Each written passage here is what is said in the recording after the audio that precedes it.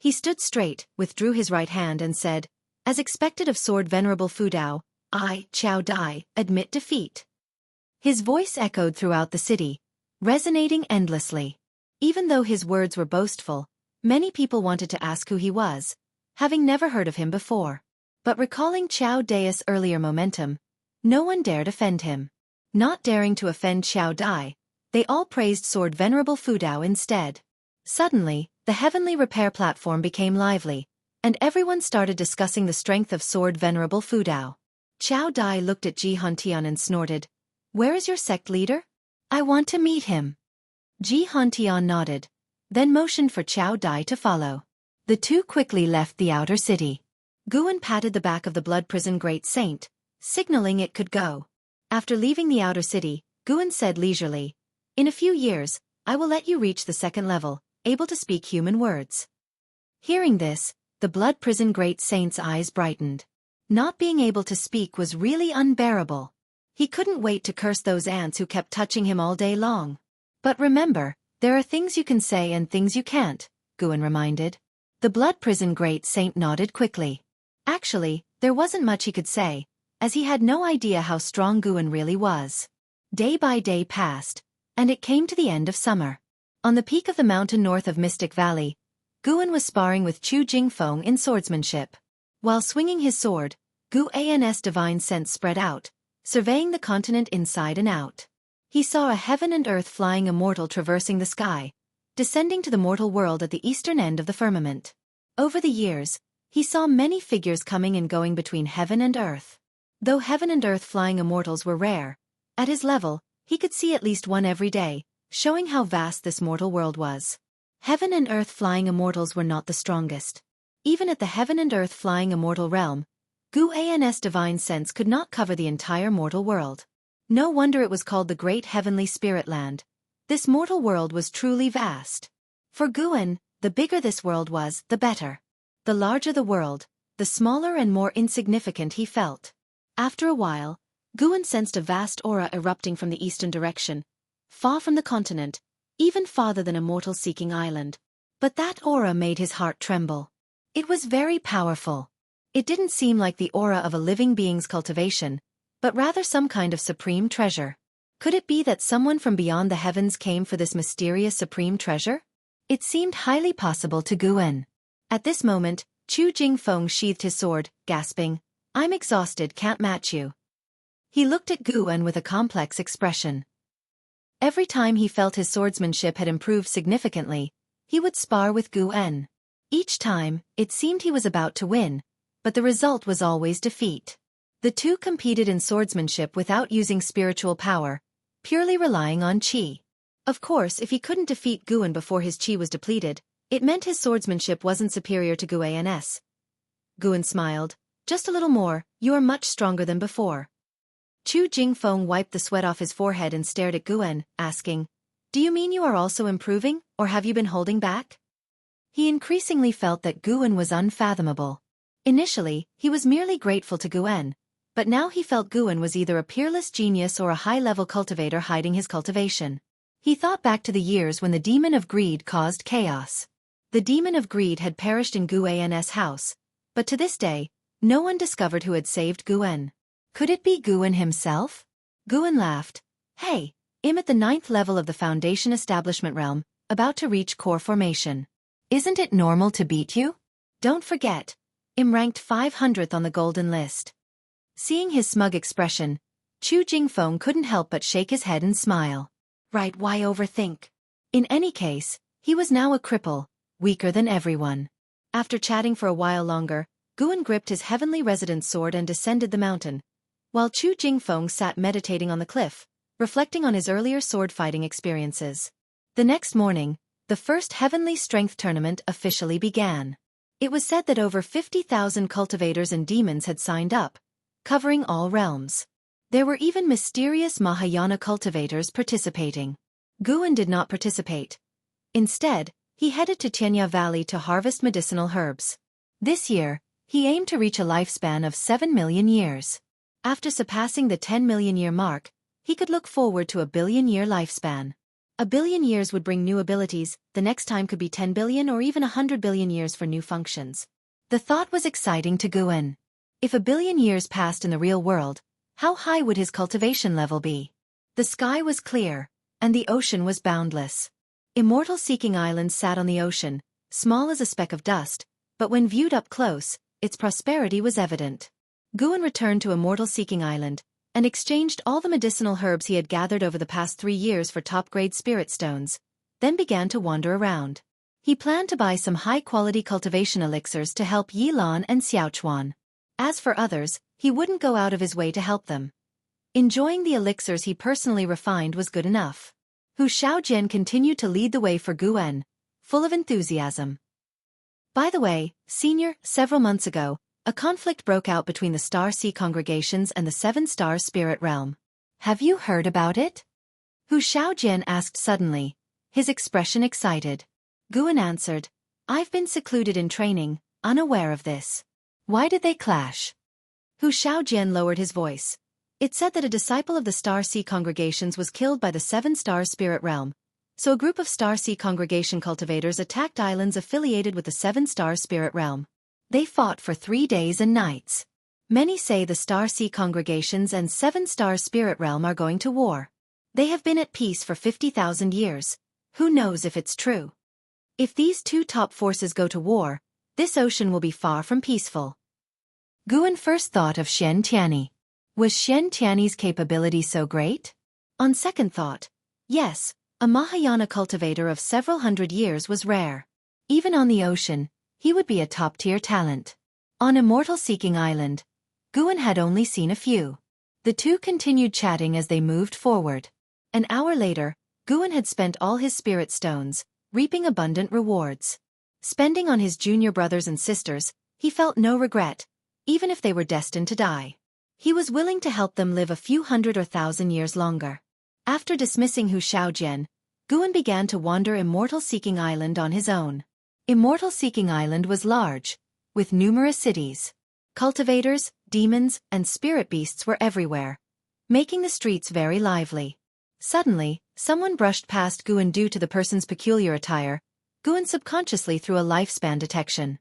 9-Finger Divine Lord, second layer of Traveling Immortal Realm 170800/190000/800000. 17,000 years?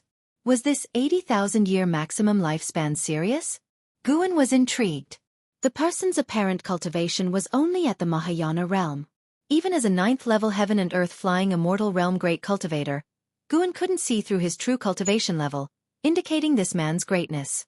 Of course, it was also possible that this person was not a wandering immortal, but had his cultivation level fall due to some reason. Guan thought the latter was more likely. He didn't turn back and continued forward. However, the 9-Finger Divine Lord stopped. He wore a black outfit like a wanderer. His clothes were not fancy, somewhat old, with a bamboo hat and a large wooden box on his back. He looked back, frowning under his hat, eyes filled with confusion. Was it a misperception? The 9-Finger Divine Lord felt someone watching him earlier but saw no one when he looked back. The strongest on this street was just a loose immortal. He retracted his gaze and continued on his way. 30 minutes later, he arrived at a residence and met a man in a purple robe in the courtyard. "Senior, please have a seat," the purple-robed man said with a smile respectfully. The 9-Finger Divine Lord sat down, placing the large wooden box beside him. He calmly asked, "What business do you have with me?" The purple-robed man sat, waved his right hand, and a purple light barrier rose around the courtyard, then quickly disappeared. He looked at the 9-Finger Divine Lord and whispered, "Senior, I have a lead on the Immortal Path Supreme Treasure you sought before. It is somewhat troublesome. It involves the 7-Star Spirit Realm. Do you dare to venture there?" Chapter 212 Strange Aura. After brushing past the 9-Finger Divine Lord, Guan quickly left Immortal Seeking Island. Although the 9-Finger Divine Lord couldn't threaten him at the moment, his age of 170,000 years made Guan reluctant to associate with him. Guan had no need to make connections with great powers. He just wanted to avoid trouble. After returning to the Supreme Sect, he went to watch the first cultivation conference every few days and found it quite interesting. The Supreme Sect created different treasures according to different realms, and it was said that the materials were brought from overseas by Xian Tianyi. The heaviest was a Mahayana realm treasure, heavier than a mountain. Because of this, the Supreme Sect also specially opened a venue and set up layers of restrictions to prevent the ground from collapsing. Since there was no combat, the first cultivation conference didn't last as long as previous events. In less than half a month, Xiao Dai won the first place and was conferred the title of Great Sage of the Heavenly Peak by the Supreme Sect. Afterwards, Xiao Dai announced his decision to join the Supreme Sect and become an elder, which took Guan by surprise. What is the Seven-Star Spirit Realm up to? Sending a Mahayana realm cultivator to the Supreme Sect for no reason? Or are they planting a pawn? Guan didn't ask LV Baitian. Even if Xiao Dai had bad intentions, he wasn't afraid. It only took one move to kill the Divine Soul True Lord, and it would be the same for Xiao Dai. However, after autumn arrived, Ji Huntian brought Xiao Dai to find Guan, who happened to be in, so he received them in his building. Xiao Dai sat at the table, looked around the environment, and asked, "Are you Panin?" Guan, carrying a cup of tea to the table, responded, "I am Panin. May I ask what business you have with me, senior?" The Ji family had switched allegiance to the Seven-Star Spirit Realm, and now Ji Huntian brought Xiao Dai to find him, which made him think deeply. "Sit down and talk," Ji Huntian said with a warm smile, even taking the initiative to pour tea for the two of them. Guan sat down and looked at Xiao Dai. Xiao Dai scrutinized him with an oppressive gaze. "What do you think of the Holy Land, Seven-Star Spirit Realm?" Xiao Dai asked. Guan was stunned and replied, "The Seven-Star Spirit Realm is called a Holy Land. Naturally, I respect it. Why do you ask me this?" Xiao Dai said, "Is Master Pewdie from the Oblique Moon 3 Stars Cave in your writing meant to pay homage to the Seven-Star Spirit Realm?" Master Pewdie was the teacher of Sun Wukong, the protagonist of Journey to the West. Ever since Journey to the West became a hit, Master Pewdie was often mentioned. Some even firmly believe that the Oblique Moon 3 Stars Cave, the Spirit Platform, and Square Inch Hill truly existed. Guan nodded. Since the Ji family had turned to the Seven-Star Spirit Realm, and Xiao Dai came from the Seven-Star Spirit Realm, Guan naturally had to go along with their thoughts. If these two still had doubts about him, he could only have Sword Venerable Fudao take action. Seeing Guan nod, Xiao Dai didn't seem pleased. Instead, he frowned and said, "Actually, the Seven-Star Spirit Realm is not as good as you think." Upon hearing this, Guan looked at him in amazement. What does this mean? Could it be that Xiao Dai harbored enmity toward the Seven-Star Spirit Realm? Ji Huntian chimed in, "The previous great calamity of demons is related to the Seven-Star Spirit Realm. We sought you out because we feared you esteemed the Seven-Star Spirit Realm too much, and there are some things we need to tell you." Without waiting for Guan to respond, Ji Huntian explained the origins of the demon ancestor and evil demon, leaving Guan dumbfounded. Guan actually knew this long ago but had to act surprised while contemplating their intentions. After Ji Huntian finished, Xiao Dai said, "The actions of the Seven-Star Spirit Realm disgust me deeply. Ever since I embarked on the immortal cultivation path, I wanted to be an immortal who saves the world. That was also why I chose to join the Seven-Star Spirit Realm. But a friend of mine exposed the crimes of the Seven-Star Spirit Realm. He came from the Lin family, whose ancestor was slain by Sword Venerable Fudao after attacking the Supreme Sect. Later, during the siege of the evil demon, the Lin family suffered heavy losses. Taking advantage of this, their adversaries within the Seven-Star Spirit Realm sought to exterminate them. Before fleeing, my friend left me a letter exposing the general misdeeds committed by the high-ups of the Six Stars Cave against the Lin family. It took me years to fully accept these facts." Guan felt a sigh of lament at hearing that the Lin family had been abandoned by the Seven-Star Spirit Realm. Of course, the Lin family's annihilation was not undeserved, just infighting among dogs. Guan furrowed his brow and said, "I am merely a minor cultivator in the Foundation Establishment realm. Why are you telling me this? I cannot help you. Don't think of using Pan An's name to expose the Holy Land. I cannot afford to provoke them." Ji Huntian smiled. "Rest assured, we are not that reckless. The Seven-Star Spirit Realm is currently too powerful, and even the combined forces of the three dynasties can't shake it. We just hope you won't exalt the Seven-Star Spirit Realm in your books in the future." Xiao Dai nodded and said, "Exactly. Your influence is truly great. I used to disdain it until I read your Investiture of the Gods and Journey to the West, only then realizing your prowess. However, I liked your Supreme Immortal Venerable the most. The story of a comeback is more captivating. So that's what it's about. Guan found it both laughable and exasperating. It was just a coincidence.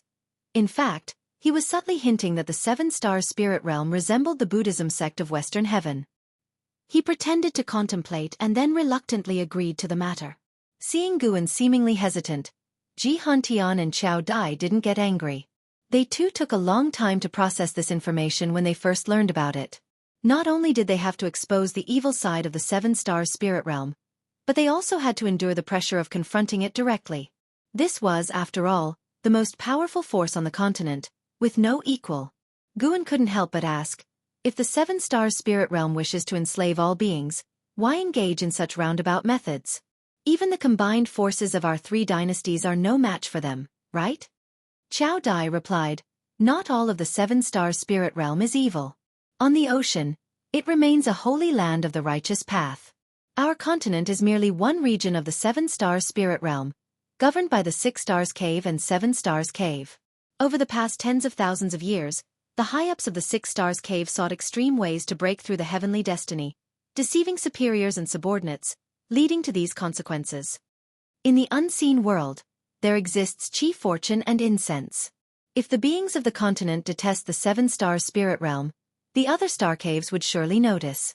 If the beings are exterminated, it would also attract the attention of surrounding forces. Fire can't be wrapped in paper, and most cultivators within the seven-star spirit realm are unaware of this, considering themselves disciples of the righteous path. Once again, it was the parasites within the righteous path committing atrocities, but the parasites of the seven-star spirit realm were in existence that the beings of the continent couldn't contend with. Guan feigned a sudden realization, then asked a few more questions, even mentioning the ephemera sect. The reason the ephemera sect managed to come through the Nine Nether Road was due to the connection between its hierarch, Butcher Immortal Jing, and an elder in the Six Stars Cave. The interwoven interests between the two were immeasurable. It seemed like they were allowing the ephemera sect to wreak havoc, but in reality, that elder wanted to devour the essence of the origin tree of ephemera. Once the three dynasties' cultivators sacrificed to the origin tree, the elder would strike, not only reaping benefits but also gaining a good reputation. The continent where the ephemera sect resided was also a subsidiary of the seven-star spirit realm, extremely distant from here, so far that the cultivators of the ephemera sect had to rely on the Nine Nether Road. Without Mahayana realm cultivation, they would surely die en route through the ocean. The three continued their conversation for an hour. Before leaving, Ji Hantian urged Guan not to spread this matter. With the current strength of the Supreme Sect, it was completely inadequate to contend against the seven-star spirit realm, so they had to endure. Guan rose to see them off. Watching Ji Hantian's departing figure, he very much wanted to ask about the Ji family's true stance towards the seven-star spirit realm. Currently, there were very few members of the Ji family in the Supreme Sect, practically just Ji Hantian's lineage. Speaking of which, when the evil demon broke free, Ji Xiaoyu gave Guan a jade pendant to temporarily keep. It recorded the crimes of the seven-star spirit realm, and after so many years, Ji Xiaoyu had yet to come to reclaim it. Using his divine sense, he noticed Ji Xiaoyu heading towards the Tianwei dynasty, moving towards the Eastern Ocean. What was this? Running away from marriage? Ji Hantian and Xiao Dai's visit did not affect Gu An's life. In the following days, he visited the outer gate city more and more frequently. During the winter season, with heavy snow falling, in front of the law enforcement hall's gate in the outer gate city, Guan and Yilan stood before a statue. After taking the elixirs from Guan, Yilan said helplessly, "This is too much. Senior brother, don't you cultivate? Are you spending all day making elixirs for me?" Guan patted the snow off her shoulder and laughed softly. "Don't worry. What I gave you is only a small part. The majority I consumed myself. How could you be more important in my heart than myself?" Yilan glared at him but felt deeply moved inside. She wasn't foolish. Guan had definitely given her all the elixirs just to help her achieve the primordial reincarnation skill. She was puzzled. She felt her body was still good, able to live for another 200 years. Why was her senior brother so insistent on her achieving it in the next 20 years? Did her senior brother think she could only live for 120 or 30 years?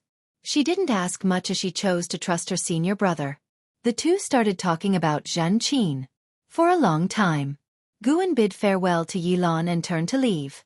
Watching him walk into the heavy snow, Yilan felt an inexplicable sense of loss. This feeling was strange. She felt she and her senior brother were growing further apart. After leaving the law enforcement hall, Guan began wandering the streets. Although the winter snow was heavy, some streets remained bustling. Arriving in the busy market area, a young disciple approached him and whispered, "The long-lost Supreme Secret Records, want to buy? The kind with illustrations." Guan gave him a look of disdain, bypassed him, and continued on his way. The young disciple persisted. After a dozen steps of entanglement, he finally gave up. "So hypocritical. I spit on you." The young disciple cursed at Guan's back. As he walked, Guan unknowingly arrived near the book collection hall and suddenly noticed someone reading a book under an old tree beside the hall's courtyard wall. Reading Journey to the West, no less. Guan walked past and curiously asked, "Brother, why don't you read inside? There are seats in there." Foundation Establishment Realm. Just average. Even his appearance was average. But Guan felt something off about his aura, so he used lifespan detection. Yu Yingying, Foundation Establishment Realm. 8th floor 124/400/5000 Maximum lifespan of 5,000 years? Why is the cultivation level so low? And the name is a woman's? Doesn't seem like she's disguised as a man. Yu Yingying looked up at Guan and replied, "It's too noisy inside. It's more peaceful here, and I can feel the nature." Then she suddenly scrutinized Guan, hesitated, and asked, "Are you Guan?" Chapter 213 Divine Monarch arrives. Great opportunity. Hearing Yu Yingying's inquiry, Guan hesitated for a moment and asked, "I am. Do you know me, Taoist friend?" Yu Yingying's eyes lit up and she said, "My name is Yu Yingying. Senior brother Xian recommended that I come to find you. I was originally going directly to your medicine valley but couldn't resist coming to see Journey to the West first." Senior brother Xian Tianyi? That's right. We are from the same sect in the Star Sea congregations. You might not know about the Star Sea congregations, they are a great sect overseas. She started introducing the Star Sea congregations, and Guan listened attentively, pondering why Xian Tianyi had sent her. Guan became increasingly certain that Yu Yingying was indeed a woman, merely using some miracle technique to make her aura and appearance resemble that of a man. Such means were truly impressive. Without using divine sense to probe her, she could deceive someone at the 9th level of the heaven and earth flying immortal realm like Guan. How could it not be impressive? However, since she came from the Star Sea congregations, it made sense. The Star Sea congregations had a long history and had certainly produced heaven and earth flying immortals, possessing miracle techniques and divine skills that could deceive the senses of such beings. It wasn't unusual. Yu Yingying greatly admired Guan's investiture of the gods and Journey to the West, so her words were filled with praise. For a long time. Guan asked, "Taoist friend, you didn't come just to find me, did you? Coming all the way from overseas just for 2 books?" He didn't believe it. Yu Yingying surely had other motives. Yu Yingying nodded and said, "To be honest, senior brother recommended me to sit at the Supreme Sect. But fearing I would be bored, he suggested I come to see you. I am indeed very interested in your books." To sit. Guan became even more curious. Yu Yingying said, "Senior brother fears that the 7 stars spirit realm might attack the Supreme Sect. With me around, they would at least not dare to act rashly." So impressive? This Foundation Establishment Realm's 6th layer cultivator seemed to have a significant background. What background could intimidate the 6 stars cave? Guan pondered while inquiring further, but Yu Yingying didn't want to say more. Later, Guan invited her to the 3rd Medicine Valley, but she refused politely, saying she had already rented a residence in the outer sect and would visit him if she felt bored. Guan was just being polite. Since she refused, he naturally wouldn't insist. Yu Yingying suddenly waved her sleeve, transforming into a slender woman in blue clothes, with fair skin and a beautiful face. Her eyes carried a playful and mischievous spirit. Her long hair reached her calves, the ends tied with a red scarf. Guan wasn't too stunned. Yu Yingying was indeed beautiful, but the most beautiful ones he had seen were Tian Yaoer and Ji Xiaoyu. The 2 women were equally matched in appearance, with different temperaments, making it hard to judge. "Remember, this is my true appearance." Yu Yingying winked at Guan, then waved her sleeve again, turning back into the ordinary male image from before. Guan feigned a shocked expression, greatly satisfying Yu Yingying's vanity. After leaving her residence address, she turned and left. After she had gone far, Guan finally smiled. Hopefully, this woman could truly become the trump card of the Supreme Sect. 5 years swiftly passed by. During these 5 years, the Supreme Sect encountered no major troubles and developed steadily. Guan's life continued as usual, moving between different medicine valleys and visiting the Immortal Seeking Island about once a year. He also successfully formed a core and officially became a core formation realm disciple, causing quite a stir in the Third Medicine Valley. In the evening, Guan rode on the Blood Prison Great Saint back to Mystic Valley. He spoke, "From today onwards, your cultivation level will be at the 2nd layer." As he finished speaking, he released a bit of the returning primordial spirit path from within the Blood Prison Great Saint, restoring its cultivation level to the 2nd layer, akin to the Foundation Establishment realm. The Blood Prison Great Saint felt the spiritual power within its body surge, filled with excitement. It wanted to let out a loud roar but restrained itself. "Thank you, Master," the Blood Prison Great Saint said respectfully, its voice somewhat hoarse. It had been holding back for too long. Guan, sitting on its back, continued to offer instructions, which the beast listened to intently, fearing to offend Guan in the future. Once Guan finished, he placed his hand on the ox head of the Blood Prison Great Saint, imparting the primordial reincarnation skill to it. The Blood Prison Great Saint's eyes instantly turned vacant, its body halting. Guan wasn't in a hurry, beginning to admire the surrounding scenery. This was a sparse woodland located on a ridge, with views of other majestic mountains in the distance when turning one's head. Guan suddenly noticed a powerful aura approaching the Supreme Sect. Wasn't this the 9-finger Divine Lord he had encountered before on the Immortal Seeking Island? Guan was curious. The Divine Lord's limit of 80,000 years of lifespan had left a deep impression on him. Why would such a powerful figure come to this backward continent? Compared to the surrounding sea areas and continents, the continent where the Supreme Sect was located was indeed backward, naturally due to the 7-star spirit realm. Every 10,000 years, they would instigate a major demonic calamity. How could the human race on this continent ever prosper? After the demonic calamity ended, the 7-star spirit realm was quite restrained, causing no further troubles but sending more disciples down the mountain to establish more connections with the secular world. Because of this, the 7-star spirit realm remained highly regarded in the immortal cultivation world, with many sects hoping to establish friendly relations with them. Guan silently pondered. After a long time, the Blood Prison Great Saint finally awakened, exclaiming excitedly, "What a domineering cultivation technique! Master, if I cultivate this technique for 1,000 years, can I ascend into the realm of immortal path in one leap?"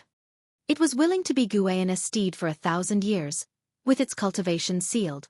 It was perfectly suited to cultivate the primordial reincarnation skill during this time. "That depends on whether you put in the effort," Guan replied with a smile.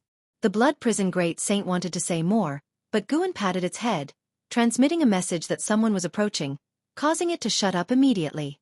"Let's continue on our way," Guan said. The Blood Prison Great Saint immediately resumed walking. The mountain path wasn't too steep, with the surrounding flowers and birds making the journey refreshing.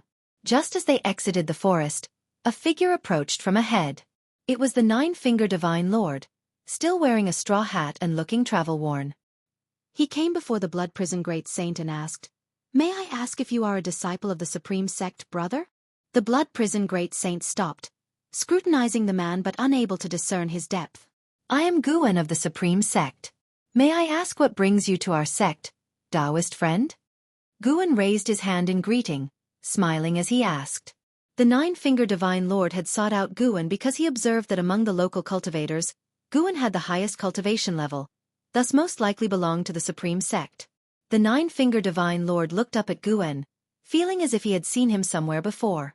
However, with Guan only at the core formation realm, having encountered many with similar cultivation levels in his travels, he paid it no mind. "I am Taoist 9-finger, a loose cultivator wandering the world. I've heard of the Supreme Sect's reputation and wish to join. May I ask if you could introduce me?" Guan naturally didn't refuse, agreeing readily, and began leading the way. The Blood Prison Great Saint walked at a leisurely pace, and the 9-finger Divine Lord was in no hurry, using the time to learn more about the Supreme Sect from Guan. He asked many questions, and Guan answered them all, his forthrightness furthering the Divine Lord's favorable impression of him. After a considerable time, the two grew closer. Taoist friend, could you tell me your cultivation level so that I can decide whether to take you to the outer sect or the inner sect? Guan asked. The Nine-Finger Divine Lord had observed on his journey that to become a high-ranking member of the Supreme Sect, one needed at least an Unification Realm cultivation.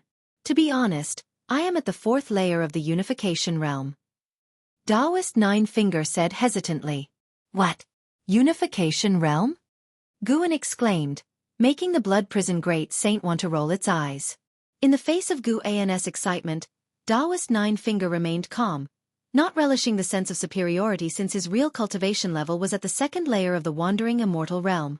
Energy cultivation, foundation establishment, core formation, nascent soul, divinity transformation, void crossing, unification, mystic heart, Mahayana, nirvana, loose immortal, wandering immortal.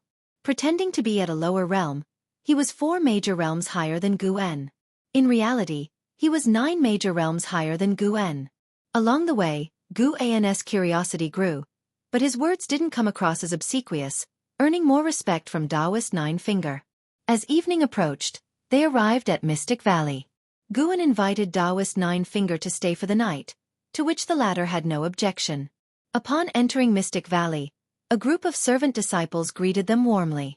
Seeing these energy cultivation realm cultivators mingling closely with core formation realm Guan, the Nine-Finger Divine Lord noticed that Guan wasn't just respectful on the surface. He was also kind and non-arrogant towards those below him. Guan tasked Lu Jiujia with arranging accommodation for Taoist Nine-Finger before retiring to his room to rest. A while later, the Nine-Finger Divine Lord sat cross-legged on his bed, scanning the Supreme Sect with his divine sense. The strongest cultivator in the Supreme Sect was only at the Mahayana realm, posing no threat to him and offering little of interest. He even discovered the existence of the 8 scenic caves but paid it no mind. Everyone had secrets. Guan having a hidden cave was nothing notable, and the herbs within the 8 scenic caves did not attract him. Deep into the night, on the mountain top, Chu Jingfeng sat meditating, absorbing energy. What cultivation technique are you practicing? The Nine-Finger Divine Lord's voice suddenly came, startling Chu Jingfeng, who turned to look. An hour ago, he had seen the Nine-Finger Divine Lord, who was addressed as senior by Guan. He quickly stood up, greeting him, a technique for absorbing energy, not worth mentioning. The Nine-Finger Divine Lord scrutinized him and said, "Your natural talents are decent. It's a pity you haven't laid a solid foundation. The technique you are practicing can improve your aptitude, but its effects are limited." Hearing this, Chu Jingfeng felt both relieved and somewhat uncomfortable. Daring to belittle the Taoist expansion skill? The Nine-Finger Divine Lord continued, "I can help you rebuild your foundation and restore your cultivation. Will you become my named disciple?" Chu Jingfeng hesitated and asked, "May I know the senior's identity?" The Nine-Finger Divine Lord's eyes flashed with appreciation. "I am a loose cultivator from overseas. I met your Valley Master. Tomorrow, I will join the Supreme Sect. I am an Unification Realm cultivator. According to your Valley Master, becoming an elder shouldn't be difficult." Unification Realm cultivator. Chu Jingfeng was stunned. To him, Unification Realm cultivators were exalted, unapproachable beings. He gritted his teeth and said, "I need to discuss this with the Valley Master. He took me in when I was in distress. I can't just leave." "Ha ha ha, talk to him tomorrow then." The Nine-Finger Divine Lord laughed, then turned and left. This foolish boy didn't realize he had encountered a great fortune. Chapter 214 Immortal Path Supreme Treasure. The next morning, Nine-Finger Divine Lord brought Chu Jingfeng to find Guan and expressed his intention to take him as a disciple. Guan was pleasantly surprised and hastily had Chu Jingfeng express his gratitude to Nine-Finger Divine Lord. This gesture deeply moved Chu Jingfeng.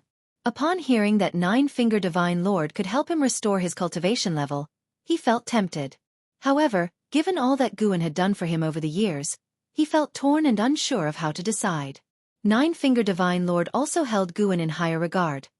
He could see that Guan was genuinely happy for Chu Jingfeng.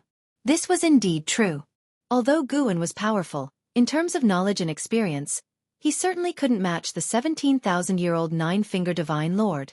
If the Divine Lord sincerely cared for Chu Jingfeng, it would be a turning point in Chu Jingfeng's life. Subsequently, Guan directly instructed Chu Jingfeng to acknowledge Nine-Finger Divine Lord as his master, making the atmosphere very harmonious. An hour later, they used the teleportation array to reach the Third Medicine Valley and then flew to the inner sect city. Nine-Finger Divine Lord had long known of the Third Medicine Valley, but had not expected it to belong to Guan as well. It wasn't until noon that Guan returned alone to the Third Medicine Valley, while Nine-Finger Divine Lord and Chu Jingfeng prepared to stay in the inner sect city. Though the true intentions of Nine-Finger Divine Lord remained unclear, the addition of a wandering immortal was a good thing for the Supreme Sect. If Nine-Finger Divine Lord caused trouble, Guan could always intervene. Is the fortune of the Supreme Sect rising? Guan sat in his chair, silently pondering. First, Shen Tianyi summoned Yu Yingying of the Star Sea congregations, then Qiao Dai of the Seven-Star Spirit Realm came to surrender, and now a mysterious wandering immortal had arrived. This fortune made Guan marvel. He didn't overthink it and began to practice alchemy. In the dead of night, Guan arrived at Heavenly Phoenix Mountain. He first visited his own grotto heaven and then made his way along the tunnel to Nianchu Cave.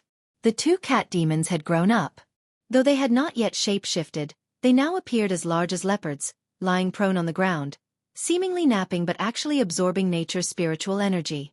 Tian Yaoer heard Guan's footsteps and immediately stepped out of the house, appearing before Guan as if teleporting. She was about to throw herself into his arms when he pressed her forehead with his finger, stopping her from moving forward. You are a bit slow, not fast enough. Guan was referring to Tian Yaoer's limitless freedom step. Tian Yaoer pouted and asked, Master, did you go to your grotto heaven first? Yes, Guan responded, then walked past her. The medicinal herbs in the grotto heaven were all at least 7th rank, taking much longer to mature compared to low-rank medical herbs, so he couldn't harvest them yet.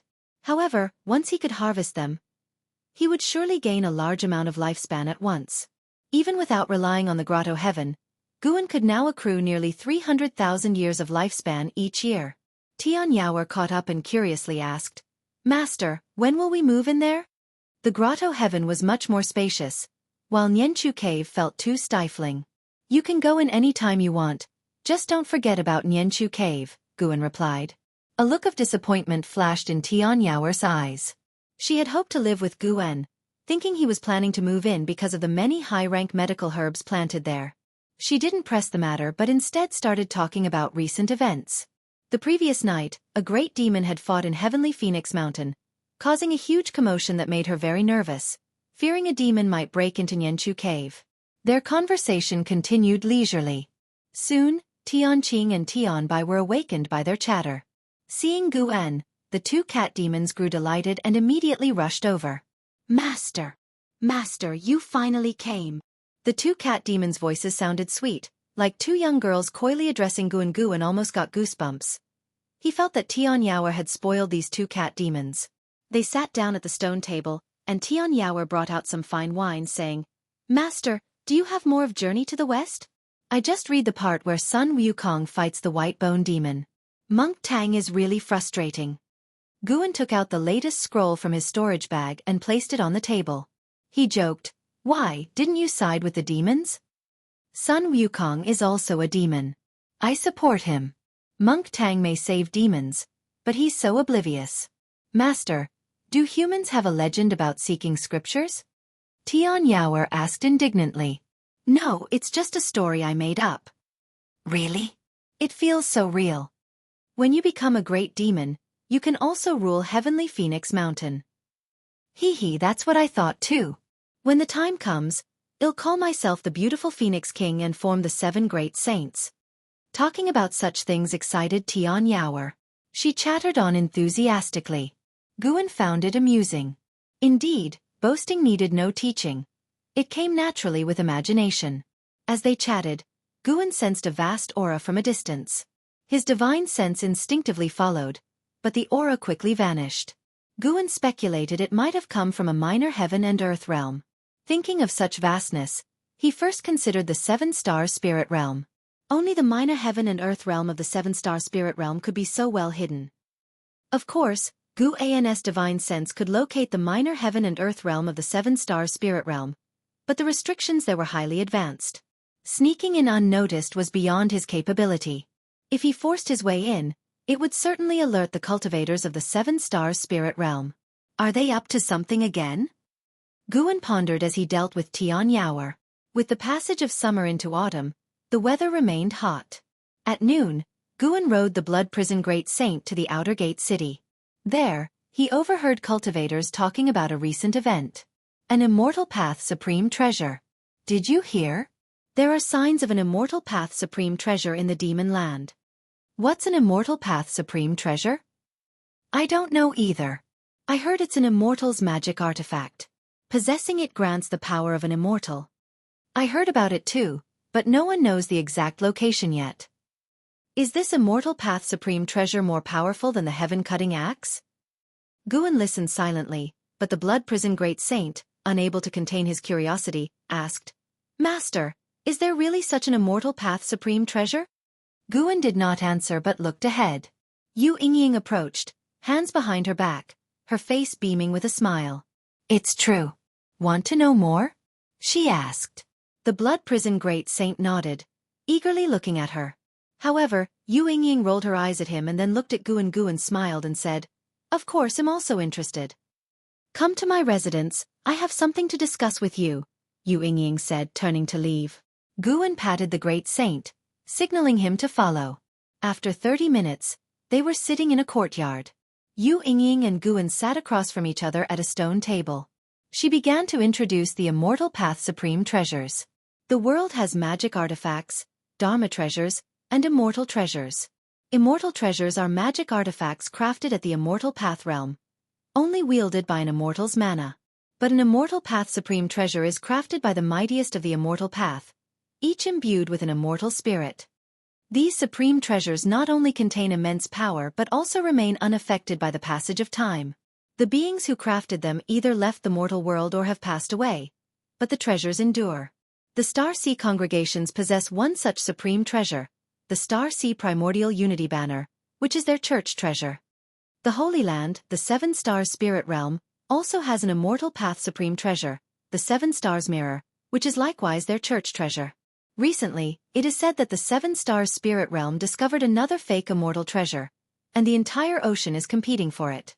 I hadn't expected the news to spread so widely that even the low-level cultivators of the Supreme Sect would hear of it.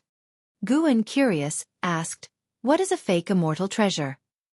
Yu Yingying explained, It is a damaged immortal path supreme treasure where the immortal spirit is dormant.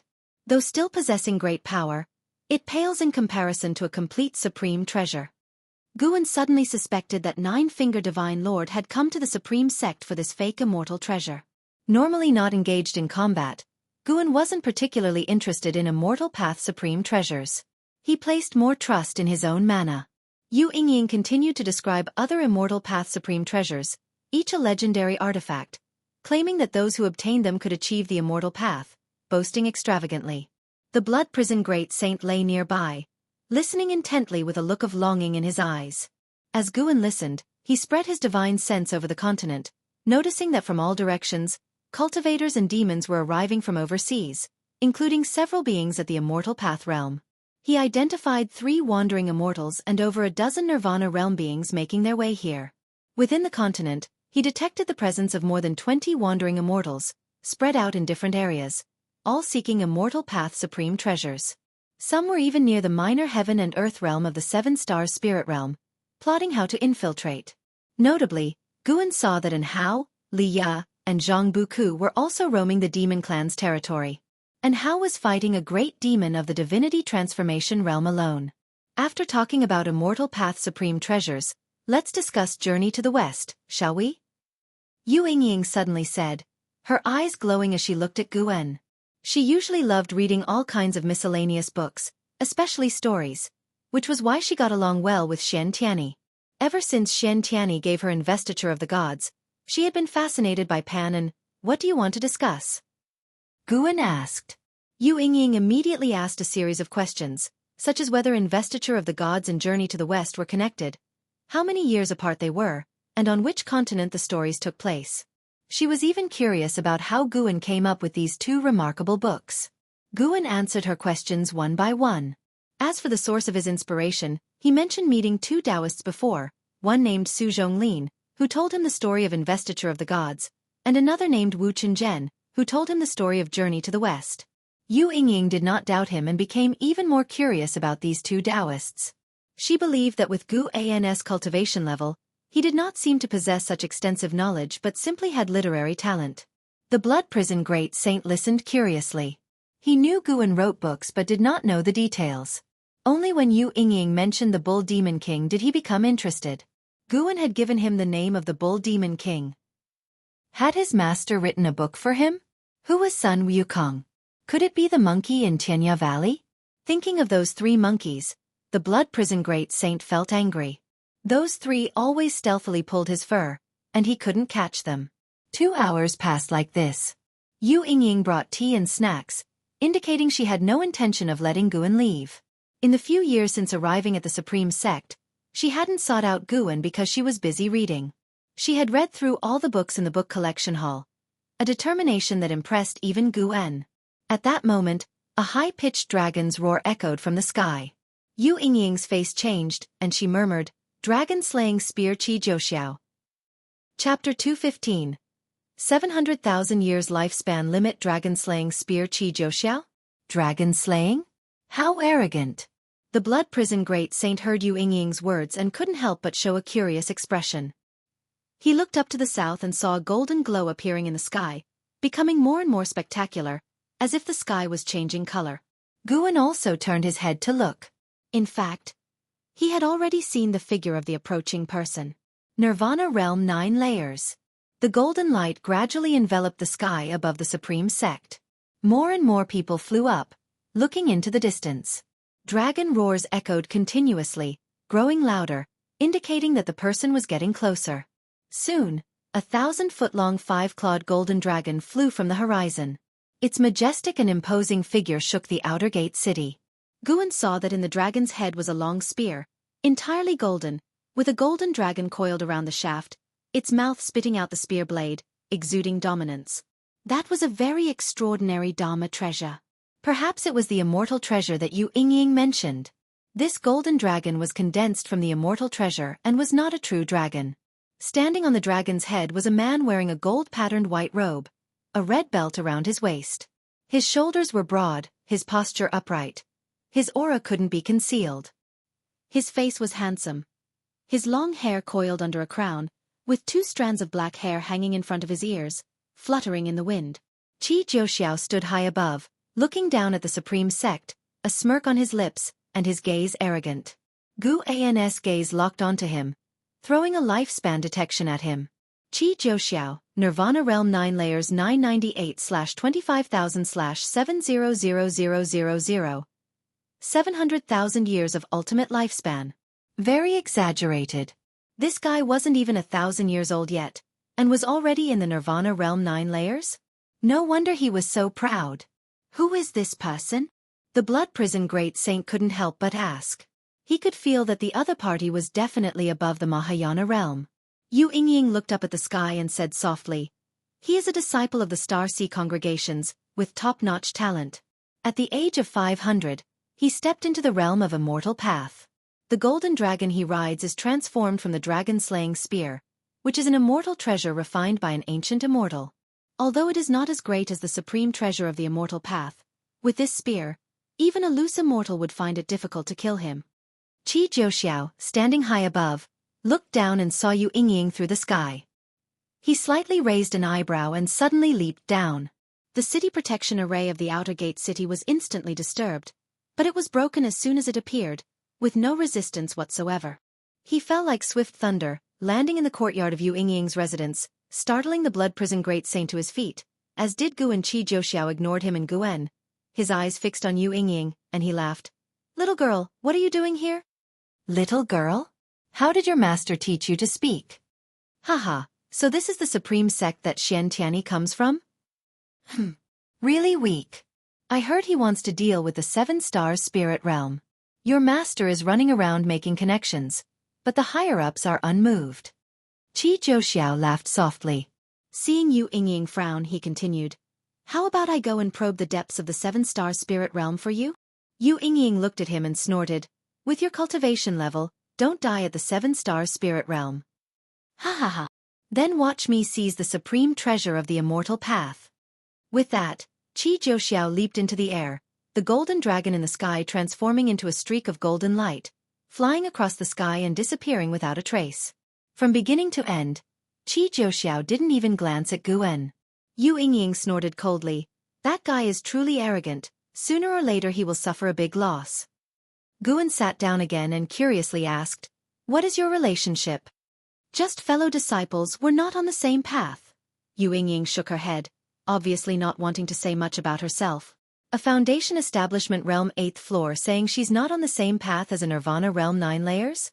Though correct, it felt a bit awkward. Guan felt more and more that Yu Yingying was not simple. No wonder Xian Tianyi invited her to the Supreme Sect. He looked at the cause and effect around Yu Yingying, probing her past 20 years. However, he only saw various scenes of Yu Yingying throwing tantrums and being domineering, with Xian Tianyi pleasing her. Letting him stir things up is good. Your Supreme Sect is dissatisfied with the 7-star spirit realm anyway. Yu Yingying continued. Guan remained silent, not responding. Yu Yingying could see that he didn't want to cause trouble. Xian Tianyi had mentioned this before. "Let's continue talking about Journey to the West," Yu Yingying laughed. At this moment, the entire Supreme Sect was in an uproar, all disciples discussing Qi Jiuxiao. In a mansion in the main city of the sect, Qiao Dai stood on the eaves, frowning. Dragon-slaying spear. Why is he here? Could it be that the 7-star spirit realm really has the supreme treasure of the immortal path? But why bring the supreme treasure to this continent? Qiao Dai was filled with confusion. He felt it was not a coincidence. The 7-star spirit realm must have a plan. Qi Jiuxiao's appearance marked the beginning of the competition for the supreme treasure of the immortal path. In the days that followed, powerful presences occasionally swept past the Supreme Sect, and divine senses occasionally scanned the Supreme Sect. This made the atmosphere within the Supreme Sect tense, fearing they would suffer in the crossfire.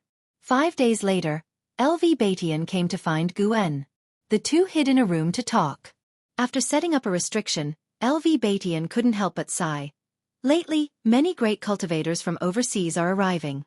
The peace of this continent is about to be broken. He felt very aggrieved. Those overseas great cultivators freely probed the Supreme Sect without greeting, completely ignoring them. The most crucial part was that the Supreme Sect had to endure it. Not only the Supreme Sect, but the 3 dynasties and all sects felt this way. After surviving the demon calamity, all sects were eager to grow stronger. But in just a few years, so many beings at the immortal path realm appeared, making them feel like weeds. Before the demon calamity, I lived for hundreds of years without seeing a Mahayana realm cultivator, let alone those at the immortal path realm. Now, how come there are more and more? LV Batian said troubledly. Guan comforted him. It's okay, for now, no one is endangering the Supreme Sect. Their target should be that so-called supreme treasure of the immortal path. LV Batian nodded. I just wanted to vent to you. Now the Hall of Elders is on high alert, fearing another calamity may break out. Boom! A deafening roar came from afar, startling LV Batian, cutting off his words. Guan's divine sense swept out, seeing Qi Jiuxiao fighting a Nirvana realm great cultivator far beyond Heavenly Phoenix Mountain. That person should be from the 7-star spirit realm. His aura did not come from overseas but seemed to have suddenly appeared. Qi Jiuxiao was indeed strong, completely suppressing the opponent.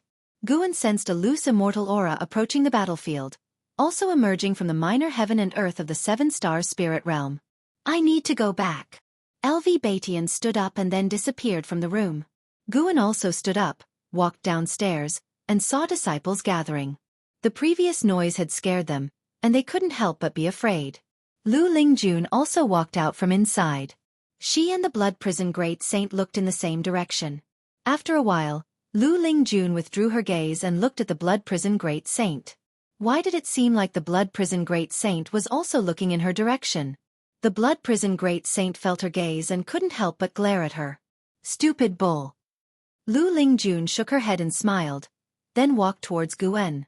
The Blood Prison Great Saint couldn't help but curse. You're the stupid one. Lu Lingjun glanced at him, a terrifying murderous intent locking onto him, making his bull body stiffen. Guan also gave the Blood Prison Great Saint a look, forcing him to lower his head. The Blood Prison Great Saint felt extremely aggrieved. A dignified Mahayana realm cultivator, humiliated by a mystic heart realm cultivator, unable to retort. He now really hated Lu Lingjun. Thousands of years later, I definitely won't join your Ascension sect, and I'll even steal your people. Lu Lingjun smiled with satisfaction, then came to Guan. Why do you argue with him? Guan pretended to complain. Upset? I apologize to you. How would I know he has such a bad temper? Usually, she was in seclusion, unaware of what the Blood Prison Great Saint had gone through. Never mind. Treat him better in the future. After all, he's my mount. Guan shook his head, making the Blood Prison Great Saint feel very touched. Lu Lingjun laughed. This bull is too weak. If you want a mount, I can get you a stronger one. The Blood Prison Great Saint's anger flared up again. Guan feared he would die of anger, so he pulled Lu Lingjun to an isolated place. Lu Lingjun sought him out of curiosity about recent events. Guan didn't hide anything and told her about the rumors of the supreme treasure of the immortal path. Lu Lingjun became interested and flew north directly. Really reckless. Are all ascenders like this? Guan felt helpless. His divine sense locked onto Qi Jiuxiao. This guy was already facing a loose immortal. The loose immortal seemed to be the master of the Nirvana realm cultivator, continually warning Qi Jiuxiao. But Qi Jiuxiao was extremely arrogant, soon starting a fight after a few words. One had to admit that the dragon-slaying spear in Qi Jiuxiao's hand was indeed powerful, capable of both offense and defense, preventing the loose immortal from defeating him in a short time. Of course, Guan could see that the loose immortal was very cautious of Qi Jiuxiao, not dealing a deadly blow. Before long, Qi Jiuxiao was still defeated and had to retreat. The immortal treasure could only protect him from death, but couldn't help him kill a loose immortal realm great cultivator. After the battle ended, Guan retracted his divine sense and turned back to the house. In the middle of the night, and Hao walked through the woods, holding a map. He had obtained it by chance, and it was said to record the cave of an ancient great cultivator. As he walked, he suddenly sensed something, quickly putting away the map, warily looking around, and a long sword appeared in his hand. Footsteps came from the darkness. He looked closely and saw a man approaching. It was Qi Jiuxiao. And Hao did not recognize Qi Jiuxiao but could sense that the other was very strong. Qi Jiuxiao's face was very bad. He looked at Hao and asked, "Hey, what's your name? Which sect or school are you from?" And Hao frowned. "My name is Hao, from the Supreme Sect." Qi Jiuxiao said, "The Supreme Sect? There's a connection. One of my junior sisters is in the Supreme Sect.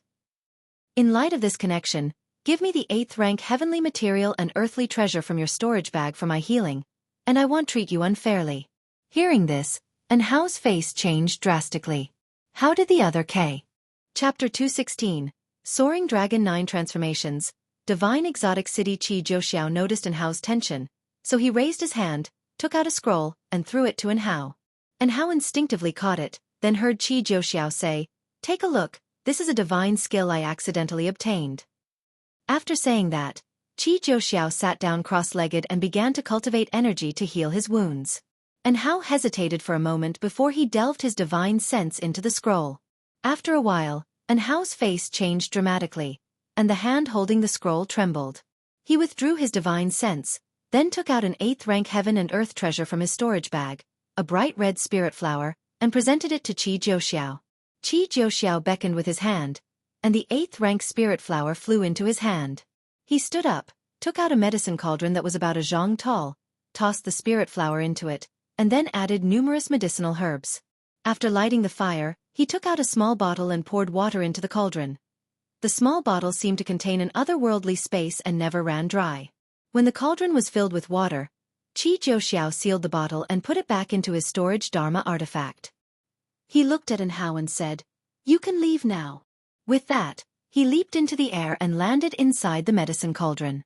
Hao hesitated for a moment but did not leave.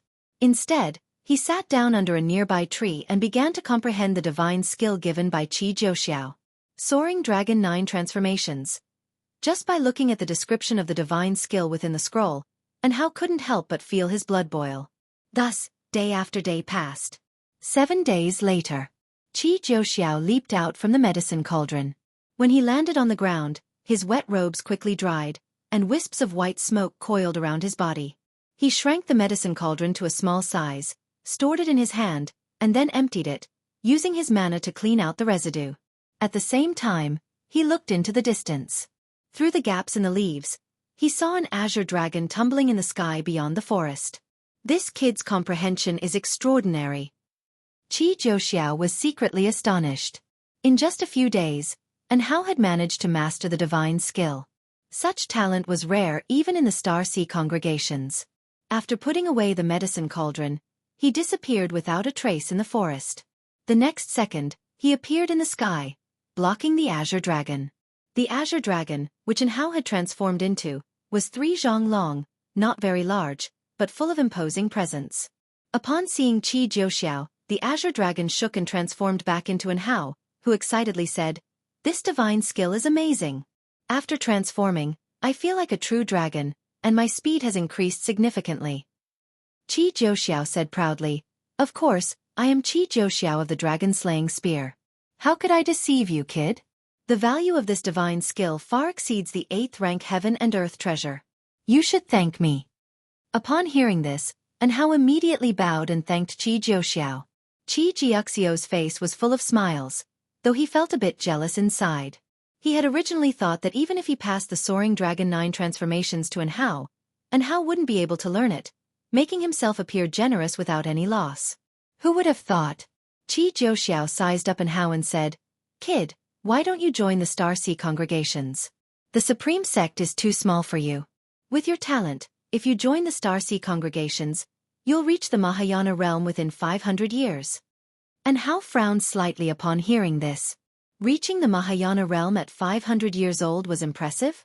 Hao had always thought of his own talent as unparalleled, so he didn't see reaching the Mahayana realm in 500 years as a difficult feat. Even Shen Tianyi was only a few hundred years old. Qi Jiuxiao continued to boast about the greatness of the Star Sea congregations. When he mentioned Shen Tianyi, Hao finally grew interested. He had a very good relationship with Shen Tianyi. However, in Qi Jiuxiao's words, Shen Tianyi was just a fellow disciple with decent talent. The reason Shen Tianyi was mentioned was that he also came from the Supreme Sect. "Forget it. I'm not going to the Star Sea congregations. I want to stay in the Supreme Sect," Hao said, shaking his head. Qi Jiuxiao did not try to persuade him further. After all, he wasn't the sect hierarch of the Star Sea congregations, so making a few recruiting gestures was enough. "Why did you appear in this area?" Qi Jiuxiao asked. Hao did not conceal anything and said, "I was originally training and heard the legend of the Immortal Path Supreme Treasure. I wanted to see it for myself." Qi Jiuxiao laughed and said, "How about joining forces? We'll rely on our abilities when the time comes." Hao hesitantly asked, "Can my cultivation level really help you?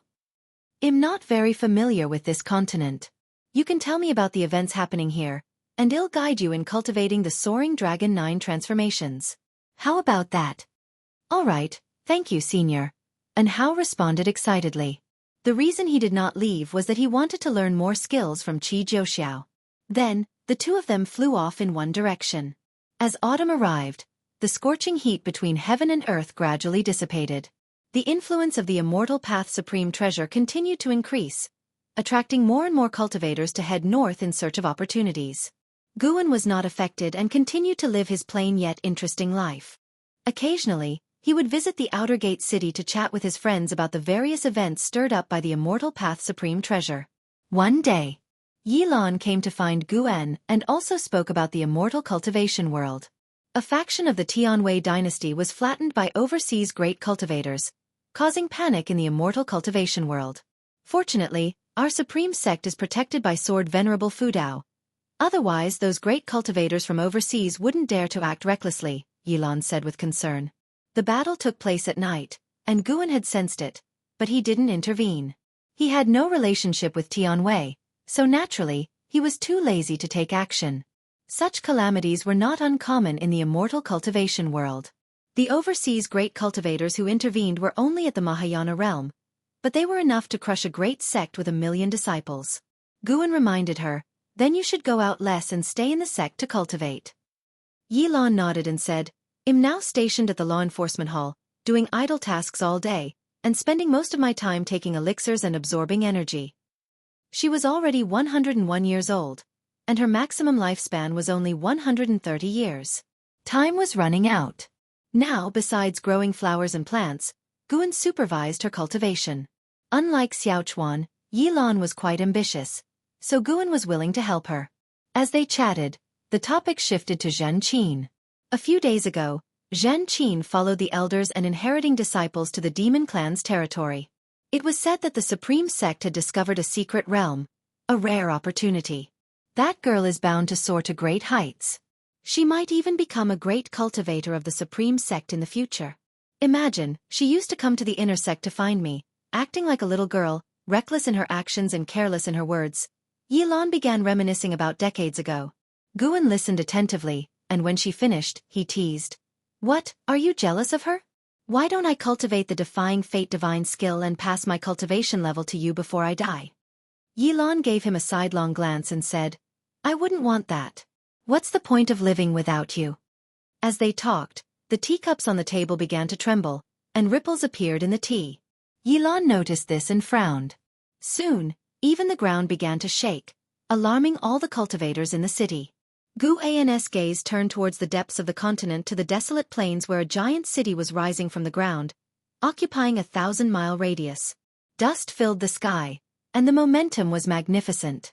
That was... Guan could sense the vast power contained within the city. It was a Dharma treasure, the strongest he had ever seen.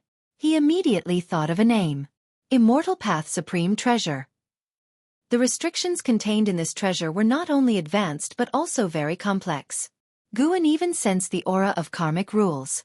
A city that occupied a 1,000-mile radius was colossal, with walls 100 zhang tall, the city filled with buildings, palaces, and towering spires. Despite its ancient and dilapidated appearance, the city had crossed the long river of time.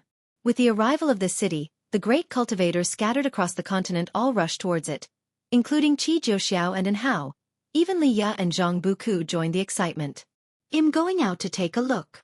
Yilan said this and then leaped into the air, stepping on her flying sword as she left the residence. Guan picked up his teacup and continued drinking tea, watching the excitement. He saw numerous cultivators from the 7-star spirit realm enter the city, and once they did, their figures disappeared, and their auras weakened. Guan, at the 9th level of the heaven and earth flying immortal realm, could barely catch their auras. Even so, it was difficult for cultivators of lower realms. No matter how many cultivators flew into the city, it remained silent. No one was seen, and no signs of life could be detected. The divine exotic city is open. All beings under the heavens can enter the city and find their immortal fate. A booming and ancient voice resounded throughout the heavens and earth, reaching every corner of the continent. Wandering immortal. Guan raised an eyebrow. The 6 Stars Cave only had one wandering immortal. Now, with the appearance of a second, had the death of the divine soul true lord been discovered? After a while, Yilan flew back. The disturbance seems to be coming from afar. This divine exotic city sounds extraordinary. I really want to see it, Yilan said wistfully as she sat opposite Guan. Guan shook his head and said, such immortal fate is not something cultivators like us can reach. I know. Don't worry. I won't go looking for death. With my cultivation level, I might die before even seeing the divine exotic city, Yilan said with a smile, shaking her head. Guan didn't comfort her. It was indeed the truth. About an hour later, Guan left under Yilan's urging. In the days that followed, various legends about the divine exotic city circulated within the supreme sect. Shen Zhan especially visited Guan, bringing many tales of the divine exotic city. I heard from a senior that the divine exotic city is an ancient immortal city, hidden and elusive. Each appearance can change the world. Our predecessors in the Dao Tian sect once excavated an ancient site and found an inscription mentioning the divine exotic city. It is a very ancient legend, Shenzhen said excitedly. Guan smiled and asked, what, do you want to join the excitement? He observed the divine exotic city every day, witnessing over 10,000 beings enter the city, but none had come out. Shenzhen nodded and said, Yes, I'm planning to take a look. I won't enter the city, just watch the excitement from outside and draw the divine exotic city. Are you coming? There will be the vice sect leader and the supreme elders leading the way. Guan shook his head and said, I'm not going. If there's an incident, dying there would be too worthless. Nonsense. Are you cursing me? Shen Zhen glared at him. No matter how much she persuaded, Guan wouldn't go, so she had no choice but to give up. After Shen Zhen left, Guan went downstairs to start picking medicinal herbs. At the same time, his divine sense saw Li Ya and Zhang Buku entering the divine exotic city. Another person was on the way to the divine exotic city. It was Ji Xiaoyu. Chapter 217. Have you read Journey to the West? The noise caused by the appearance of divine exotic city in a short period of time matched the past catastrophe of demons, with various legends about divine exotic city emerging and widely circulating in the immortal cultivation world and among the common people. Divine exotic city houses immortals. Divine exotic city has the elixir of immortality. Divine exotic city has a passage to an exotic world. And so on. These countless peculiar tales made Guan feel astonished. In the blink of an eye, more than half a year had passed. This year's spring festival was quieter than in previous years because many disciples of the Supreme Sect went out to seek opportunities. Fortunately, the Third Medicine Valley and Mystic Valley were not affected. Divine Exotic City still stood there, continuously attracting cultivators from all over the world to seek treasures. Even the Nine-Finger Divine Lord, who was temporarily residing in the Supreme Sect, went there, taking Chu Jingfeng with him. Up to now, it was only Herd who had gone to Divine Exotic City. No one had been heard to bring back any harvest from inside the city. In late spring, Guan rode the Blood Prison Great Saint to Tianya Valley. Li Xiandao was actually there as well. He had not returned to Tianya Valley for many years. Guan came to him and saluted, thanking him for the golden core he had given. It seems the Supreme Sect treats you well. Someone helped you form a core. I originally wanted to send someone to help you. Li Xiandao stroked his beard and smiled. In response, Guan could only express his gratitude without mentioning much about the Supreme Sect. After not seeing him for many years, Li Zuando's cultivation had reached the second level of the unification realm. He was only 314 years old, which was quite extraordinary. Guan suspected that he could reach the Mahayana realm before the age of 500. Considering only this continent, it was estimated that only in Hao and Xian Tiany's talents could compare with his, and his maximum lifespan was not less, exceeding 6,000 years.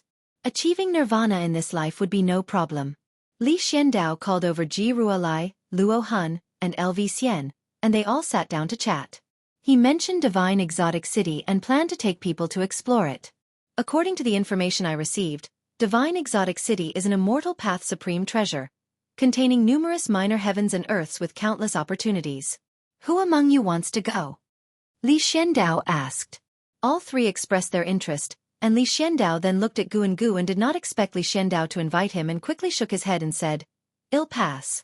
Given my cultivation, I would only be a burden to you, and I am not interested in the so-called immortal opportunities.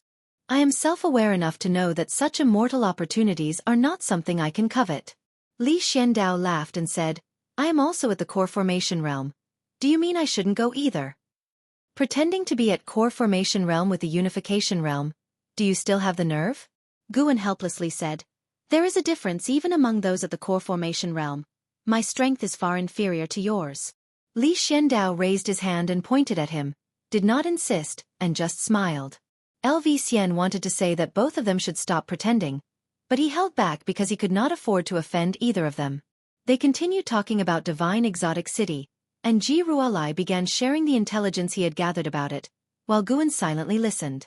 It was said that even the seven-star spirit realm could not subdue Divine Exotic City. The immortal spirit of Divine Exotic City was hidden in the city and hard to find, so they had no choice but to release the city and let cultivators from all over the world come to find the immortal opportunities, thus forcing out the immortal spirit. Ji Ruolai received news from his family, saying that more overseas cultivators were on their way, which would inevitably affect the local immortal cultivation world. As the Holy Land, the seven-star spirit realm doesn't consider us at all, causing trouble for the immortal cultivation world of the three dynasties. LV Xian couldn't help but curse. Luo Han nodded. He also disapproved of the seven-star spirit realm. During the great catastrophe of demons, the Seven Stars Spirit Realm did not intervene. After Sword Venerable Fudao exterminated the demon ancestor, they descended from the mountain to save the world and gain a good reputation. Now, how many years have passed since the great catastrophe of demons ended, and they provoked so many powerful overseas cultivators? Can such a force really be considered a holy land? Li Xiandao did not comment on the Seven Stars Spirit Realm, and Ji Ruolai was even more silent. Guan also wondered what the Seven Stars Spirit Realm intended to do. This was not just targeting the immortal cultivation world of the three dynasties. If all the overseas cultivators who came died, the impact would be massive. An hour later, Li Xiandao took Ji Ruolai, Luo Hun, and LV Xian and set off. Meanwhile, Tianya Valley became lively. 3 monkey demons found Guan and chattered non-stop, giving off the vibe of being the kings in a mountain without a tiger. The Blood Prison Great Saint also became talkative, quarreling fiercely with Sun San. After Guan finished picking medicinal herbs, he rode the Blood Prison Great Saint away leisurely, and Tianya Valley returned to silence. At dusk, Divine Exotic City stood tall on the wasteland, magnificent and grand. Quite a few cultivators and demons gathered in front of the 4 city gates, and some cultivators and demons directly flew into the city. The air above the city walls rippled, and then the entrance disappeared without a trace. 2 figures flew from the horizon. It was Jiang Qiong and the ghost mother of Ephemera. As they looked from a distance, their eyes showed astonishment. Before coming, they had heard many legends about Divine Exotic City, but seeing it in person now, they felt the shock. Not only was it a visual impact, but an indescribable ancient aura also surged toward them. Divine Exotic City. It is said that obtaining it can summon divine soul demons to sweep across the heavens and earth. I never thought I would witness this legendary immortal path supreme treasure in my lifetime, the ghost mother of Ephemera marveled. Jiang Qiong frowned and said, "Why can't I see anyone coming out?" The ghost mother of Ephemera replied, "There are countless minor heavens and earths inside Divine Exotic City. Without several years it's very difficult to come out." Jiang Qiong fell silent, her beautiful eyes fixed on Divine Exotic City. At that moment, a loud bell suddenly roared, making everyone's divine soul tremble. Jiang Qiong and the ghost mother of Ephemera instinctively turned their heads and saw a golden light flying from the horizon at high speed across the wasteland and entering Divine Exotic City, with no one seeing its true form. Jiang Qiong asked in a low voice, "What realm is that passerby?" The ghost mother of Ephemera remained silent, unable to answer. Meanwhile, Guan, staying in the 3rd Medicine Valley, also stared at Divine Exotic City. Even the wandering immortals have come. Will heaven and earth flying immortals appear next? Guan stood by a wooden railing, looking at the horizon and silently thought. He originally wasn't interested in Divine Exotic City, but as more and more old acquaintances entered the city, he had to pay more attention. If something happened to Divine Exotic City, half of the people he cared about would die. Just thinking about it felt distressing. After watching for a while, he moved to check each garden area. Inside a broken and desolate city, An Hao and Qi Jiuxiao sat cross-legged in front of a collapsed wall, their faces pale and obviously injured. Roar! A thunderous roar echoed through the heavens and earth, causing the wall behind them to tremble slightly. An Hao opened his eyes and frowned, asking in a low voice, "Senior, is there really an immortal opportunity here? Should we try another place?" They were in a minor heaven and earth inside Divine Exotic City. After being here for several months, they had not found many treasures but often encountered demon beasts of the immortal path realm, facing life-threatening dangers. Even the powerful Qi Jiuxiao was injured. Qi Jiuxiao, with his eyes closed, said, "There are many powerful demon beasts here, indicating that this place must hide a supreme treasure. The desolation is only on the surface. If we can find the immortal spirit of Divine Exotic City, you and I will soar to the skies and become one of the dominions of heaven and earth." And Hao smiled bitterly. "Even if we find the immortal spirit, can we protect Divine Exotic City with our cultivation?" He admitted that Qi Jiuxiao was strong, but ever since they paired up, he often saw Qi Jiuxiao in difficult situations. Although Qi Jiuxiao claimed those opponents were in the loose immortal realm, it at least proved that within Divine Exotic City, he hadn't reached the top tier. How could he compete for the immortal spirit with such strength? The immortal spirit will choose its master. Once chosen, it can borrow the power of Divine Exotic City. Even you could possess the power of the immortal path realm. With the protection of Divine Exotic City's power, You and I will rise eventually, Qi Jiuxiao said nonchalantly. Upon hearing this, An Hao's eyes lit up. He was about to speak when suddenly, the city shook more violently. Qi Jiuxiao instantly appeared before him, grabbing him before vanishing from the spot. Rumble, streets collapsed, and dust rolled up, wanting to envelop the skies. Qi Jiuxiao and An Hao reappeared in the air. Looking closely, the world was submerged in rolling dust waves, and the dilapidated city below seemed in danger of being swallowed at any moment. Qi Jiuxiao, long time no see. An eerie voice rang out. Upon hearing this, Qi Jiuxiao's brows furrowed, and he said in a deep voice, Qin Xuanin, you indeed came. As the words fell, the dust waves ahead suddenly parted, and figures emerged from it. Leading the group was a man in blue robes, graceful and proud. Do you dare to come alone to our 6 Stars Caves territory? Do you seek death? Qin Xuanin stared at Qi Jiuxiao, a cold smile on his face. Qi Jiuxiao gripped An Hao's shoulder with his right hand, and in his left hand, he condensed the dragon-slaying spear. He pointed the spear at Qin Xuanin and sneered, What? Do you think you can defeat me with a few helpers?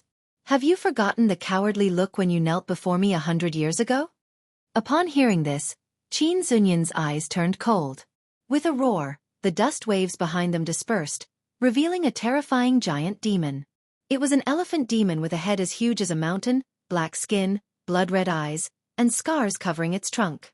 Its 2 tusks were like mountain ridges dispersing the dust waves below. Meanwhile, in another minor heaven and earth within Divine Exotic City, under the clear sky, Zhang Buku and Liya walked through a vast monastery. Along the way, there were numerous Buddha statues. Some stood on demon beasts, looking heroic, while others sat on lotus seats, appearing kind and merciful. Brother Li, have you read Journey to the West? Zhang Buku suddenly asked. Liya, walking in front, hummed, When do I have time to read leisure books? His gaze swept forward, his brows furrowed. Since coming here, he had felt uneasy, as if someone hidden was watching them, making him very uncomfortable. Let me tell you, Journey to the West involves the Buddhism sect, and the Buddha is very powerful. Even the great sage equaling heaven, Sun Wukong, couldn't escape the 5-finger mountain of the Buddha. Zhang Buku began introducing Journey to the West. He didn't actually want to talk about Journey to the West. His senses were sharper than Liya's, and since stepping into this monastery, he felt danger. Strangely, they had walked around several times and couldn't find an exit. The two had a tacit understanding. Neither pointed out this fact and continued to stroll, their minds on high alert. Tap, tap, tap.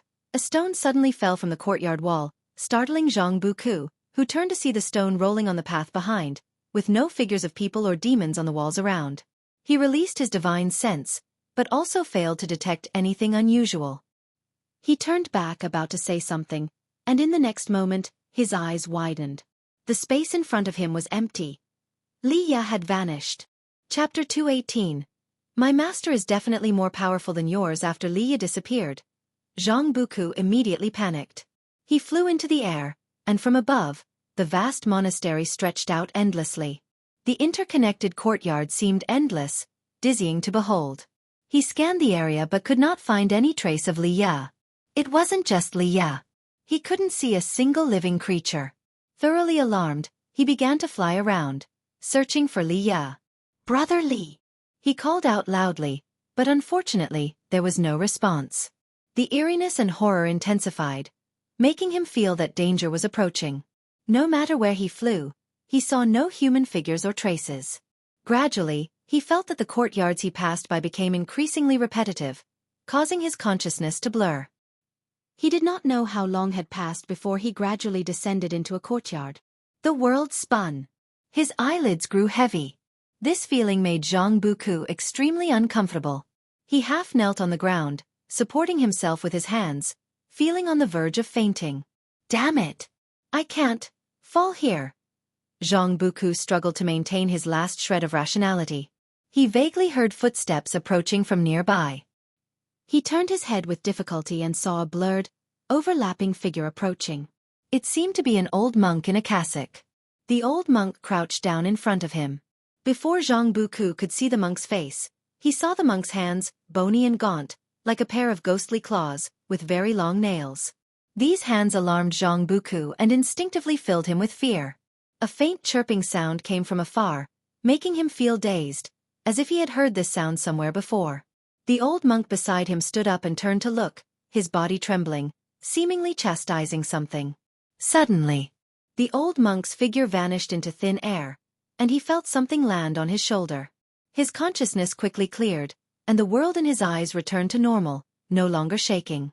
Once he was fully awake, he quickly stood up and turned his head to see a sparrow perched on his shoulder. "It's you!" Zhang Buku exclaimed with joy. It was this sparrow that had led him to the cave back then, where he obtained the demon core and learned the axe technique. He would never forget this sparrow. He instinctively wanted to grab the sparrow, but it suddenly flew away, landing on the courtyard wall, chirping non-stop. Zhang Buku couldn't understand it, but seeing the sparrow tilting its head, he immediately understood and followed the sparrow. The sparrow flapped its wings and flew away, and Zhang Buku hurriedly chased after it. After a while, the sparrow landed on a stone statue along the courtyard path. As Zhang Buku approached, he was astonished to find that the face of the statue was Li Ya's face. The statue's body was a Buddha statue, wearing a cassock with Li Ya's face on it, making Zhang Buku feel very uneasy. He began to call out to Li Ya, but unfortunately, received no response. Guan, in the form of a sparrow, looked at Zhang Buku and sighed inwardly. This kid's physique and cultivation were good, but his divine sense was lacking and needed more practice. Guan flapped his wings, continuously pecking at Li Ya's statue, guiding Zhang Buku. Zhang Buku took the hint and pushed the statue, but nothing happened. Guan landed on the statue's head, using his beak to peck at the statue's face, then looked up at Zhang Buku. "I understand. Move aside." Zhang Buku stepped aside and said in a deep voice. Guan immediately flew away. Zhang Buku swung his fist and smashed the statue's head with a punch. Rumbling, the ground shook violently. Spatial ripples appeared in the sky above the monastery, revealing various colors. Soon after, blood-red lights appeared, quickly replacing the clear sky. In less than 3 breaths' time, the monastery was under a night of blood, terrifying and horrifying. Zhang Buku stared ahead and found that all the stone statues had turned into white bones, hideous and terrifying. He leaped into the air. From above, the once boundless monastery now covered a mere 100 zhang area. In front of one temple, Li Ya was tied to an old tree, a ghostly claw covering his mouth and a ghostly hand pressing on his chest, preventing him from breaking free. These 2 ghostly hands' arms extended behind the tree, making one wonder how terrifying their owner was. "Brother Li!" Zhang Buku roared in anger, leaping with a stone axe in hand. Just as he flew into the courtyard, the temple door suddenly opened. "I didn't expect you to see through my formation. Remarkable, young human." A hoarse voice came from the darkness behind the door. Then, an old monk in a cassock walked out. His figure was gaunt, his skin dark and covered in corpse spots, and his pupils had lost all color, pale to the extreme. Zhang Buku said nothing and swung his axe, cutting through the mountain. With one swing, the sky and earth trembled. The old monk vanished from his spot, and the temple was split in 2, with the connecting walls shattered, the cut extending outside the monastery. Guan, in the form of a sparrow, landed on a distant eaves, watching the battle unfold. Zhang Buku was no match for the old monk, but Guan could assist with his divine sense. The battle erupted in full scale. The monastery soon turned into a flat field, more and more evil ghosts emerging from the ground and rushing toward Zhang Buku. Zhang Buku was deeply surrounded, fighting more and more valiantly. "Who? Show yourself!" The old monk suddenly shouted in anger. Whenever he was about to kill Zhang Buku, a powerful divine sense would strike him, throwing his divine soul into chaos and making him lose focus. No one answered him, and Zhang Buku was killing with red eyes. Guan multitasked, using divine sense to help Zhang Buku while observing the minor heaven and earth within Divine Exotic City. The powerful restrictions of Divine Exotic City could not stop his limitless freedom step. As long as he locked onto the auras of Zhang Buku and Li Ya, he could step in instantly. Now he could enter and exit Divine Exotic City freely, utterly unhindered. Entering Divine Exotic City revealed its vastness. The city's minor heaven and earth numbered at least 1,000. Some minor heaven and earth were larger than the entire Taizong dynasty. Combined, The internal space of Divine Exotic City was likely wider than the entire continent. Guan saw Qi Jiuxiao and Enhao being pursued, the pursuers likely from the Seven Stars Spirit Realm, led by a loose immortal. He also saw the Nine-Finger Divine Lord single-handedly facing endless divine and ghostly armies in a heaven, and was constantly using divine skills, domineering and unrivaled. Guan tried to kill an evil ghost nearby but gained no lifespan from it. He instantly abandoned the idea of venturing through Divine Exotic City. These evil ghosts seemed to be from a single power, a power even Guan could not fathom. The being who created Divine Exotic City must have a realm far beyond the heaven and earth flying immortal. Time flew by quickly. An hour later, Zhang Buku finally managed to kill the old monk, though it was Gu An's mana that had initially eliminated him, with Zhang Buku's axe energy following closely. Killing the old monk did not grant Guan any lifespan either. Zhang Buku landed, gasping heavily. He reached the old tree and cut off the ghostly hands, causing Li Ya to fall, whom he caught. He subconsciously looked back but saw no trace of the sparrow. He couldn't care much about that and focused on attending to Li Ya. "Brother Li! Brother Li!" Zhang Buku whispered, using his spiritual power to heal Li Ya's wounds. At the same time, Guan had already returned to Mystic Valley. To Zhang Buku and Li Ya, Divine Exotic City was incredibly far from the Supreme Sect, but to Guan, it was just a step away. He approached the pill furnace in his room, preparing for alchemy. Not only Li Ya and Zhang Buku encountered troubles today, but several other old friends did as well, so Guan decided to stay in Mystic Valley and wait. Divine Exotic City Immortal Spirit. Guan seemed to catch something just now. He stood before the pill furnace, pondering while beginning to place herbs into the furnace. In the dark hall passage, Enhao and Qi Jiuxiao were walking quickly. Qi Jiuxiao suddenly stopped, leaning against the wall, and whispered, "We can stop now." Enhao looked around and asked, "Where is this place?" They had just flown out of a minor heaven and earth and ended up in this hall passage. After walking for a long time, passing numerous intersections, they had lost their way. They couldn't forcibly break through the walls or even penetrate them with their divine sense, making Enhao very nervous. Qi Jiuxiao sat down, placing a small cauldron in front of him, then inserted 2 incense sticks. Watching him light the incense, Enhao frowned and asked, "What are you doing?" Black blood seeped from Qi Jiuxiao's mouth. He forced a smile and said, "Those scum from Seven Stars Spirit Realm dared to hire 2 loose immortals to deal with me. I indeed couldn't defeat them, but since Qin Xuanin can call for help, so can I." Enhao widened his eyes and quickly asked, "Aren't you from overseas? Who can you call?" "Heh, my master is a being surpassing loose immortals. Once I light this incense, he will sense it and come to rescue us quickly." Qi Jiuxiao grinned. "Surpassing loose immortals." Enhao was stunned. He sat down and said, "Since you're calling your master, I'll call mine as well." He began calling his master in his mind. Previously, he had managed to call his master through his thoughts. But he was unsure. Last time, he wanted his master to save Shen Tianyi, and his master didn't come right away, though he did act later. He wasn't sure under what circumstances his master would act. Your master? Forget it. What formidable cultivator could the Supreme Sect have? Qi Jiuxiao couldn't help but laugh. Enhao said, "My master is definitely stronger than yours." "Kid, don't disrespect my master." Qi Jiuxiao glared at him. Enhao was about to say that Qi Jiuxiao had also disrespected his master. Suddenly, the hall passage began to tremble, and a powerful killing intent attacked from the darkness. Damn it! They caught up so fast. Qi Jiuxiao immediately stood up, grabbed the small cauldron with the incense, and pulled Enhao along, flying quickly. Though strong at the 9th layer of Nirvana realm, he couldn't break through the walls or ceiling, so he could only fly close to the ground.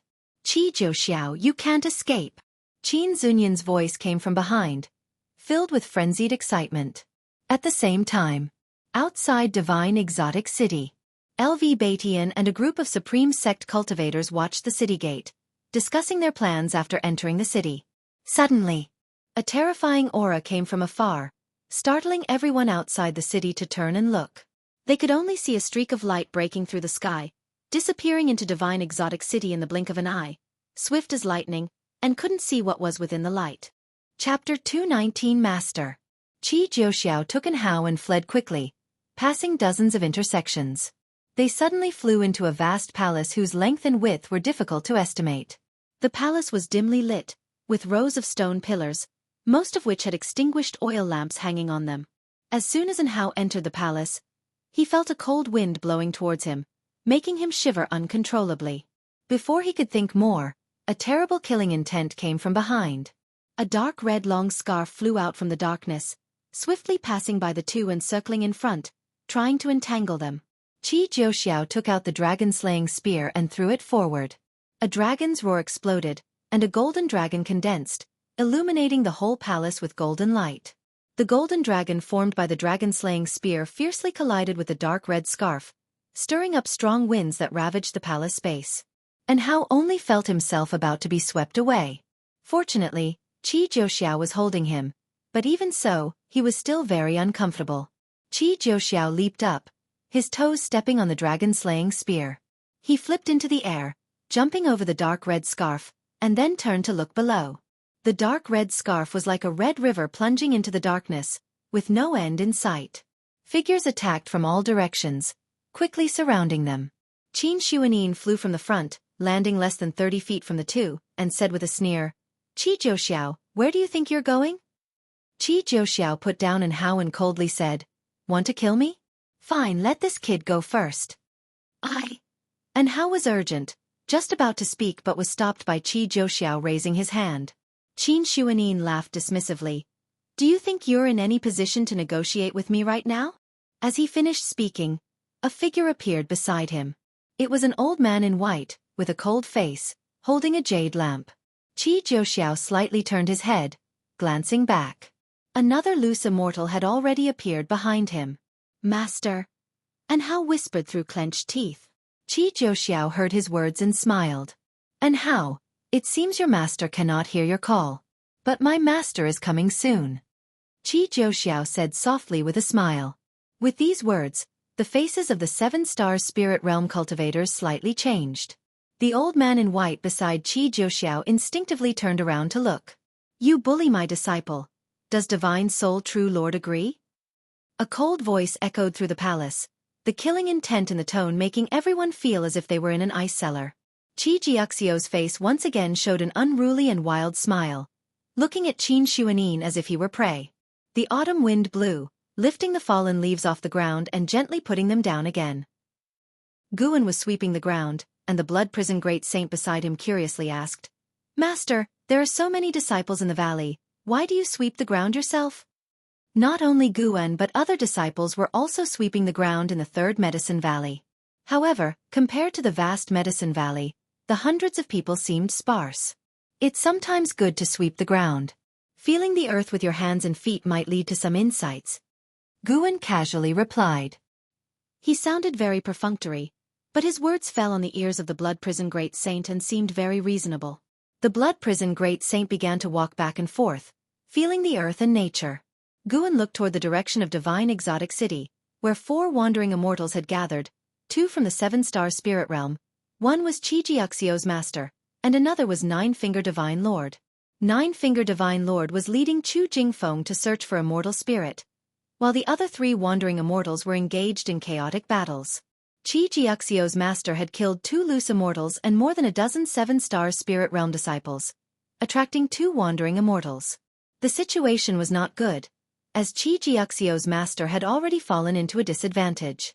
Guan was not in a hurry to take action, first letting Qi Jiuxiao's master fight for a while longer. He had to sweep this area clean. After a while, Guan looked towards the west. Another wandering immortal had arrived. "It's really lively," Guan thought to himself, feeling a bit worried. The increasing presence of immortal path beings on this continent could easily bring catastrophe to the immortal cultivation world of the 3 dynasties. He just hoped this matter would end soon. In a minor heaven and earth within divine exotic city, yellow sand covered the sky, and the wind raged wildly. On the desert, an house stood in front of Qi Jiuxiao, with a faint golden light around them, blocking the wind and sand. Qi Jiuxiao was sitting and healing his wounds, looking ahead. Booming sounds kept coming, with heat waves, flying leaves, and gold flames entangled and surging.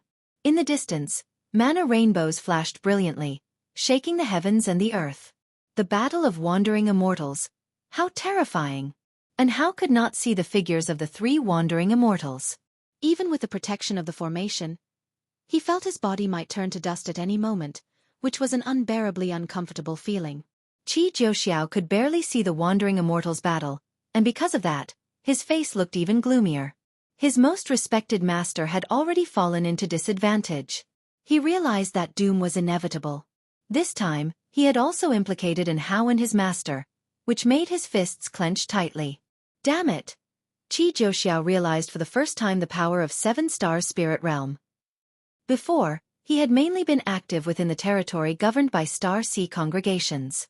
Even when encountering 7-star spirit realm cultivators, he rarely suffered losses. Now, coming to the territory of 7-star spirit realm, he recognized that those people feared not him, but the Star Sea congregations.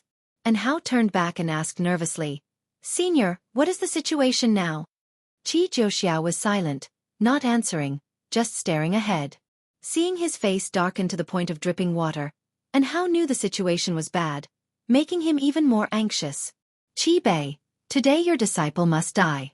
If you insist on living and dying with him, then prepare to vanish."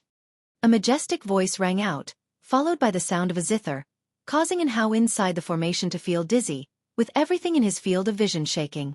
Qi Jiuxiao took a deep breath, then stood up. "Senior, what are you going to do?" And Hao frowned and asked. Qi Jiuxiao did not answer but shouted loudly, "I take full responsibility for my actions. This matter started because of me. Let my master go. I am willing to die to atone." "Humph, it's not up to you to talk here." An old voice echoed, filled with displeasure. "Master, Shut up." With a loud and violent shout, the desert rolled, and black lightning bolts extended from the horizon, as if tearing the sky apart. The battle became more intense. The formation protecting An Hao and the others was also shaking violently, causing An Hao to sway. He looked nervously ahead and suddenly saw a figure walking through the wind and sand. "Immortal swallowing scorpion. You are truly vicious. Does 7-star spirit realm really belong to the righteous path?" An old voice rang out again, filled with anger. "Humph, what is righteous, and what is demonic? Can you Star Sea congregations really distinguish?" Another voice replied, filled with disdain. Qi Jiuxiao panicked and quickly shouted, "Let my master go. I am willing to die." His gaze instinctively turned to the figure walking through the sandstorm ahead. That figure stepped out of the sandstorm, revealing its true form. A man wearing purple robes, with white hair, a youthful face, and eyes as cold as serpents. He looked at Qi Jiuxiao and coldly said, "Whether you are willing or not, you must die, and your master must also die now." "You!" Qi Jiuxiao was furious, wishing he could rush out and fight the man in purple robes for 300 rounds. But he remained rational, knowing he was no match for his opponent. If he went out, he probably wouldn't withstand even one move, and would only distract his master. Boom! The rolling yellow sand behind the man in purple robes was suddenly scattered. An old man with torn robes and a face covered in blood flew, stepping on a golden ring. Before he could get close to the man in purple robes, a terrifying giant scorpion pincer swept in from the side, directly catching him and pulling him back, disappearing into the sandstorm. "Master!" Qi Jiuxiao shouted hoarsely. The man in purple robes raised his right hand, igniting a strange white flame in his palm. He looked at Qi Jiuxiao and An Hao with a mocking smile. He approached the formation step by step, the wind and sand behind him swirling madly, with waves of qi created by mana soaring like dragons, creating a spectacular scene. "Just wait for death. Soon, your master will come down to join you," the man in purple robes said coldly. As he finished speaking, he was already less than 10 steps away from the formation. He deliberately approached slowly, tormenting Qi Jiuxiao and An Hao's minds while trying to distract Qi Bei. An Hao looked at him and couldn't help but recall the scene when Xian Tianyi was held back by mysterious cultivators. Just like last time, he was still utterly useless, weak enough to hate himself. He gritted his teeth, closed his eyes and couldn't help shouting out loudly, "Master!" He screamed with all his might, his voice echoing inside the minor heaven and earth. "Master? What? You also have a master? Can your master compare to Mahayana?" The man in purple robes laughed with more disdain. Before he finished his sentence, a hand suddenly pressed on his shoulder, forcibly stopping him. Qi Jiuxiu's pupils dilated, staring in shock at the figure behind the man in purple robes. The man in purple robes instinctively tried to use divine skills to dodge. He was horrified to find that the mana in his body was solidified and immovable. He tried to use his own qi to break free, but the hand on his shoulder was as heavy as the heaviest mountain in the world, pressing down on him. The more he struggled, the greater the pressure felt. "Do you think I have the cultivation level of the Mahayana realm?" A cold voice came from behind the man in purple robes. And Hao heard it too and opened his eyes to see. When he saw the scene outside the formation, he was instantly overjoyed. "Master! You finally came!" And Hao looked at Guan with surging emotions, his eyes quickly turning red. Guan, who had displayed the 9 extremes yin-yang body, ignored Hao. He was standing sideways, his left hand pressing on the shoulder of the man in purple robes with a casual posture, yet the man in purple robes couldn't move. Who are you?" Another voice rang out, filled with fear. As he finished speaking, a figure suddenly appeared behind Guan. It was a man in red robes, dressed extravagantly, exuding powerful energy, holding a short sword, and stabbing towards Guan's lower back. Guan, holding the shoulder of the man in purple robes, vanished into thin air, causing the man in red robes to miss. Before the man in red robes could turn around, he felt an unimaginable force hitting his back. His body uncontrollably fell to his knees on the sand, and then a foot stepped on his back, pushing his spine down. Guan, with his left hand pressing on the shoulder of the man in purple robes and his right foot stomping on the back of the man in red robes, Su. Chapter 220. The legendary Heaven and Earth Flying Immortal. Seeing Guan's fierce suppression of the 2 wandering immortals, Qi Jiuxiu was dumbfounded, while Hao trembled with excitement. Guan glanced at the purple-robed man in his hand and cast a lifespan detection. 9 stars. True Lord, 5th layer of Wandering Immortal Realm 42089/15000/1600000. He then looked at the red-robed man at his feet and performed the lifespan detection as well. True Lord Kangi, 6th layer of Wandering Immortal Realm 56803/16000/1900000. Both are quite old. They all call themselves True Lords. Could it be that True Lord is a title in the 7-star spirit realm? As Guan was pondering, True Lord Kangi at his feet struggled to speak. "Who might you be, sir? If that boy is indeed your disciple, take him away." Boom! The whirlwind behind Guan suddenly exploded, darkening Hao and Qi Jiuxiu's vision.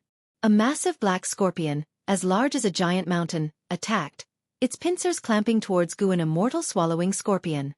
Its speed was insanely fast, so fast that Qi Jiuxiu and Hao couldn't react in time. They only saw the immortal swallowing scorpion attack suddenly, and before they could see it clearly, it exploded. Black venom splattered everywhere, followed by an even more terrifying roar. Rumble! A vast cloud of dust rose behind Guan, covering the sky with black venom. Impossible! The 9 stars True Lord, held by Guan, had his eyes wide open in disbelief. That immortal swallowing scorpion was also in the Wandering Immortal Realm, yet it died instantly? He didn't even see what method Guan used, feeling that as soon as the scorpion's pincers touched Guan, its body exploded. You successfully seized 57,009 years of lifespan from the immortal swallowing scorpion, 2nd level of Traveling Immortal Realm. Seeing the notification, Guan felt slightly satisfied. The immortal swallowing scorpion died under the Taoist Gang primal energy, which was manifested by the Ji family's divine skill, Heaven and Earth Path Gang. Whenever someone attacked Guan's body, this divine skill would trigger, killing the attacker. True Lord Kangi could neither extend his divine sense nor turn his head, but he felt as if he would be annihilated the moment the Taoist Gang primal energy exploded. He had never felt so desperate. The opponent had definitely surpassed the Wandering Immortal Realm. How could such a being exist on this backward continent? The 9 stars True Lord, witnessing the explosion of the Taoist Gang primal energy, was even more terrified. At this moment, the 2 wandering immortals lost all will to fight, feeling only endless fear. The longer they lived, the more they feared death. "Senior, give," True Lord Kangi said, trembling. Although Guan did not receive any hostility prompt, True Lord Kangi dared to let the immortal swallowing scorpion attack him, truly courting death. Guan suddenly exerted force with his right foot, directly crushing True Lord Kangi's body into blood mist, leaving only a storage bag. The 9 stars True Lord's eyes widened in despair. From Gu An's palm, the breaking path divine light burst forth, instantly reducing him to dust, leaving no trace behind. The storage bag of the 9 stars True Lord also fell to the ground. The 2 wandering immortals died without any resistance. And Hao and Qi Jiuxiao were stunned. They knew how powerful these 2 wandering immortals were, which made them even more bewildered. 2 notifications popped up before Guan. He successfully seized 20,000 years of lifespan. A figure flew over and landed behind Guan, bowing and cupping his fists. "Thank you, Senior, for saving me." It was Qi Jiuxiao's master, Qi Bei. Qi Bei looked extremely miserable, his body oozing black blood. "Don't reveal this to anyone, or you'll become my enemy," Guan warned before disappearing into thin air, taking the 2 storage bags with him. Qi Bei looked up, but his divine sense could no longer detect Guan, making him sigh. At this moment, Qi Jiuxiao rushed out of the formation, supporting Qi Bei. "Master, are you okay?" Qi Jiuxiao asked anxiously. Qi Bei struggled to speak. "Bring out the medicine cauldron, I need to expel the poison." Qi Jiuxiao hurried to comply. Soon, Qi Bei entered the cauldron to heal, taking out his prepared medicinal herbs and spirit water. And Hao approached the great cauldron and cautiously asked, "What's the origin of the immortal swallowing scorpion?" Qi Jiuxiao, staring at the great cauldron, said solemnly, "The immortal swallowing scorpion is one of the 9 ancient deadly poisons of the ocean and the most powerful venomous insect alive today. If an immortal is swallowed by it, they instantly turn into toxic blood. Stung by it, their cultivation dissipates, and gods and Buddhas cannot save them." "So terrifying?" And Hao was startled, not knowing how to comfort Qi Jiuxiao. Qi Jiuxiao turned to him and asked, "Who exactly is your master?" "It's simply, Gu An's earlier performance was terrifying. Even though Qi Jiuxiao was saved, he feared Gu An's power. It was a fear born from something beyond his comprehension. I can't reveal my master's name, he forbids it." And Hao shook his head, feeling proud inside. Whenever he encountered a higher realm existence, he would wonder what realm his master had reached. However, his master kept breaking his understanding time and time again. No matter how powerful an entity appeared before his master, they were but ants. He realized that although he was extremely talented, compared to his master, he wasn't worth mentioning. He even suspected that his own talents were due to his master's favor. Qi Jiuxiao fell silent after hearing this. He recalled Gu An's previous demeanor, eyes showing admiration. A true man cultivating the immortal path should have such a presence. Elsewhere, Guan did not return to the supreme sect but instead arrived at an isolated island on the sea with one step. He appeared in the forest, quickly sorting through the storage bags of the 2 true lords, destroying suspicious items, and throwing the treasures into his own storage bag. As his storage bag wasn't enough to hold the inheritance of these 2, he had to refine one of their storage bags. After a while, he finally left. He entered his own grotto heaven with one step, emptied everything out, and burned the 9 stars True Lord's storage bag to ashes. Although he checked and found nothing wrong, he still wanted to be cautious. After doing all this, he returned to the supreme sect. He stood on the mountaintop next to the mystic valley, gazing into the distance. Although it was easy to kill 3 wandering immortals, he wasn't at peace. He knew things were about to escalate, but he didn't regret it. He couldn't let the enemies survive. There was another way. He also wanted to find the immortal spirit of the divine exotic city, and give it to someone to end this conflict prematurely. Guan had no interest in divine exotic city, despite its power, because its karma was too great. He didn't want any trouble. Giving it to someone else to follow the Star Sea congregations away would be the best result. He had visited divine exotic city twice and vaguely tracked the immortal spirit's whereabouts. Several days later, within the minor heaven and earth of divine exotic city, the wind and sand had ceased. Qi Jiuxiao helped Qi Bei, who had just emerged from the cauldron, to sit down. Qi Bei, now dressed in a clean white robe, had a pale face and disheveled hair, lacking any wandering immortal demeanor. Sitting down, he sighed. "I didn't expect divine exotic city to attract a heaven and earth flying immortal." And Hao's face showed curiosity upon hearing this. Heaven and earth flying immortal? Is it the legendary realm capable of traveling beyond the heavens? Qi Jiuxio's eyes brightened with excitement. Qi Bei nodded. It must be. Being in the same realm, he couldn't have possibly defeated those two true lords so easily. He looked at Qi Jiuxiao and said, Senior saved us, so we must keep our promise and not speak of his intervention. Just say it was cultivators from the Star Sea congregations. Got it? Qi Jiuxiao nodded heavily. Qi Bei then looked at Hao, scrutinizing him. He could see that Hao had extraordinary roots and asked, Is your master also from the Supreme Sect? He could see the karma surrounding Hao but could only see the past 10 years, not the interactions between Hao and his master. As for LV Baitian, he was quickly dismissed.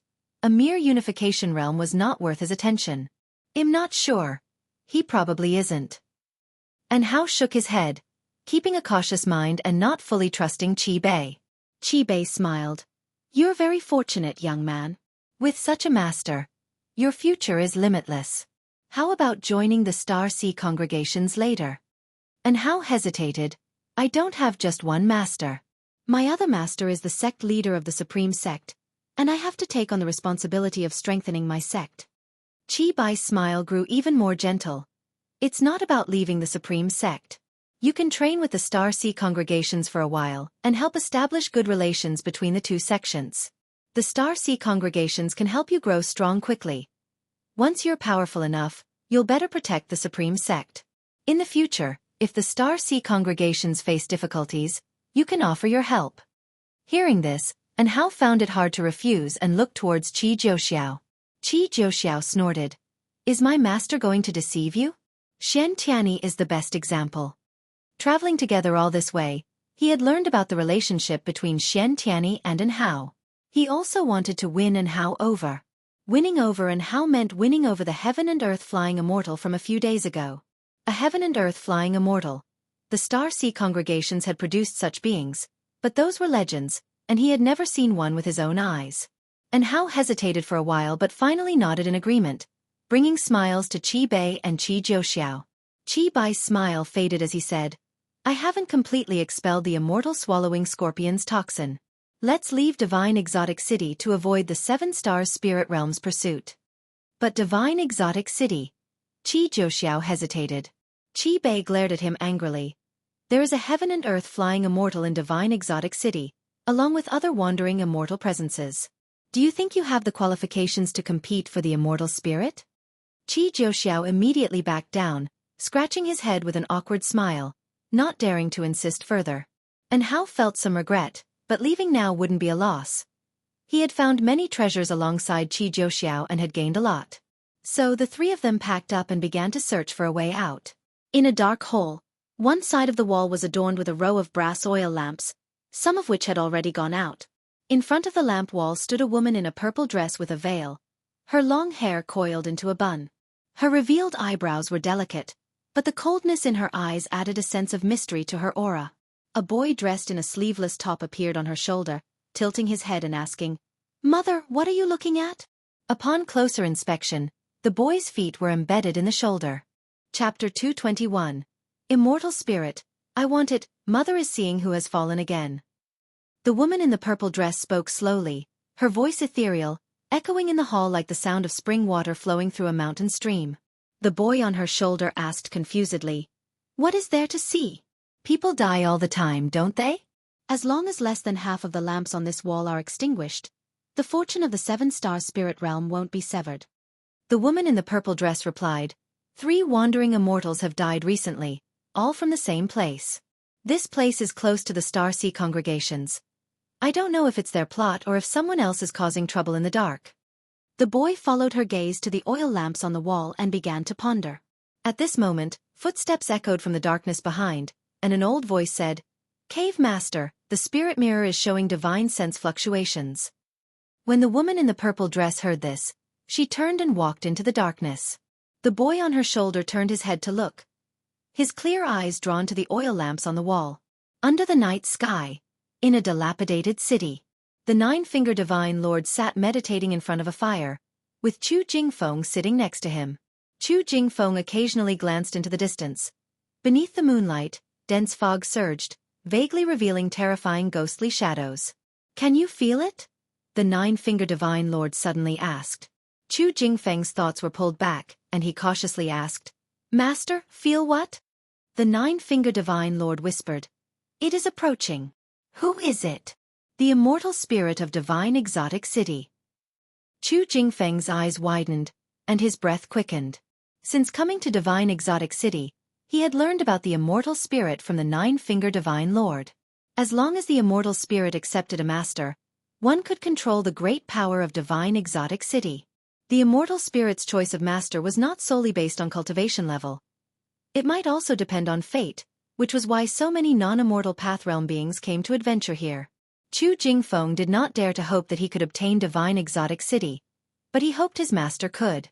The stronger his master became, the more benefits he would get. Moreover, from the bottom of his heart, he was grateful to the nine-finger divine lord. It was the nine-finger divine lord who had given him a chance to be reborn. The nine-finger divine lord stopped speaking and continued absorbing energy. Chu Jingfeng then began to imagine what might happen next. After entering the city with the nine-finger divine lord, he had witnessed many battles. No matter how strong the demons and ghosts were, they were no match for his master. He believed that as soon as the immortal spirit appeared, his master would inevitably control it and thus dominate divine exotic city. The moon set and the sun rose. The sun rose in the east outside the city. Chu Jingfeng was practicing qi absorption cultivation when he suddenly felt the ground tremble. He opened his eyes to find the surrounding buildings shaking. The nine-finger divine lord, who was sitting opposite him, slowly stood up. Before Chu Jingfeng could ask, the nine-finger divine lord raised his hand, and both of them soared into the sky. Chu Jingfeng looked down and his eyes widened in fear. He saw endless demons and ghosts appearing in all directions, surging like black waves, engulfing the city's buildings, and stimulating his eyes. This is the true power of divine exotic city, the divine soul demons. Over countless years, an endless number of divine soul demons have accumulated here. This is a force that can overthrow the mortal world. The nine-finger divine lord spoke indifferently, looking into the distance. Before Chu Jingfeng could respond, the nine-finger divine lord raised his right hand and pressed down. Boom! The city below instantly collapsed, and countless divine soul demons dissipated into ghostly mist. It seemed as if the entire earth was collapsing, with dust flying up, turning the sky and ground murky. Chu Jingfeng vaguely heard a child's playful laughter, like a ghost, giving him goosebumps. Divine exotic city. East Gate. The gate stood open, and from outside, the streets inside appeared empty. Suddenly, the space inside the gate rippled, and three people emerged. Qi Bei, Qi Zhouxiao, and An Hao. The three of them walked 10 steps forward. An Hao turned to look back, seeing the majestic city gate of divine exotic city, and sighed in relief. Finally they were out. An Hao. A voice came from afar. An Hao looked and saw a group of cultivators in the distance, including LV Baitian. An Hao quickly called out, Master! He was about to go over, but Qi Bei blocked him. From now on, do not acknowledge your association with the supreme sect, Qi Bei said sternly. His gaze fixed on the distance. An Hao frowned and asked, Why? They are here. Qi Bei's expression turned serious. He raised his hand, pulling out a magic artifact, ready for battle. Qi Zhouxiao also took out the dragon-slaying spear, cursing under his breath. It's troublesome to be in the territory of the 7-star spirit realm. These guys move fast. After 7 days and the fall of 2 wandering immortals, it's impossible for the 7-star spirit realm not to have noticed. Qi Bei said calmly. Qi Zhouxiao looked at him and asked, Master, what do we do? Qi Bei sneered, if the 7-star spirit realm makes a move, our star sea congregations will respond in kind. Hearing this, Qi Zhouxiao showed a smile of delight. He turned to look into the distance, his face lighting up with excitement. So it's you, Qi Bei of the Qi family from the Star Sea congregations. Do you know the consequences of killing our disciples in the territory of the 7-star spirit realm? An icy voice echoed through the sky, the killing intent in it sending a chill down the spines of all beings outside the city. The disciples of the supreme sect quickly stood up, nervously looking into the distance. Terrifying auras erupted from all directions, shaking the earth and mountains. An Hao looked around and found that they were surrounded. Such a fearsome aura. Could it be from wandering immortals as well? He was secretly alarmed, his eyes turning towards Qi Bei, wondering if this senior could hold out. When would the wandering immortals of the Star Sea congregations arrive? Oh. So this land belongs to the Seven Stars spirit realm. I thought you had long abandoned it. A domineering voice rang out, opposing the previous wandering immortal of the Seven Stars spirit realm. Qi Bei clearly recognized the owner of this voice, a smile appearing on his face. The true battle of the wandering immortals was about to begin. The world was desolate, and smoky ghostly mist pervaded the land. Chu Jingfeng stood on a gourd, surrounded by a faint light veil. His eyes were fixed ahead. The Nine-Finger Divine Lord stood bare-chested, surrounded by fiery energy, his hair wild, looking like a war god, his posture imposing. In front of the Nine-Finger Divine Lord floated a fiery red phoenix, its wings spanning 1,000 feet, flapping as fiery waves surged, like dragons sweeping towards the Nine-Finger Divine Lord. Humph! Since you refuse to bow, I can only subdue you. The Nine-Finger Divine Lord spoke, his eyes cold, his body covered with black runes, crawling and horrific. With those words, he suddenly charged towards the phoenix. The phoenix let out an ear-piercing screech, flapping its wings once more. The surrounding dust waves scattered, revealing terrifying ghostly figures, each 100 feet tall, clad in battle armor, wielding long weapons, like ancient divine generals, exuding an unrivaled aura. In the blink of an eye, the Nine-Finger Divine Lord was engulfed by these terrifying ghostly figures. Boom! A violent gale exploded, scattering the ghostly figures. The Nine-Finger Divine Lord burst forth with relentless energy, striking towards the phoenix, shaking the mountains and rivers. This punch shattered space, and an ancient bell seemingly from the river of time emerged from a space rift, crashing directly into the phoenix. The enormous phoenix seemed small as a sparrow before a tree compared to this ancient bell. The phoenix let out a mournful cry, as chains emerged from the surface of the bell, quickly binding the phoenix. No matter how it struggled, it couldn't break free from the chains. The air was filled with a frenzied energy as more and more divine soul demons approached from all directions, of various sizes and forms, with even 1,000-foot-tall divine soul descending from the sky. The Nine-Finger Divine Lord faced countless enemies alone, his punches and kicks like the wind, shaking the mountains and rivers, unstoppable. Chu Jingfeng stood on the gourd, his blood boiling as he looked on. Though he couldn't see the specific movements of the Nine-Finger Divine Lord clearly, seeing those divine soul demons being destroyed one after another, he could feel the immense power of the Nine-Finger Divine Lord. So strong. At this moment, Chu Jingfeng even felt that the Sword Dao was not the ultimate path. The path of the physical body was the strongest. The world roared, and the earth continuously raised dust. No matter how many divine soul demons the Nine-Finger Divine Lord eradicated, there were always more to come. Rumble. An enormous shadow rose at the edge of the world, like a mountain towering up, awe-inspiring.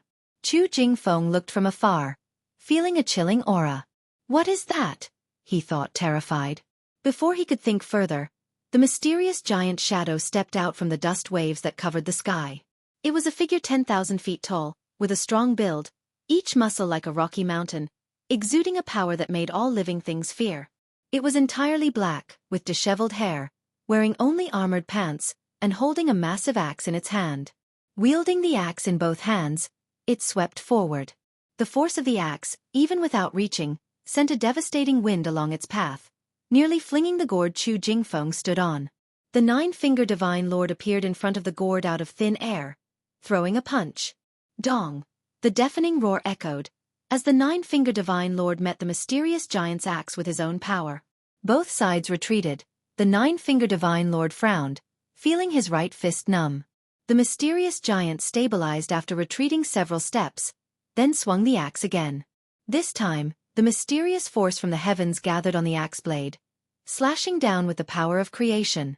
The Nine-Finger Divine Lord raised his hand, which had only 4 fingers, extending 2 fingers as a golden beam shot out, piercing through the murkiness of the world, sweeping all obstacles aside. Boom! The 10,000-foot-tall giant shadow was annihilated by the golden light, leaving a vacuum in the world, and a huge canyon appeared below, astonishing Chu Jingfeng.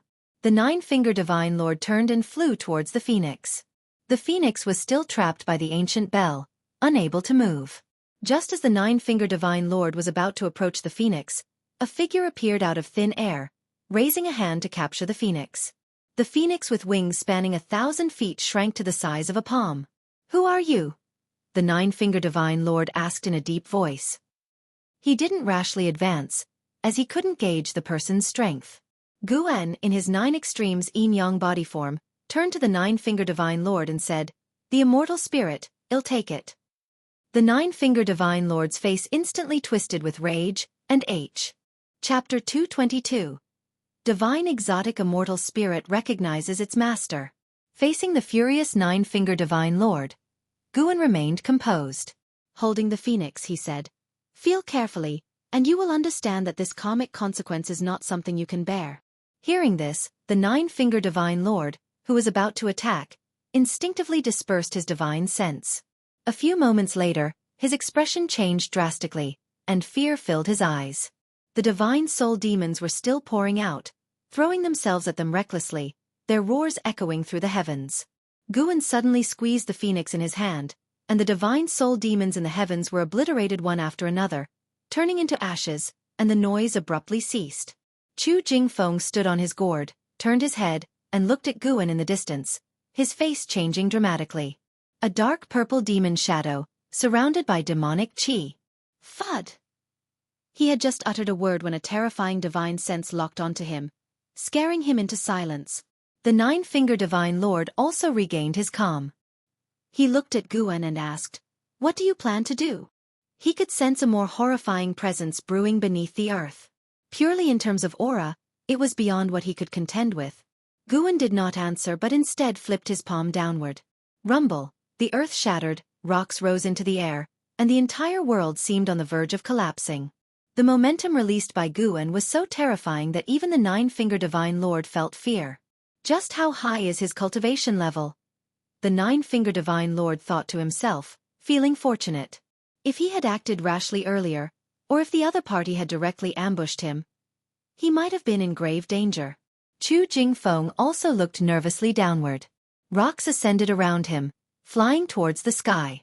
As far as the eye could see, the distant earth was breaking apart endlessly, a visual impact so intense that he did not dare to breathe. Suddenly, as if seeing something, his eyes widened, and his body trembled. As the earth shattered, a massive black object appeared below, boundless and terrifying. In the daylight, this extreme black mass looked so horrifying and scary. Looking from above, the black mass below was writhing. It was so immense that its shape couldn't be discerned, much less identified. Guan fixed his eyes on it. Divine exotic immortal spirit, heaven and earth flying immortal realm 3rd layer 0/0/0.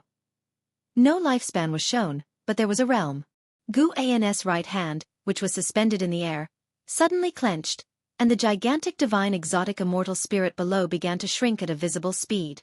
This was a divine skill, universe in the palm. Previously, he had used this divine skill to bring the phoenix into his palm. This time, he desired to capture a heaven and earth flying immortal. The divine exotic immortal spirit struggled frantically, but wrapped in Guan's mana, it had no way to escape. Under the watchful eyes of the nine-fingered divine lord and Chu Jingfeng, the divine exotic immortal spirit, now a black mass, rapidly shrank. Eventually, it fell into Guan's hand, resembling a mass of black qi, constantly changing shape. Guan then disappeared from his original spot, leaving the nine-fingered divine lord and Chu Jingfeng behind, unable to recover their wits for a long time.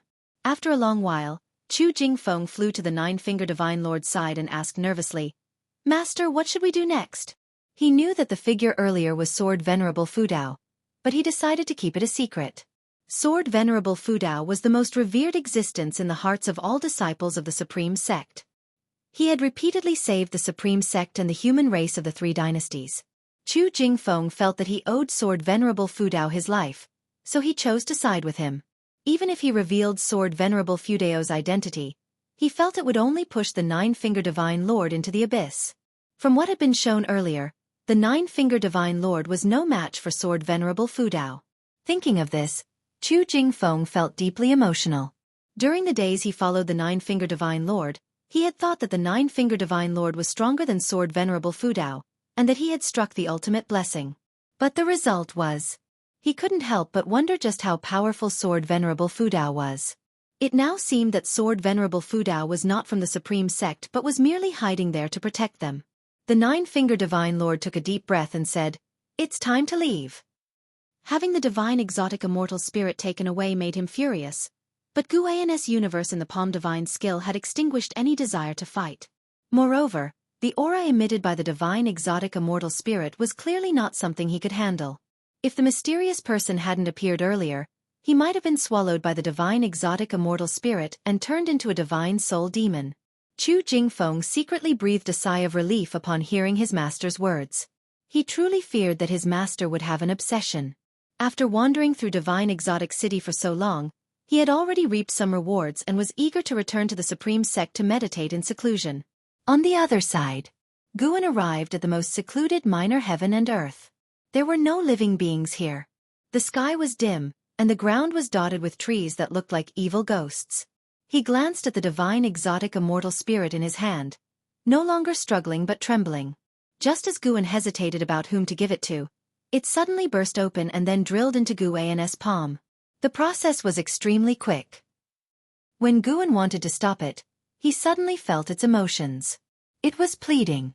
Guan fell silent. Soon, he felt his mana merging into the divine exotic immortal spirit's body. This was a process of accepting a master that he had never experienced before. He was taking control of the divine exotic immortal spirit and the entire divine exotic city. A 30-minute incense time later, the divine exotic immortal spirit reappeared, condensed in Guan's palm. From now on, Guan was the master of the divine exotic immortal spirit and the master of divine exotic city. This made him feel somewhat complicated.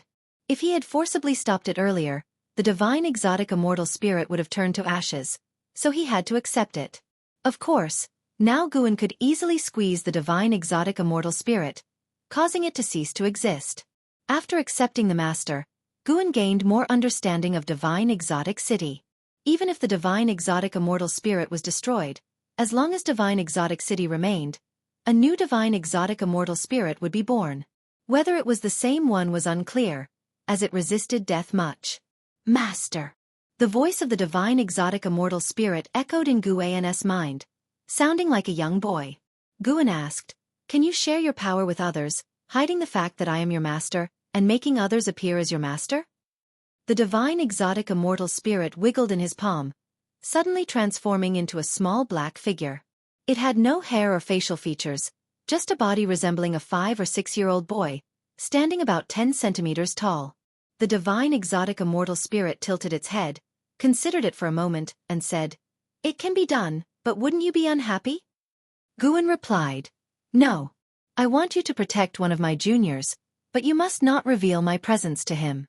You have to pretend that he is your master." Upon hearing this, the divine exotic immortal spirit nodded obediently. Guan disappeared with it. He arrived in another realm, a dense forest where Li Ya and Zhang Buku were resting. Guan directed the divine exotic immortal spirit with his mind to find Li Ya. The divine exotic immortal spirit immediately leaped from his hand and went to find Li Ya. In divine exotic city, the person Guan cared most about was undoubtedly Li Ya.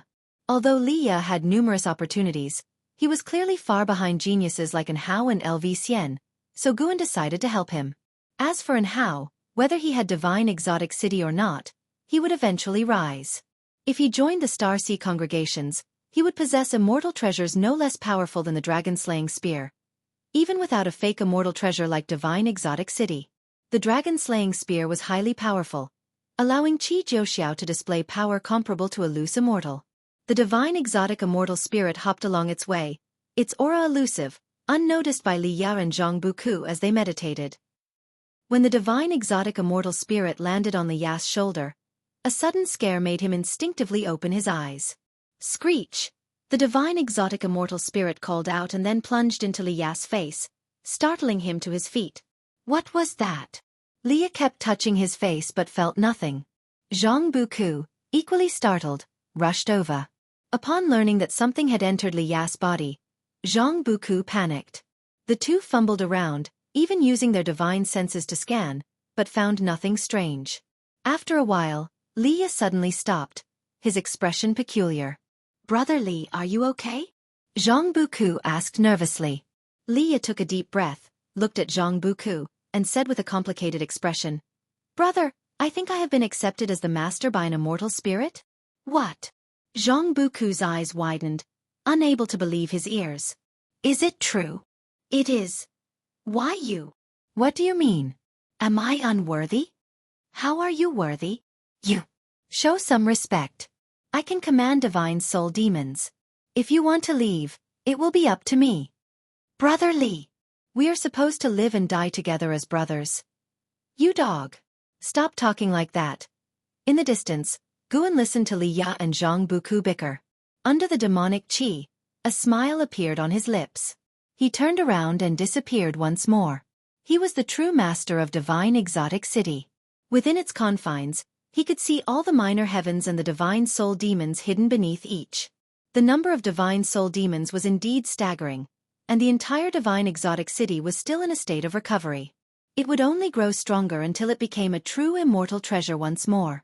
Immortal treasures existed eternally. Even if severely damaged, they could recover on their own, making Guan view them differently. Guan planned to harvest the heavenly materials and earthly treasures in divine exotic city. Now, everything in the city belonged to him and was not to be shared with anyone else. Under the rolling thunderclouds, Jiang Qiong sat meditating on the edge of a cliff, below which a majestic river of lava surged, occasionally sending hot waves crashing against the mountain sides. She opened her eyes and frowned. "Why hasn't she returned yet?" Jiang Qiong muttered to herself. She and the ghost mother of Ephemera had entered divine exotic city together. They had arrived in this world 2 days prior. While Jiang Qiong was healing, the ghost mother of Ephemera had said she would go to scout, but 2 days had passed, and she had not returned. Jiang Qiong was worried. Though she did not consider the ghost mother of Ephemera particularly trustworthy, their long companionship had made her reliant on the ghost mother of Ephemera's abilities. Could the ghost mother of Ephemera be in trouble? She was so cautious. What could have ensnared her? Jiang Qiong sank into thought. If the ghost mother of Ephemera was in danger, surviving alone, let alone obtaining the immortal spirit, would be nigh impossible. Chapter 223 Gu Ans Fantasy. Jiang Qiong grew more uneasy the more she thought about it.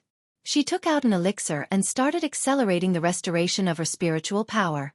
The sky darkened, and the only sound was the lava below crashing against the mountain walls, making the atmosphere incredibly oppressive. Half a day passed.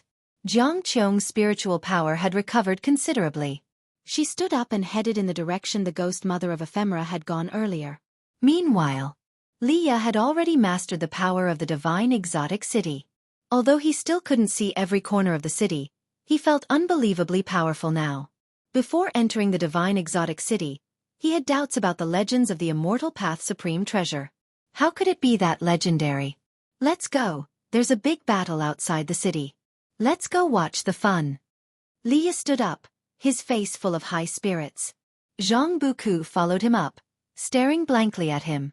Li Ya shrugged his shoulder, and the divine exotic immortal spirit jumped out of his body, landing on his shoulder with its hands on its hips, looking very spirited.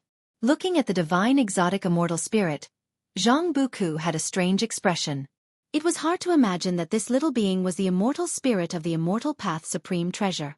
Li Ya raised his right arm, and the divine exotic immortal spirit immediately mimicked him.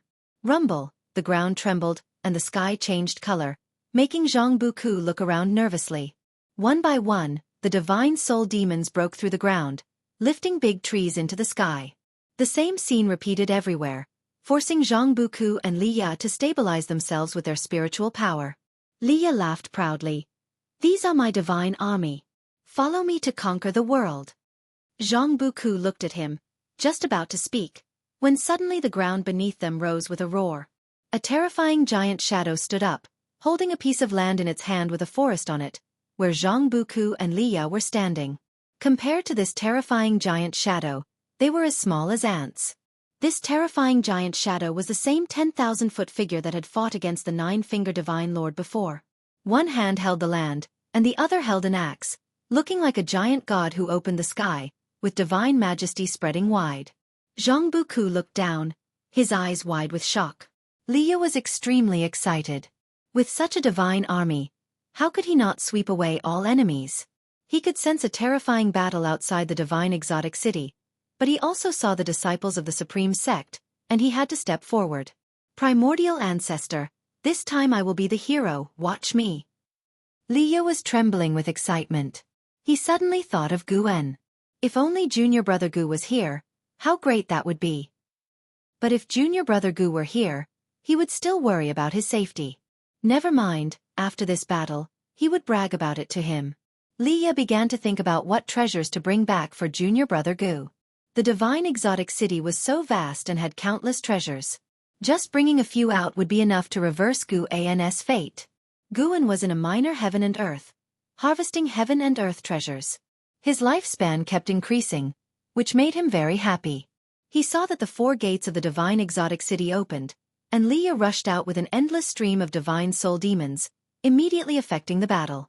Over 20 wandering immortals from the Star Sea congregations and the 7 stars spirit realm were all disturbed and retreated. The 10,000-foot figure suddenly leaped out of the city, landing on the wilderness, roaring ferociously, and the sound echoed throughout the continent, making everyone tremble with fear. Just the roar alone was enough to make people lose their courage. Guan was not worried about Liya. After all, the divine exotic immortal spirit itself possessed the power of a heaven and earth flying immortal. He continued harvesting heaven and earth treasures, having gained an 80,000-year lifespan today. He did not intend to harvest everything, as he had to leave some for the immortal spirit to continue planting. Since the divine exotic city belonged to him, he planned to let the immortal spirit set rules for Liya. Usually, don't pluck the heaven and earth treasures randomly. It would prepare mature medicinal herbs for Liya, who would surely accept them excitedly without suspicion. Looking at Liya's spirited appearance made Guan want to laugh. After this battle, Liya would surely come to show off. Guan began imagining that 1,000 years later, when Liya thought his end was near and came to bid him farewell with the divine exotic city, what kind of scene would it be? Interesting, interesting. Guan was just thinking when he suddenly felt something. He frowned and disappeared from the spot. In another realm, thunderclouds rolled, covering the sky.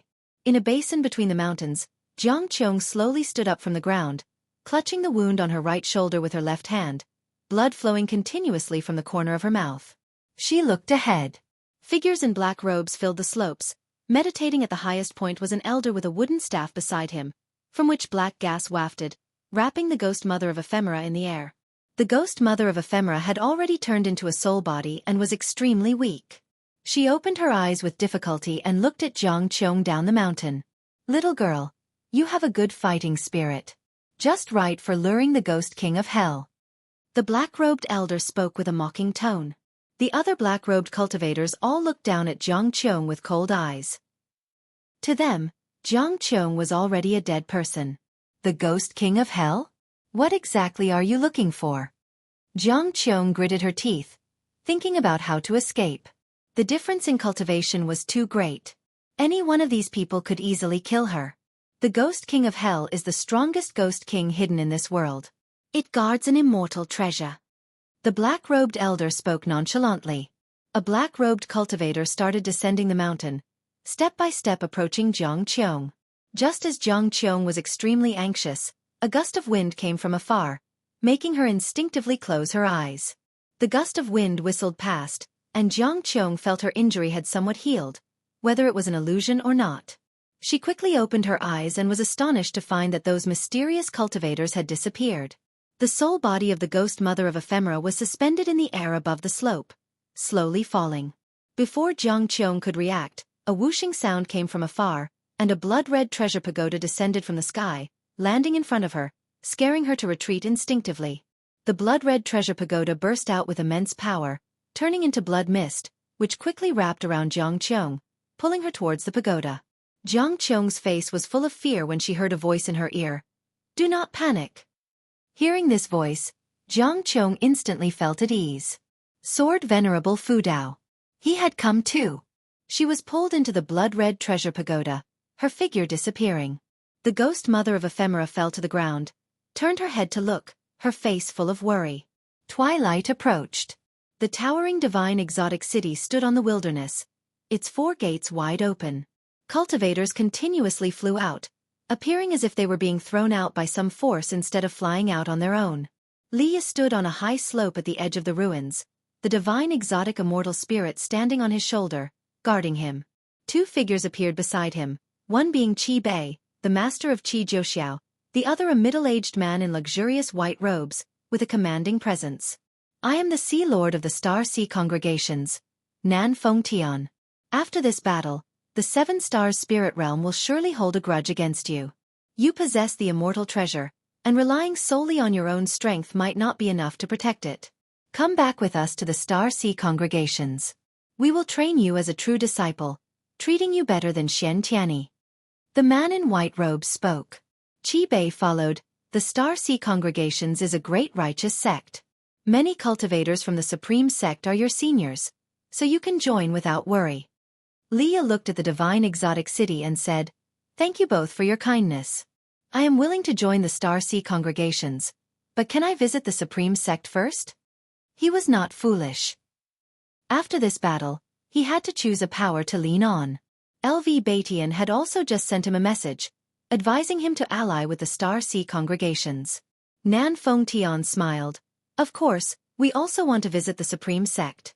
I heard the Supreme Sect hides a great cultivator stronger than a loose immortal, named Sword Venerable Fudao.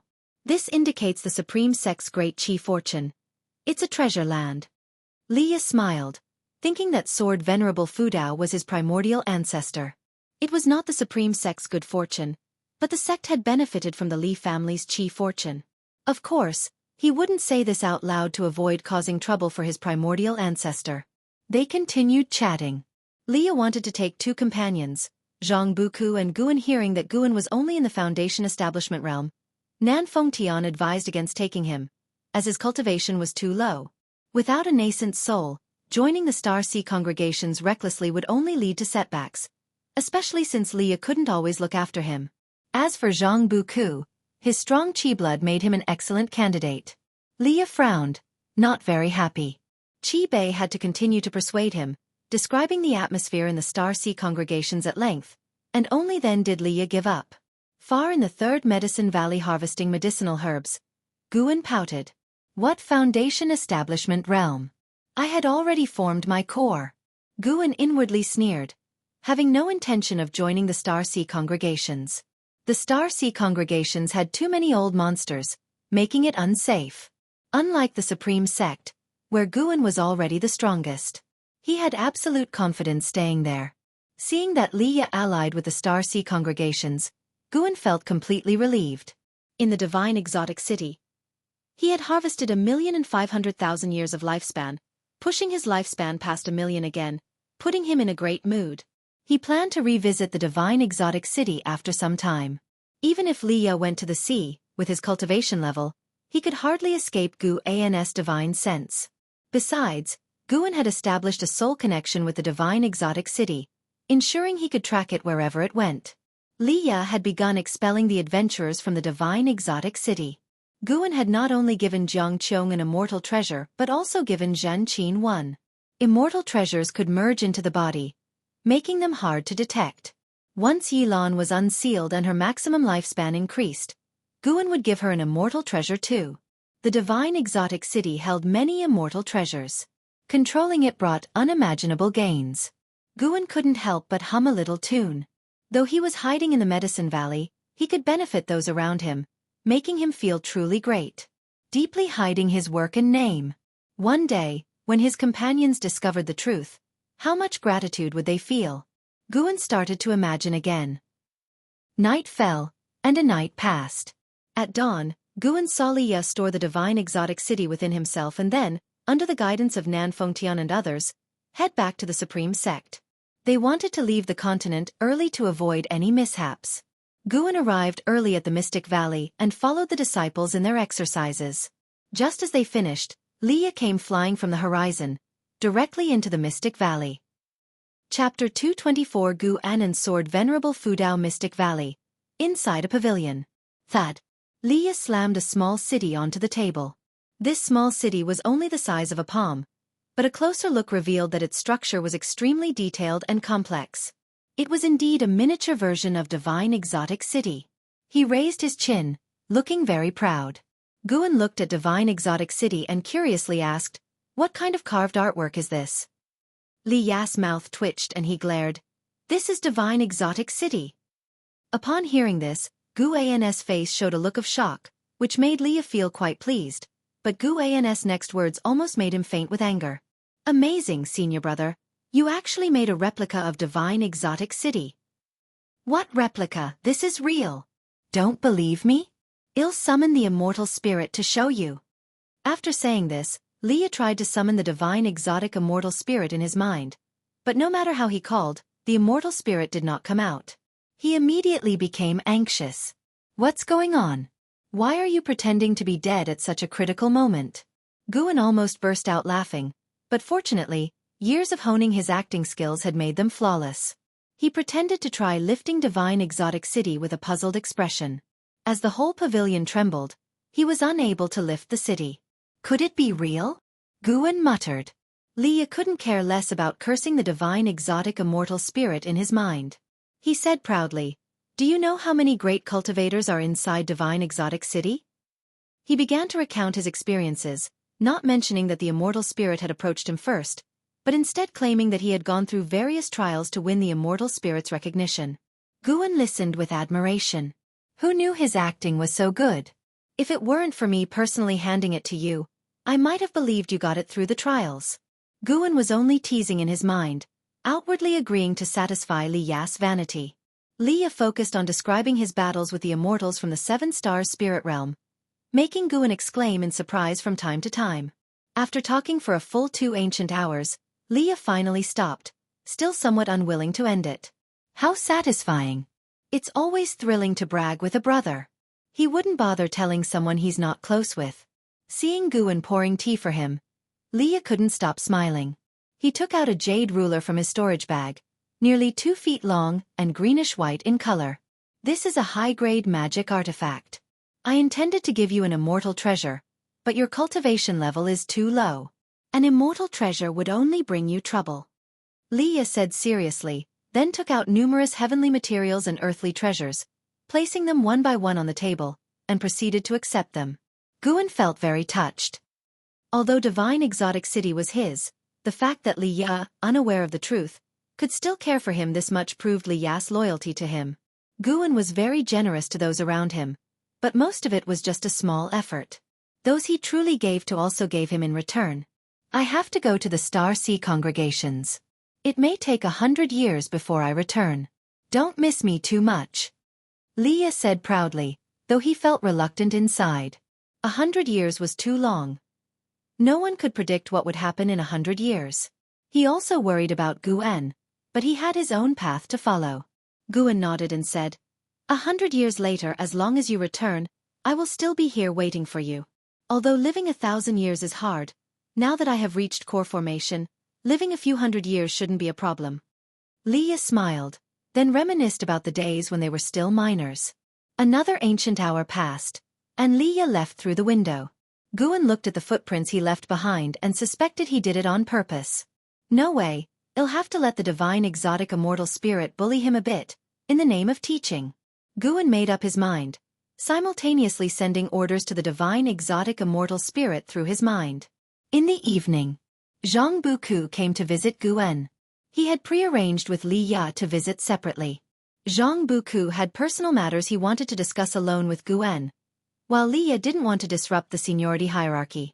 3 people in one room would also be crowded. As expected, Zhang Buku debunked Li Ya, saying Li Ya was just lucky and the immortal spirit approached him first. However, he wasn't jealous of Li Ya. Rather, he was happy for him, saying that if Li Ya wasn't strong enough, he feared they might die on their adventures. In the end, Zhang Buku also took out numerous heavenly materials and earthly treasures as gifts for Guan in gratitude. Guan tried to decline, but Zhang Buku insisted until Guan had no choice but to accept them. Being able to repay Guan made Zhang Buku very happy. He started talking about how he wished his father could see his achievements now. What a pity. It wasn't until evening that Zhang Buku finally left. Snow fluttered down as troops from the Supreme Sect returned. Zhen Qin came to visit Guan first and also brought many treasures. Guan couldn't help but laugh and cry, but he didn't refuse. 4 days later, at night, another person came to see Guan. It was Jiang Qiong. The two entered the 8 scenic caves to chat. How have you been these years? Guan asked softly, sitting in front of a green vine tree. 2 vines sprouted and began to massage his shoulders. Seeing him enjoying himself like this, Jiang Qiong couldn't help but roll her eyes. Jiang Qiong took out a medicine cauldron, lit a fire, and added water before answering, "Pretty well. I recently went to Divine Exotic City and gained a lot." She started placing medicinal ingredients into the cauldron. Guan immediately congratulated her. "Do you know who I serve now?" Jiang Qiong asked casually. Guan shook his head and said, "How would I know? In the immortal cultivation world, I am just an ordinary person who knows very few great cultivators." Sword Venerable Fudao. What? Guan was shocked. He cursed inwardly. "I told you not to say anything. How could you spill it so easily?" If Jiang Qiong told him about Sword Venerable Fudao today, she might tell others tomorrow. How could he not be nervous? Of course, even if others knew about Jiang Qiong and Sword Venerable Fudao's relationship, it wouldn't threaten Guan. However, Jiang Qiong might attract fatal trouble. "I'm only telling you, so don't spread it around," Jiang Qiong said, turning to glare at Guan fiercely. Guan sighed and said, "You shouldn't have told me. If he overhears this, won't I be in trouble?" Jiang Qiong laughed and said, "Don't worry, Sword Venerable Fudao doesn't kill nobodies. I'm just chatting with you." Then she turned the conversation to her experiences in Divine Exotic City. "This trip to Divine Exotic City was full of dangers, and I nearly died. If it wasn't for Sword Venerable Fudao's intervention, you wouldn't see me here today," Jiang Qiong said with a slight air of melancholy. Guan comforted her. "You're back now though. With your fortune, you might even become an immortal someday." Jiang Qiong shook her head and said, "An immortal? That's far too difficult. The higher you stand, the more fears you have.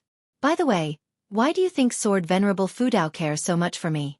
Could it be he fancies my looks?" She glanced at Guan, anticipating his reaction. Guan frowned and said, "Probably not. He's too powerful and renowned, not lacking in women. I care for you only because you've taught me so many spells. Thinking of you that way is too hurtful."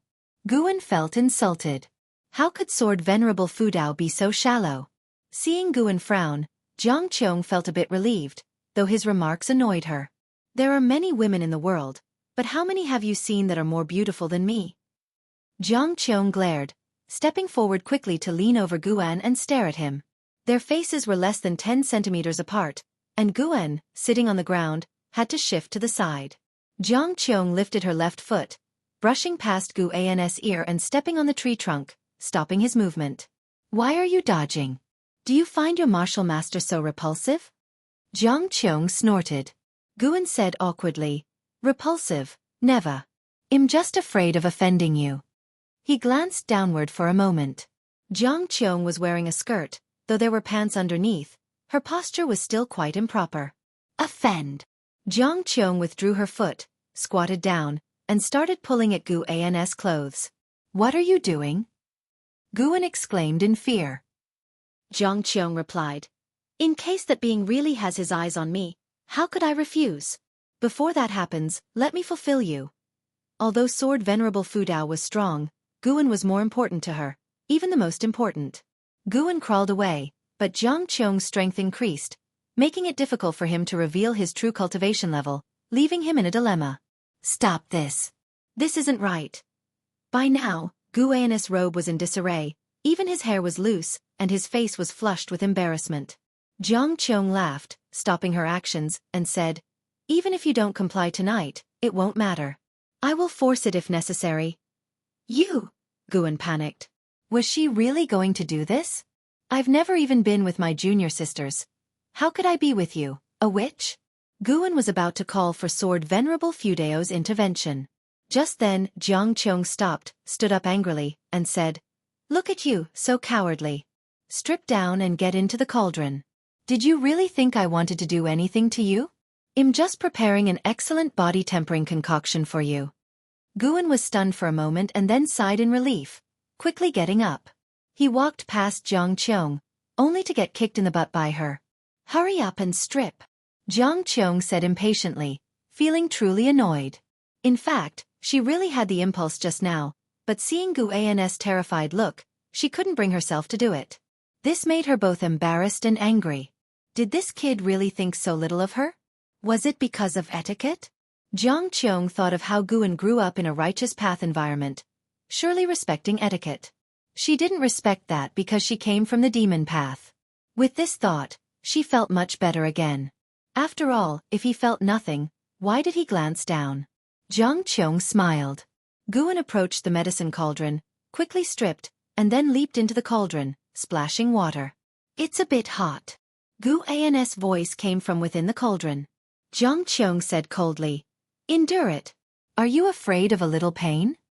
Guan remained silent, not daring to speak further. The 8 scenic caves fell into silence. After placing all the medicinal ingredients into the cauldron, Jiang Qiong took out a blood-colored tower. She sat down and inspected it carefully. Guan poked his head out and asked, "What treasure is this?" Jiang Qiong, staring at the blood-colored tower, replied, "This is the Blood Domain Soul-Suppressing Tower, an immortal treasure. It's incredibly powerful, and I got it by sheer chance." Chapter 225 Outer World Cave. Jiang Qiong briefly introduced the formidable aspects of the Blood Domain Soul-Suppressing Tower. This tower could suppress enemies. Once trapped within, they would lose their way and find it extremely difficult to escape. Moreover, they would constantly endure the burning of the blood flames within the tower, and if reduced to only their soul, there would be no chance of escape. According to the divine exotic immortal spirit, the Blood Domain Soul-Suppressing Tower was absolutely one of the top 3 immortal treasures within Divine Exotic City, which was also the reason cultivators of the 7-star spirit realm sought it out. Most of the treasures within Divine Exotic City were plundered. Some were seized by former owners from enemies, and others were left behind by adventurers after their deaths. The Blood Domain Soul-Suppressing Tower had a long-standing reputation over the ocean and was considered a legendary supreme immortal treasure. Guan often exclaimed in amazement, which caused Jiang Qiong to involuntarily smile. Watching Guan's inexperienced expression, she did not feel annoyed. Instead, she found it amusing. In other places, her cultivation level was insignificant, but in front of Guan, she was a great cultivator. Even though many people looked down on her, as long as Guan admired her, it was enough. Jiang Qiong then recounted her experiences from past years, including the founding of the Juhua sect. Guan listened attentively, even though he often used his divine sense to keep an eye on Jiang Qiong. Hearing stories directly from her was more interesting. Night passed. By noon the next day, Guan leaped out of the medicine cauldron and quickly put on his robe. Jiang Qiong approached him, scrutinizing him with amazement and said, "I didn't expect your absorption speed to be so quick." Guan precisely controlled his qi blood, ensuring Jiang Qiong did not notice any issues. "Thank you," Guan said earnestly. Jiang Qiong thought to herself that this kid still wouldn't call her martial master. She would have been angry in the past, but now she felt a hint of delight. She raised her head and said, "Practice your sword well. Your sword Dao talent is outstanding. As for your cultivation level, I will find a way to help you improve. This isn't appropriate. You should keep it for yourself.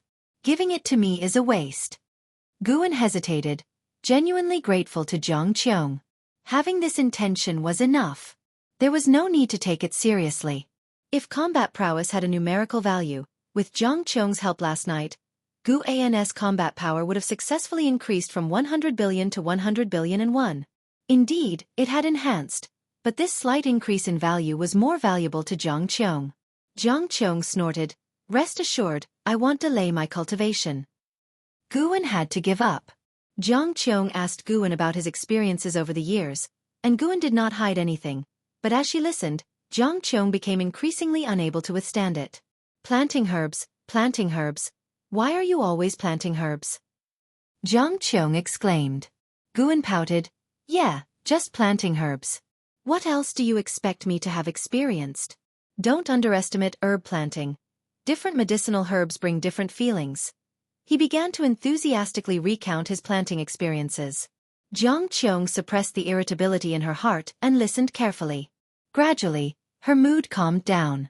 To her surprise, listening to Guan talk about his farming life was quite interesting, bringing her thoughts back to her childhood. Time flew by. Until nightfall, Jiang Qiong bid farewell and left. Guan did not leave the 8 scenic caves, planning to go out early the next morning. In the following winter, discussions about divine exotic city spread throughout the Supreme Sect cities, and Li Ya's name reverberated throughout the immortal cultivation world, surpassing Sword Venerable Fudao and Pan En. Many believed that with the control of divine exotic city, Li Ya would become an immortal in the future. Moreover, Li Ya was very young, and some already called him the best of the younger generation, even surpassing in Hao. Li Ya's prominence did not affect Gu An's life. With the capture of divine exotic city, many great cultivators overseas left, but some cultivators stayed behind, joining various sects, with the Supreme Sect absorbing the most. Because Li Ya hailed from the Supreme Sect. With control of divine exotic city, Li Ya didn't need to wait for the future. He possessed power beyond a loose immortal, to the extent that even wandering immortals couldn't do anything to him. In this way, a new spring arrived. That year, the Supreme Sect's New Year celebrations were livelier than ever. It was said that the Supreme Sect was preparing to head south in search of an island to establish a city, with the support of the Star Sea congregations, making the task much easier.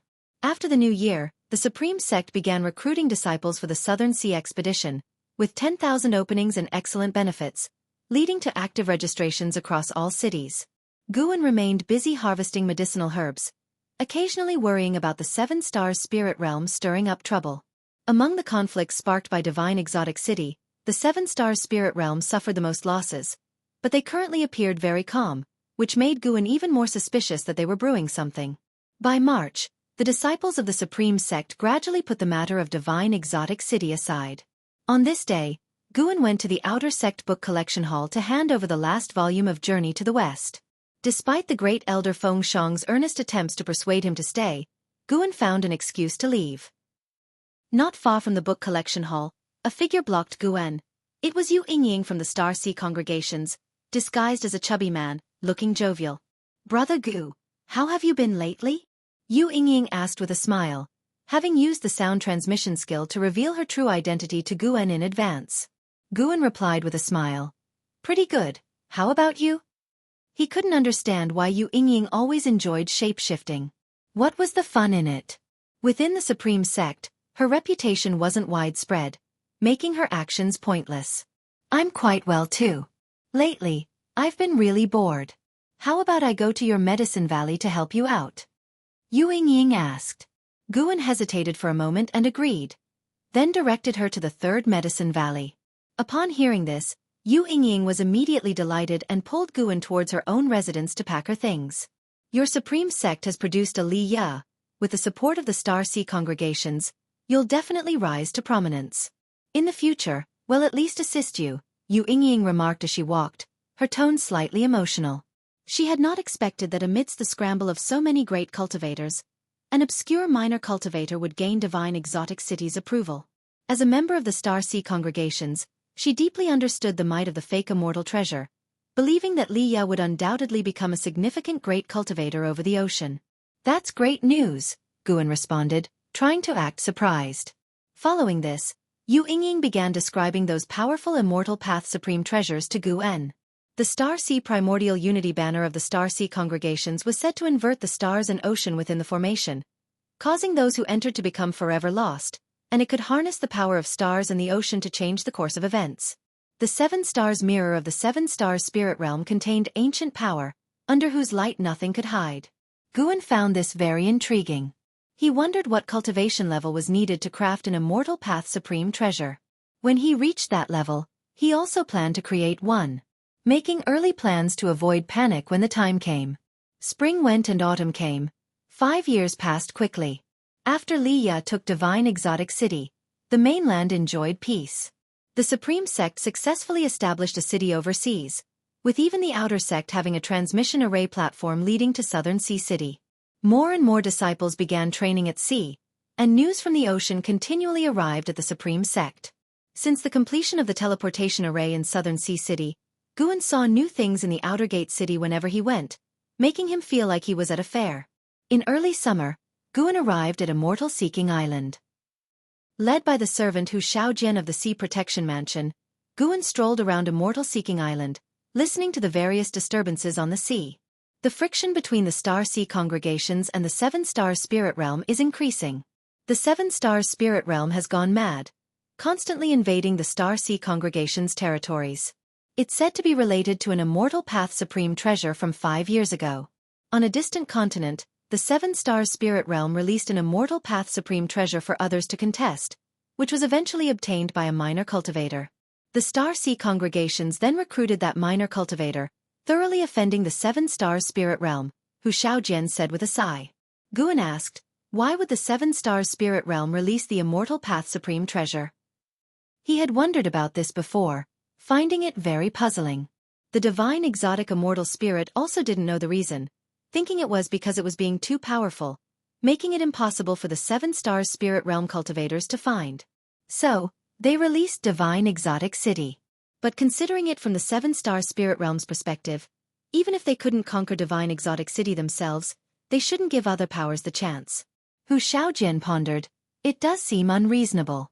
Perhaps the Seven Stars Spirit Realm needed an excuse to declare war on the Star Sea congregations? But using an immortal path supreme treasure as bait seems too exaggerated. The two continued chatting as they walked.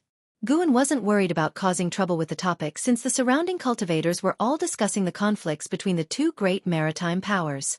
Half a day later, Guan left Immortal Seeking Island and arrived at Heavenly Phoenix Mountain's Nianchu Cave, bringing Tian Yaoer, Tian Qing, and Tian Bai into the Grotto Heaven. He took out the seeds he bought today and had the 3 demons plant them. Though Tian Qing and Tian Bai had not yet shape-shifted, their nimble claws made them capable of handling the planting duties. While they were planting, Guan went to the entrance of the Grotto Heaven, using his mana to create a stele, and then inscribed characters with his sword Qi. Outer World Cave. The meaning was to be forever isolated from the world. In the future, Guan wouldn't bring others here to live. This would always be his secluded Medicine Valley, specifically providing him with a longer lifespan. Because the seeds planted in the Outer World Cave were all high-rank seeds of level 7 or above, no medicinal herbs had matured yet. He wasn't in a hurry, patiently waiting. When the first batch of herbs matured, it would bring him a significant increase in lifespan, something he eagerly anticipated. 2 ancient hours later, Guan took them out of the Outer World Cave, walking along the underground passage towards Nianchu Cave. I've prepared shape-shifting elixirs for you. You can shape-shift in the next few days, Guan said as he walked ahead. Upon hearing this, Tian Qing and Tian Bai were overjoyed and hurriedly came forward to thank their master for his gift. Demons could achieve shape-shifting through their own cultivation, but the shape-shifting elixir could speed up the process and increase the success rate. If they relied on themselves for shape-shifting, failure would mean death or severe injury, similar to crossing a tribulation. Master, what about me? Tian Yaoer asked as she held Tian Bai, squeezing in beside Guan with a pitiful expression. Guan replied, I've prepared a batch of Qi blood-enhancing elixirs for you. The elixirs he prepared for Tian Yaoer weren't ones he refined but were purchased on Immortal Seeking Island, worth a fortune, and made by the top alchemy sect on the sea, the Purple Pill Palace. Chapter 226. Sudden Change in the Sea. Strange Fragrance. Guan did not personally oversee the shape-shifting of Tian Qing and Tian Bai. With Tian Yaoer around, he believed the 2 cat demons would be fine. Tian Yaoer's cultivation had reached the 9th layer of the core formation realm, capable of handling matters independently. Guan first returned to the Mystic Valley, taking a few laps around the valley before heading to the 3rd Medicine Valley. The number of servant disciples in the 3rd Medicine Valley had increased to 800. As soon as he stepped out of the transmission array platform, he heard a commotion. He glanced up and saw some disciples sweeping, some patrolling the area, and others practicing spells. Under the distant trees, some were playing chess and Go. Guan was lenient in managing the disciples. As long as they completed their daily tasks, they could arrange their time freely. In the 3rd Medicine Valley, not all disciples were idle. Most harbored ambitions of becoming outer disciples, so they worked diligently to please Guan and obtain elixirs. Guan walked towards his pavilion. The Blood Prison Great Saint was dozing on the grass below the pavilion, nature's spiritual energy slowly flowing into his body. Suddenly, the pavilion door opened, and Yu Yingying beckoned to Guan. Seeing this, Guan sighed helplessly and walked over. This pavilion belonged to Lu Lingjun. After Divine Exotic City was taken by Li Ya, Lu Lingjun returned. She was in seclusion for cultivation until Yu Yingying entered the valley, causing a change. The two of them unexpectedly got along well. Having heard that Lu Lingjun was a great cultivator in the Mystic Heart realm, Yu Yingying became intrigued and approached her, successfully befriending her through her Star Sea congregation's background. Guan didn't need to enter the pavilion to know what they would discuss. It was definitely about establishing the Ascension sect. Guan was also forcibly pulled into their plan. As long as he provided medicinal herbs, he could secure a high-level seat in the future. Upon entering, Yu Yingying closed the door. Guan walked into the hall. Lu Lingjun was sitting at the table, which was covered in papers, with a small white snake coiled on them. He sat down, teasing the white spirit demon emperor, enjoying stroking its snake head. The white spirit demon emperor, having concealed its cultivation, was usually docile. Besides, Lu Lingjun had privately instructed it, so it had to comply with Gu An's actions. Yu Yingying quickly sat beside Guan, excitedly saying, "Recently, my people have tracked the whereabouts of Ascenders. And there's more than one." Guan responded irritably, "You dragged me into this just for that? I have no intention of leaving the Supreme Sect." He wondered what Lu Lingjun had said to make this native Yu Yingying so obsessed with creating the Ascension sect. Moreover, Yu Yingying, though only in the Foundation establishment realm, had many spies at sea. Previously, Guan overheard their conversation and learned that Yu Yingying's grandfather was one of the Sea Lords of the Star Sea congregations, meaning he was at least in the wandering immortal realm. Guan felt quite unsettled about this. He had known Yu Yingying first, but she hadn't confided in him, instead revealing everything to Lu Lingjun. "Since you two are so close, why not just soar to great heights together?" Yu Yingying giggled. "Of course, it's not about asking you to invite them. With your cultivation level, seeing them would be quite difficult.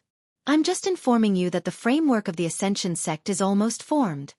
Lu Lingjun nodded, saying, "I plan to establish the Ascension sect outside the 3 dynasties. The Supreme Sect will also support us." To this, Guan was not surprised. The position of the Taitsong dynasty was too awkward, located at the southernmost part of the continent. The spirit mines discovered by the Supreme Sect in the Demon Clan's territory were constantly plundered by other sects, preventing the sect from expanding to the north. If the Ascension sect could be established, other sects might not target it. In the future, the cooperation between the 2 sects would certainly hinder the development efforts of other sections. Regarding the sect competition in the 3 dynasties area, Guan had no intention of intervening. The Supreme Sect had not been gathering disciples or seeking Sword Venerable Fudeo's help, as both the Venerable Pavilion and the Hall of Elders were harboring pent-up frustrations, determined to elevate the Supreme Sect to the foremost sect among the 3 dynasties. Lu Lingjun said, "I plan to personally head south. I'm just letting you know so you won't wonder where I went." Guan said, "You don't need to report your whereabouts to me." "Huh." Lu Lingjun glanced at him, her gaze slightly cold. Guan pouted and said no more. Yu Yingying began excitedly detailing the information on the Ascenders. There were 5 in total, 3 males and 2 females, residing on an island within the Star Sea congregation's domain. The weakest among them had reached the Unification realm, with 2 having reached the Mystic Heart realm. There were actually many Ascenders overseas. Once they understood the survival rules of this world, they no longer hid their origins. After all, cultivators here couldn't ascend to the lower realms, and they weren't interested in the lower realms. Guan listened attentively, contemplating the impact if the Ascension sect truly established itself in the immortal cultivation world on the continent. Ascenders might not have the highest cultivation, but their survival skills and temperament were formidable. Whether Lu Lingjun could win them over remained uncertain to Guan. An hour later, Lu Lingjun left with the White Spirit Demon Emperor. Guan and Yu Yingying saw them off. As Lu Lingjun's figure disappeared into the sky, Yu Yingying looked at Guan, patted his shoulder, and laughed. "When the Ascension sect is established, you can be counted as an elder. Your destiny will change. Remember to thank me." Guan looked at her, curiously asking, "You're not even an Ascender. Why are you so enthusiastic?" Once the Ascension sect was established, those without Ascension experience would surely be marginalized or scorned, as the sect's teachings would focus on gathering Ascenders. It's interesting. In this lifetime, if you could do a few notable things, it wouldn't be a waste of time in this mortal world. If you could leave a mark, that would be even better, Yu Yingying said matter-of-factly. Guan was surprised. "With your background, why do you sound like?" He noticed that in her true form, Yu Yingying had a peculiar causal force within her, limiting her spiritual power's growth. Once her cultivation couldn't progress, even with a maximum lifespan of 5,000 years, Yu Yingying would surely die at the age of 400. Yu Yingying looked at him and sniffed. Right, I already know my fate. In this lifetime, I can't pursue the immortal path. With that, she turned and left, not wanting to continue the conversation with Gu and didn't press further. Having come this far, he asked a single question, as he wouldn't involve himself in Yu Yingying's fate. He couldn't ensure his junior sister's immortality, so he wasn't qualified to help others. He turned and went back inside to practice alchemy, planning to bring the elixirs to the outer gate city in a few days. The time came to the end of summer. In the third medicine valley, Guan was studying the Ziwei Array Chronicles when he suddenly felt something, casting his gaze outside the window, frowning slightly. Why has this guy been so restless recently? Guan pondered in confusion. In the past month, Liya repeatedly used the power of divine exotic city, starting anew today.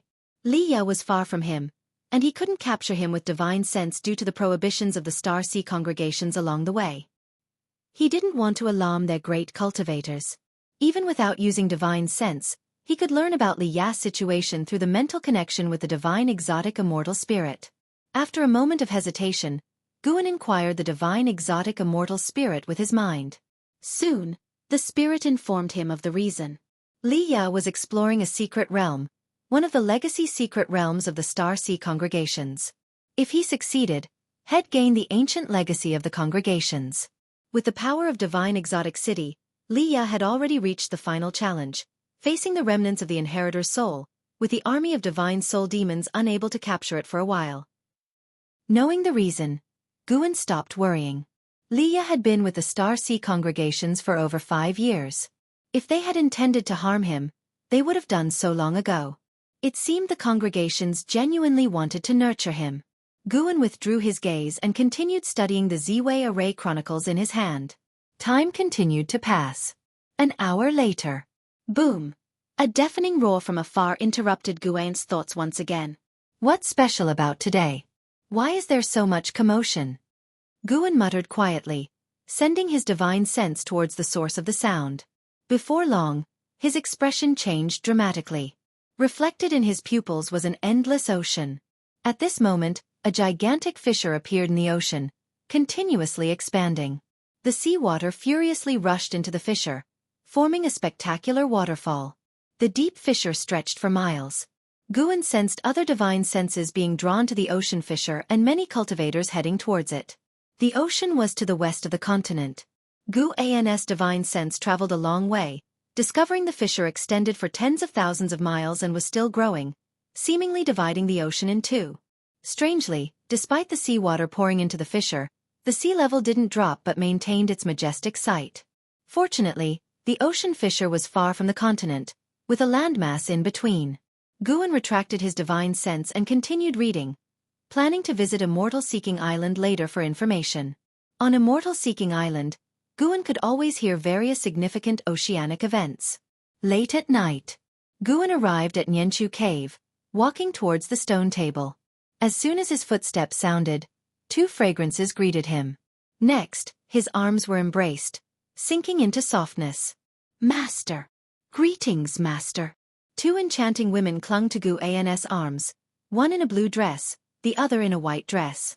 They had graceful figures and delicate features, gazing at Guan with eyes like rippling water. They were Tianqing and Tian by after shape-shifting. Guan, wearing a mask, asked, "What's that smell on you?" Tianqing tilted her head and said, "It's a special water mist made. It gives off a distinctive fragrance, masking our demon scent, so Master won't dislike us." Guan remained silent, inwardly satisfied. The newly shape-shifted Tianqing and Tianbai indeed had a foul demon scent, which made him reluctant to be close to them before. Allowing them to hold him, Guan walked towards the small building. The 2 cat demons chattered non-stop, just like Tian Yaoer. Soon, Tian Yaoer emerged from the house, beaming as she approached Guan, expecting praise. Unfortunately, Guan didn't mention the fragrance but asked about her cultivation progress. Chapter 227 Immortal King Guan sat at the stone table, enjoying Tianqing and Tianbei's shoulder and leg massages. He cast his gaze toward Tian Yaoer, occasionally giving remarks on her limitless freedom step, feeling quite content. Tian Yaoer felt rather frustrated but had no choice but to listen. After a long while, Guan finally stopped his pointers to her and said, Tianqing, Tianbai, today I will teach you a divine skill. Do you wish to learn? Upon hearing this, the two girls immediately nodded, their eyes shining with excitement. Guan raised his hand, using his index finger to touch their foreheads. In an instant, their bodies stiffened, and a figure practicing divine skills was reflected in their pupils, their postures constantly changing. He imparted the Taoist Gang primal energy to them. Tianqing and Tianbai needed many years to master it, which would also help them settle down. During the massages, their hands had been a bit restless, which made Guan slightly displeased, hence a small punishment. Tian Yaoer sat down and curiously asked, Master, what divine skill are you teaching them? Guan briefly introduced the Taoist Gang primal energy, which piqued Tian Yaoer's interest, and she began to coquettishly beg him to teach her. Having spent so much time together, Guan found it hard to refuse Tian Yaoer's requests, so he nodded in agreement. This made Tian Yaoer very excited. Her eyes darted around, thinking of something, unable to contain her smile. Once the two cat demons regained their senses, Guan let them go to practice. As they left, Tian Yaoer approached again, eagerly leaning her forehead forward with her eyes closed. Seeing her acting like a damsel waiting to be picked, Guan cursed her as a demon under his breath, then began imparting the divine skill. After teaching the divine skill, while Tian Yaoer was still immersed in the inherited memories, Guan began picking medicinal herbs. Tianqing and Tianbai were very restless. Wherever Guan went, they would practice nearby, constantly chatting with him. It wasn't until dawn that Guan finally left. As autumn arrived, the weather became slightly cool. Guan crossed several seas and reached Immortal Seeking Island.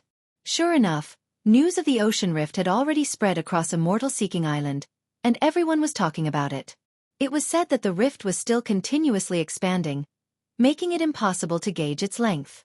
The width alone reached 100 miles, causing unease, as if the entire mortal world was about to split in two. During this time, Guan even saw heaven and earth flying immortal approaching the ocean rift, but they were powerless as well.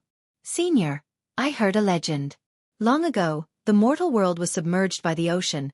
Countless Taoist traditions perished. When the ocean receded, all beings returned to living on land, and sects sprang up like bamboo shoots after a rain. One of those sects was the Red Dust Sect.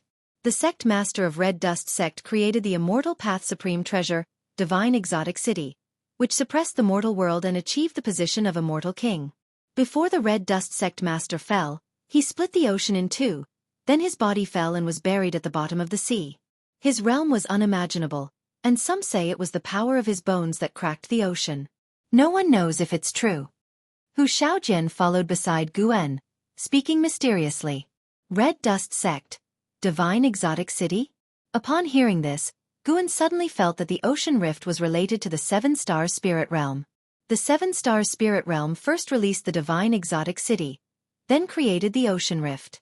What was their true intention? Help me gather all the legends and records of immortal kings throughout history, Guan instructed.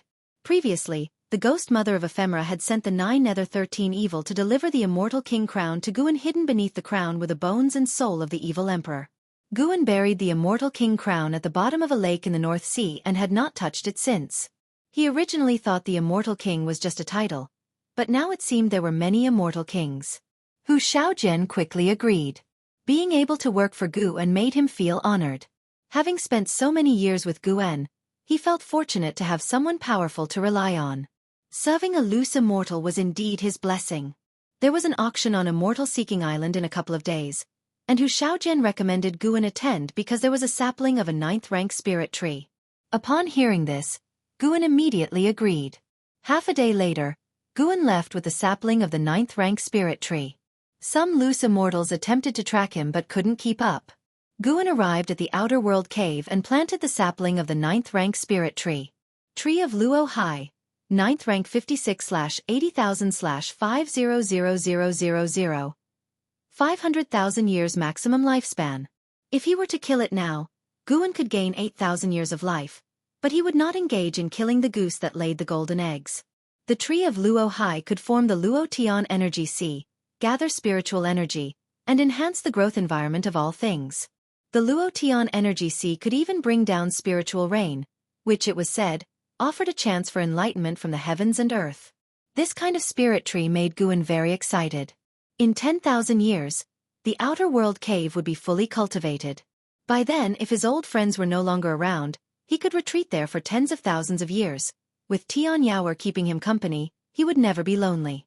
Guan admired the tree of Luo Hai for a long time before leaving.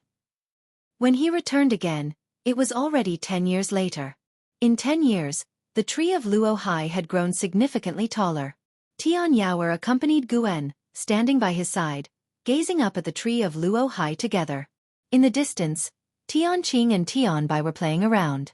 Guan had taken them in to serve Tian Yaoer, but since Tian Yaoer was often in seclusion, she rarely disciplined them, leading to their continued innocence and playful nature.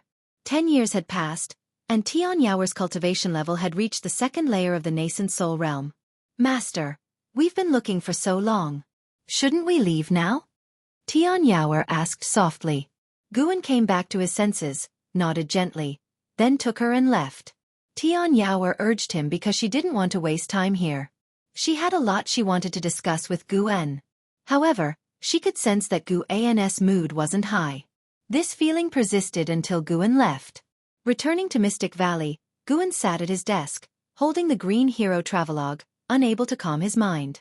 He sighed quietly, feeling very troubled. The reason for his distress was because tonight Yilan was going to release the cultivation suppressed by the primordial reincarnation skill. He was already 122 years old, whereas Yilan was 117, only 13 years away from the end of her lifespan. He feared that the primordial reincarnation skill might have issues, so he left 13 years as a buffer. Over these years, he had sent countless elixirs to Yilan, which should have helped her accumulate a significant amount of cultivation. Guan thought this, feeling a bit more at ease. He sent his divine sense toward the outer gate city, inside Yilan's mansion. Yilan was meditating on her bed, practicing her skills. Guan could feel that her cultivation realm was loosening. He waited until the deep of night. Yilan's cultivation was completely released. Guan had set up many formations in her mansion in advance. Nonetheless, her aura still alerted many people because he couldn't lay formations beyond his apparent abilities grade. More and more people gathered toward Yilan's mansion. Fortunately, the outer sect's great elder LV Songhan arrived in time, dispersing the disciples and dispatching subordinates to guard the mansion. This was Guan's prior arrangement. Guan could feel that Yilan was forming a core, and he couldn't help but breathe a sigh of relief. Until dawn, Yilan began forming her nascent soul. This made Guan secretly shocked. The primordial reincarnation skill was quite domineering. Of course, the reason Yilan could break through so quickly was mainly because Guan had invested a lot of elixirs. The value of those elixirs had already surpassed the accumulation of most nascent soul realm cultivators. After 2 more days, Yilan's cultivation finally stabilized. But her commotion had attracted the attention of the inner sect and the main city of the sect. Guan had no choice but to stand guard at the mansion's entrance. LV Batian flew over. Seeing Guan, he immediately approached him. Facing the sect leader, Guan did not conceal anything. He explained the origin of the Taoist expansion skill and revealed that the reason Yilan's breakthrough caused such a stir was that he had poured all the medicinal herbs he had obtained over the years into elixirs for her. LV Batian had heard of the Taoist expansion skill. Wuxia was now a key figure beside Li Xiandao, and the power of the Taoist expansion skill had already spread in the immortal cultivation world. He hadn't expected Guan to be so sentimental. He knew that Guan possessed 3 medicine valleys, and the quantity of medicinal herbs he obtained yearly was immense. That he would pour it all into Yilan was astonishing. I'll handle this. You can wait here in peace, LV Batian said and then signaled to LV Songhan. He had LV Songhan proclaim that a great cultivator at the divinity transformation realm was practicing in the mansion, and no one was to disturb. A foundation establishment realm cultivator reaching the divinity transformation realm in 2 days would indeed cause a huge stir, but if it was a divinity transformation realm cultivator practicing, the impact would be much less. Guan stood and waited in front of the mansion. Until evening, when Yilan's aura calmed, LV Songhan finally led his people away. Guan entered the mansion and walked toward Yilan's room. Standing in front of the door, he waited. "Senior brother, why don't you come in?" Yilan's voice came from inside the room. Guan took a deep breath and pushed the door open. His gaze was immediately drawn to Yi Lan on the bed. He quickly performed a lifespan detection. Yi Lan, Divinity Transformation Stage 5th Level 117/600/600. Only 600 years of lifespan? Guan frowned, his heart sinking. Yi Lan opened her eyes, looked at him, and smiled. Senior brother, I've reached the Divinity Transformation realm. It's incredible. She was very excited, unaware that her lifespan was only 600 years. In her understanding, living 1,000 years at the Divinity Transformation realm was not difficult, and she believed her cultivation would grow higher in the future. The primordial reincarnation skill could extend the maximum lifespan but couldn't ensure that the practitioner's lifespan increased with breakthroughs. After all, this skill was meant to defy fate. Guan smiled and said, Really? That's great, junior sister. You'll have to look after me from now on. Yi Lan laughed. The technique is yours. When you release your cultivation, you'll definitely be more powerful than I am.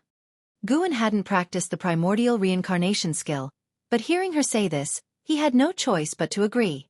Yi Lan got up and sat at the table with Guan, starting to talk about her breakthrough experiences. Guan, meanwhile, pondered how to help Yi Lan achieve enlightenment. At present, it seemed enlightenment was the best way to extend the maximum lifespan. But how difficult enlightenment was.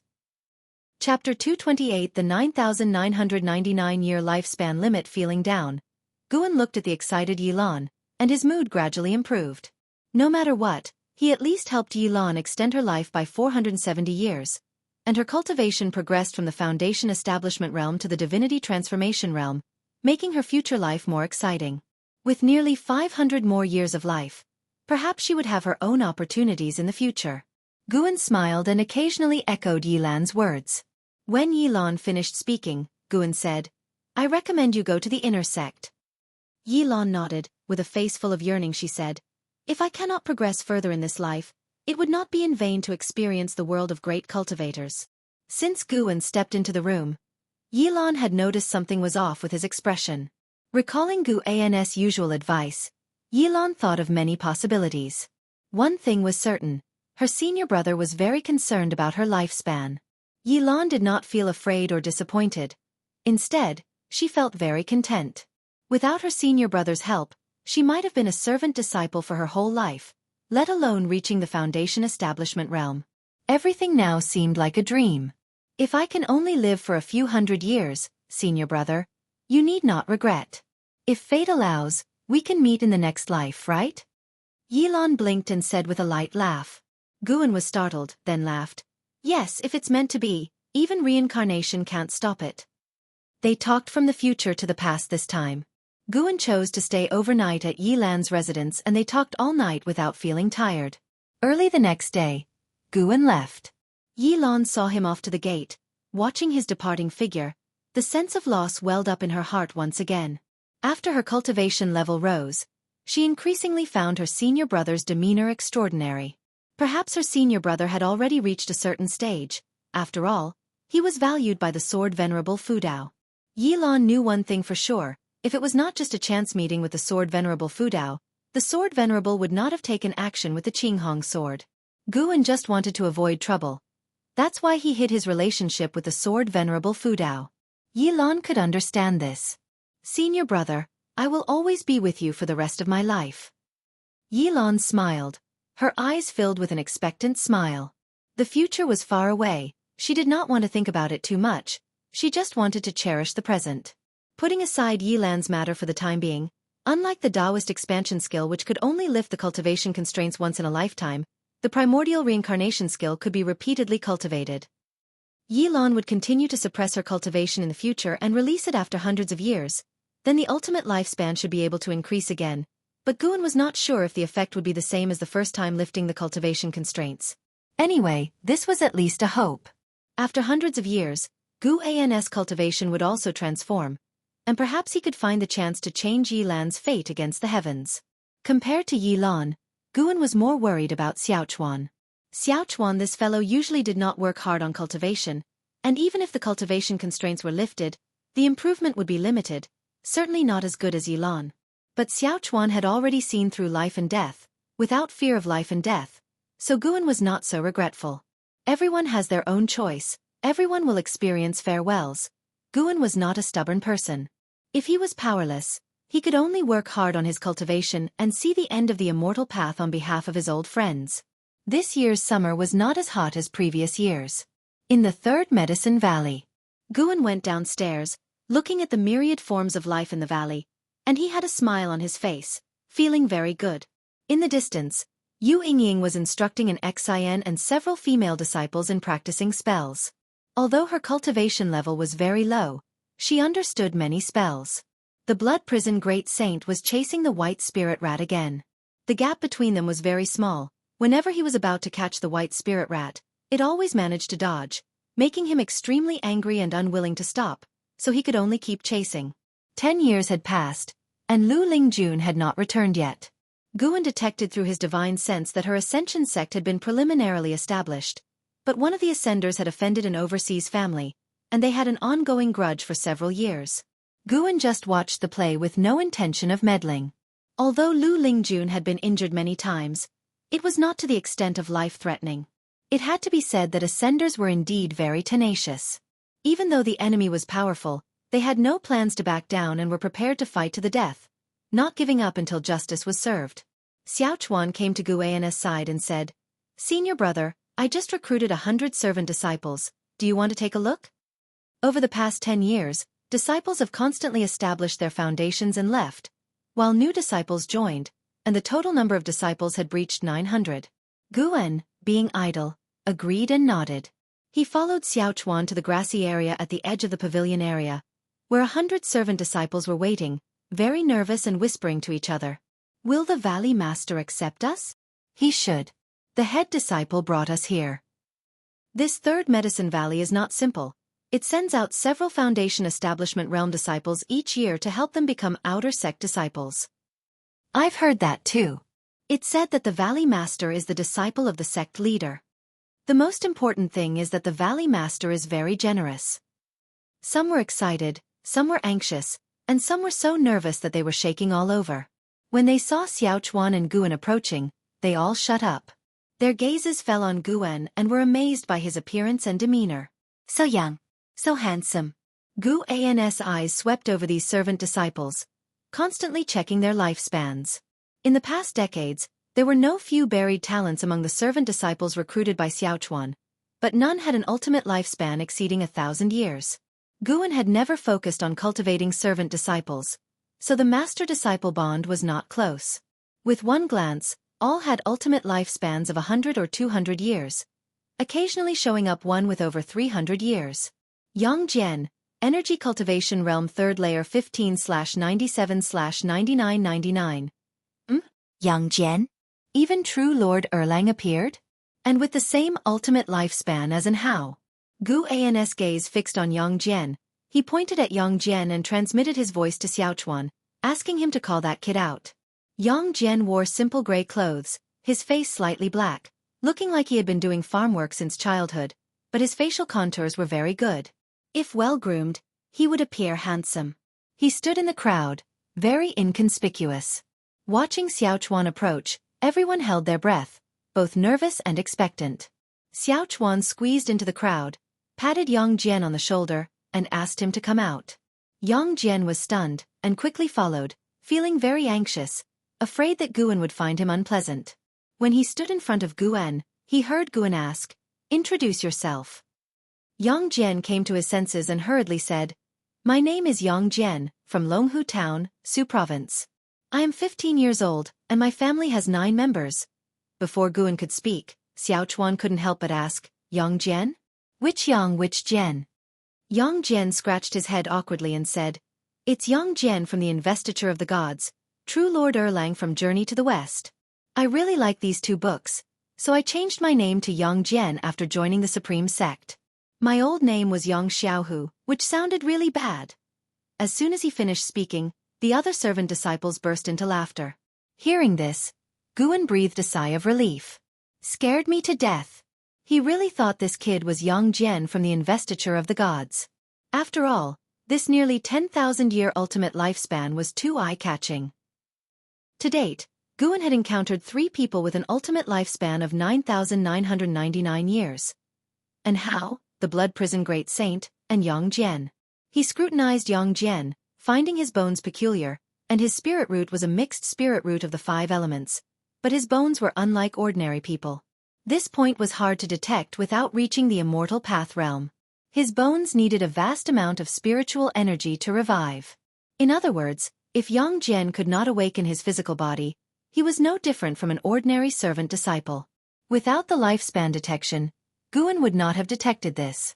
If not encountered by Guan, Yang Jian would likely never have been noticed for his extraordinary traits, as the number of immortals in the Taizong dynasty was few, making it hard for him to come in contact with them. Xiaofan, with a dark expression, said, "You really know how to name yourself, daring to take the name of true Lord Erlang, who is so divine and handsome?" He also liked the investiture of the gods in Journey to the West and had a very good impression of Yang Jian. In the investiture of the gods, Guan included the story of Yang Jian rescuing his mother on Peach Mountain, making Yang Jian's character more complete and raising his popularity to the highest in the investiture of the gods, surpassing even Neza. The other servant disciples joined in the teasing, making Yang Jian's face turn red, wanting to find a hole to crawl into. Choosing a new name after embarking on the path of immortal cultivation is also a way to show your ambition. From now on, you shall be called Yang Jian. Guan said with his words. The other disciples dared not laugh anymore. Then, Guan gave some courteous encouragement and explained some rules of the Medicine Valley, stating that as long as the disciples worked diligently, he was willing to help them establish their foundations and pursue the immortal path. After speaking, Guan turned and left. He would not accept someone as a disciple based solely on their ultimate lifespan. He would observe Yang Jian's future behavior. If he had good character, Guan would be willing to help, forming a kind fate. If his character was mean, then he would live his exceptional lifespan in mediocrity. Due to being singled out by Guan, Yang Jian was pursued by other disciples looking to befriend him, making him feel flattered. He looked at Guan's departing figure, his eyes full of gratitude. Without Guan's recognition, his name would have been constantly mocked. He decided secretly that he must perform well and strive to get a foundation establishment pill someday. Back in his room, Guan couldn't help but turn his gaze to Anhao. Compared to Yi Yan, Su Han, and Zhen Qin, Anhao was his true disciple, inheriting his cultivation techniques and ultimate skills. He had always held great expectations for Anhao. Anhao's cultivation had reached the 9th layer of the nascent soul realm, and terrifyingly, he was not yet 100 years old. At the moment, Anhao was cultivating on a small island in the ocean, with Qi Jiuxiao and Qi Bei also on the island, guiding him in his cultivation. Both were stunned by Anhao's talent. If they didn't know that Anhao had a mentor at the heaven and earth flying immortal realm, they would have fought to take him as a disciple. Guan noticed that Qi Bai's cultivation level was continuously dropping. It seemed the poison of the immortal swallowing scorpion could not be completely eliminated. He needed to find an opportunity to pass the Yangwood primordial skills advanced technique to Anhao to prevent Anhao from being surpassed by Li Ya and Zhang Buku. Chapter 229 Yang Jian's longing with the passing of summer and the arrival of autumn, the third Medicine Valley gradually became tinged with yellow. Yang Jian came before the Blood Prison Great Saint, respectfully presenting a platter filled with flowers and fruits. The Blood Prison Great Saint lay on the ground and gave him a casual glance. "Is it washed clean?" he asked indifferently. Yang Jian quickly nodded and whispered, "I washed it 3 times." The Blood Prison Great Saint lowered his head to sniff, then said, "Not bad. Keep it up, you may go now." Yang Jian stood up, bowed, and then retreated. Ever since Guan approved his name, he had been more driven than the other disciples. Not only was he busy with chores in the valley, but he also served the Blood Prison Great Saint and the White Spirit Rat diligently. His industriousness made the other servant disciples feel disdainful, so they gradually began to distance themselves from him. Despite this, he did not feel embarrassed but was instead full of anticipation. He knew full well that with his average talent, if he only did what the other disciples did, he would at most earn a single foundation establishment pill. He believed that even if he reached foundation establishment, it wouldn't change his fate. There were many foundation establishment realm disciples in the outer sect who still remained at the bottom. But if he could gain the favor of the Valley Master, that would be entirely different. Lacking aptitude and connections, Guan represented the greatest opportunity in Yang Jian's eyes. He didn't know how to go about pleasing Guan deliberately, so he used his spare time to take care of Guan's mounts and spirit pets. Yang Jian stood at the wooden fence, looking out over the vast expanse of the Medicine Valley's garden. He wiped the sweat from his face, filled with hopes for the future. Being able to join such a Medicine Valley was already very fortunate. Next, he needed to seize this fortune. Days went by one after another. In late autumn, someone came to visit Gu-en. It was Wu Ju, whom he hadn't seen in many years. Wu Ju, visiting the third Medicine Valley for the first time, was amazed by its grandeur. "I'm looking for Gu-en," Wu Ju said, grabbing a person. Coincidentally, that person was Yang Jian. Yang Jian was sweeping the ground and couldn't help but ask, "May I ask for your name, senior? What is your relationship with the Valley Master?" "My name is Wu Ju. Gu-en and I are brothers. I've been away for many years and came here specifically to see him today," Wu Ju replied. Hearing this, Yang Jian dared not be careless. He asked Wu Ju to wait for a moment and ran all the way to Xiaochuan to report the matter, asking Xiaochuan to make the decision. Xiaochuan then went to Gu-en's pavilion and relayed the story at the door. In fact, Gu-en had already sensed Wu Ju's arrival, but since Wu Ju had now cultivated the energy-concealing sorcery, it was hard for him to detect directly. So he waited for his disciples to report it to him. "Bring him over," came Gu-en's voice from inside the room. Xiaochuan immediately called out to Yang Jian, sending the waiting Yang Jian downstairs on an errand. Just as Yang Jian turned around, Wu Ju suddenly rushed past like a gust of wind, startling him so much that he widened his eyes. He stood there dumbfounded, watching Wu Ju leave a trail of afterimages as he swiftly went upstairs. Even Xiaochuan, who was upstairs, had his hair blown around and stood frozen in place. Wu Ju pushed open the door, saw Gu-en, and smiled, turning around to close the door behind him. Xiaochuan came to his senses and turned to descend the stairs. Yang Jian was still stunned. It wasn't until Xiaochuan beckoned to him that he finally snapped out of it. He didn't inquire about Wu Ju's identity, but in his heart, a great determination ignited. He also wanted to become a great cultivator like Wu Ju. On the other side, inside the room, Gu-en poured tea for Wu Ju and listened to him recount his experiences over the years. After sitting down and adjusting his mindset, he used lifespan detection on Wu Ju as if he were about to open a blind box. Wu Ju, Nascent Soul Realm, Level 8124/890/7600. So many years had passed, but Wu Ju's maximum lifespan had not increased, indicating that he hadn't made any breakthroughs in path enlightenment for decades. Gu-en felt a bit disappointed. He had hoped that Wu Ju could continue his path enlightenment indefinitely. Of course, with Wu Ju's current talent and status, reaching the Nirvana realm before the age of 7,600 wouldn't be difficult. However, Gu-en thought it a pity that Wu Ju wouldn't reach the ultimate lifespan limit of 9,999 years. Wu Ju didn't notice any change in Gu-en's expression, and continued to talk excitedly about his experiences over the years. Gu-en listened attentively. The timid boy from back then had now grown to be a capable individual. Hearing him now also made Gu-en feel somewhat emotional. After a long time, Wu Ju began to speak about his troubles. "The Emperor treats me very well and has tried hard to win me over, but my master also treats me exceptionally, training me without reservation. Now the Zhou family behind my master is not only in conflict with the Taizong dynasty but is also challenging the supreme sect." Wu Ju spoke with a face full of anguish. He had embarked on the immortal cultivation path at the supreme sect, so he had deep feelings for it. When the Zhou family left the supreme sect, it made things difficult for him. Hence, he chose to serve Li Xiandao to avoid the disputes. But now, with the Zhou family supporting the great Zhang dynasty, a three-way war was imminent, and he faced another decision. This time, he had returned to seek Gu-en's opinion. After hearing this, Gu-en also felt troubled. Repaying a debt of gratitude was always the hardest. He pondered for a moment and then asked, "Who do you think is the most important?" Wu Ju was silent for a moment before he replied, "In my heart, the supreme sect is definitely the most important. Whether it is my master or the emperor, they chose me only after I had grown up. Without the supreme sect, I wouldn't have met them." He raised his eyes to look at Gu-en, his gaze gradually becoming resolute. Gu-en smiled and said, "Since you can make a choice, I won't say more. Regardless of your decision, I will support you." Wu Ju felt a smile spread across his face and sighed, "I have to consider how to face them in the future. It's simple. Don't become their enemy. Support the Supreme Sect unilaterally. There are many ways to repay them. You don't have to follow orders blindly, Guan reassured him. Wu Ju nodded, then took out various treasures from his storage bag, placing them on the table.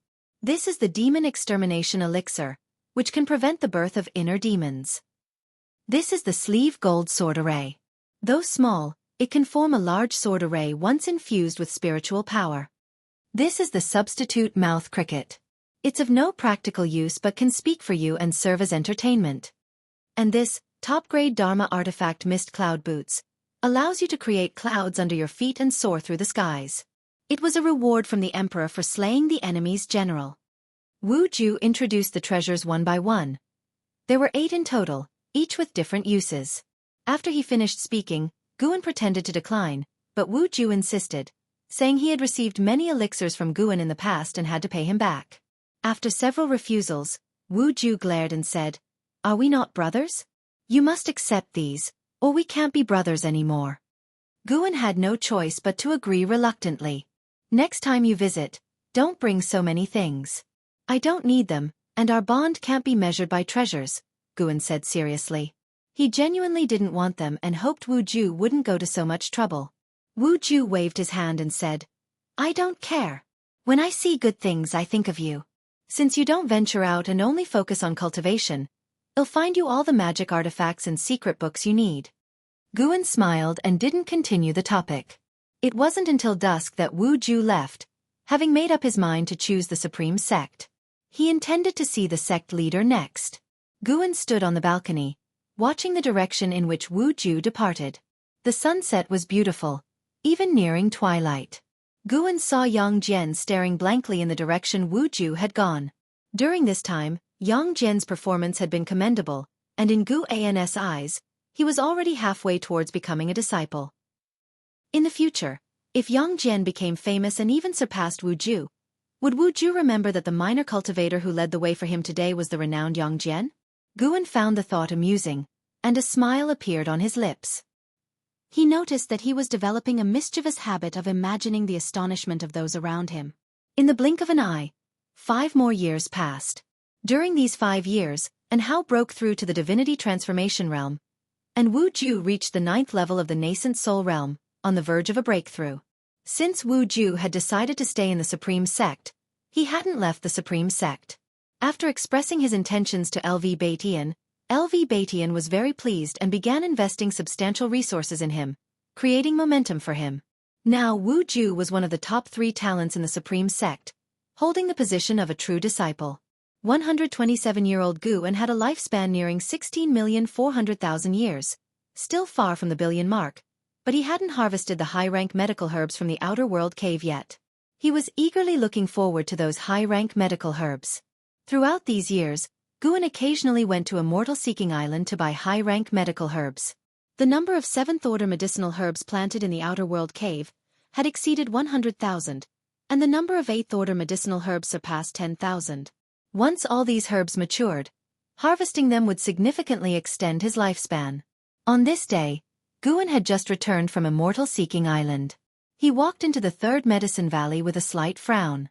Recently, more and more loose immortals had been eyeing him, so he needed to consider purchasing medicinal herbs from other islands. The price of a single 7th-order medicinal herb was astronomical. Guan's extensive purchases at Immortal Seeking Island had made him one of their top 10 clients, naturally drawing envy. As Guan passed by the Blood Prison Great Saint, he saw Yang Jian standing nearby, washing the Blood Prison Great Saint. He said, "Don't spoil him. He spends his days lazing around, only knowing how to eat and sleep." Yang Jian quickly responded, "It's fine. I don't have anything to do anyway." Guan said no more and quickly went upstairs.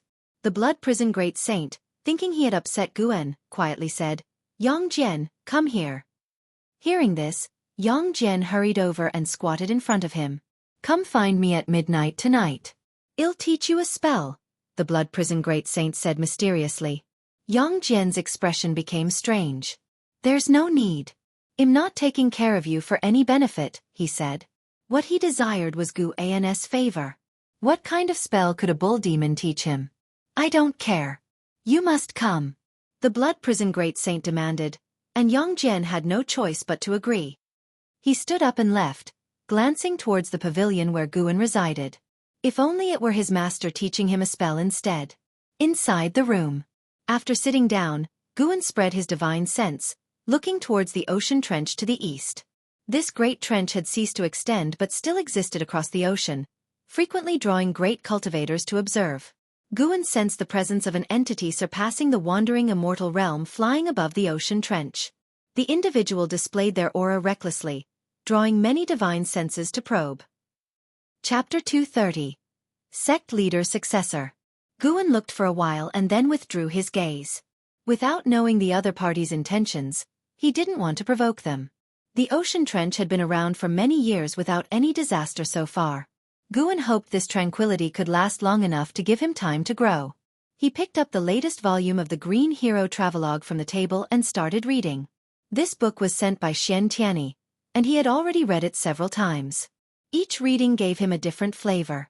Xian Tianyi seemed flamboyant and unrestrained, but he was actually meticulous and skilled in writing about women. Night fell. Yang Jian came to the Blood Prison Great Saint's side, wanting to say something but hesitating. The Blood Prison Great Saint stood up and, with a twist of his ox-like butt, dropped a line before leaving. "Follow me." Yang Jian had no choice but to follow. Well, maybe by appeasing it, it will mess with me less in the future, Yang Jian thought silently, his mood improving. The man and ox arrived in a forest a dozen miles away.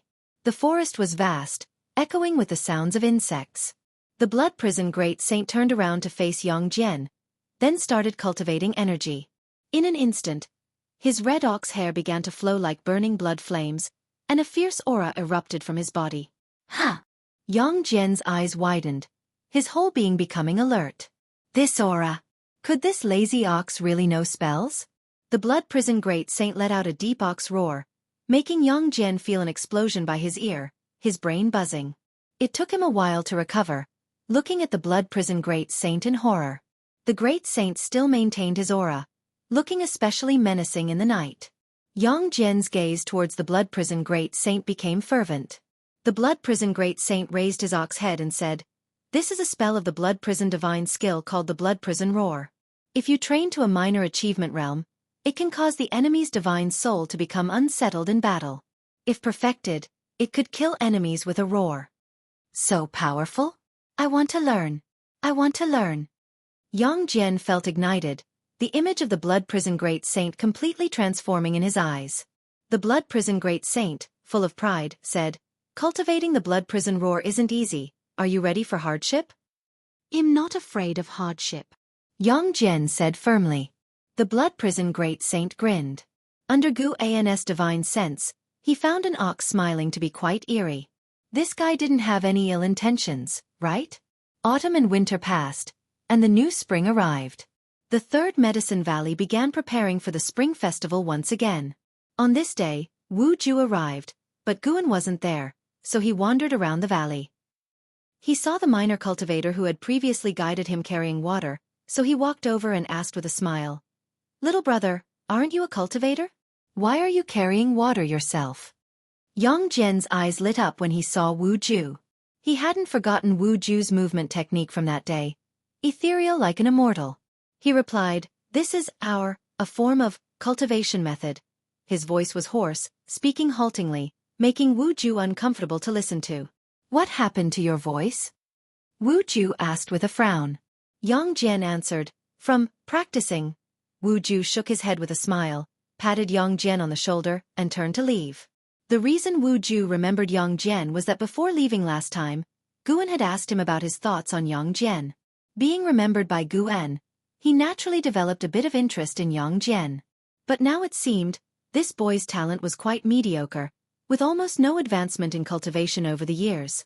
Yang Jian didn't know what Wu Ju was thinking. Just being asked by him already made him very happy.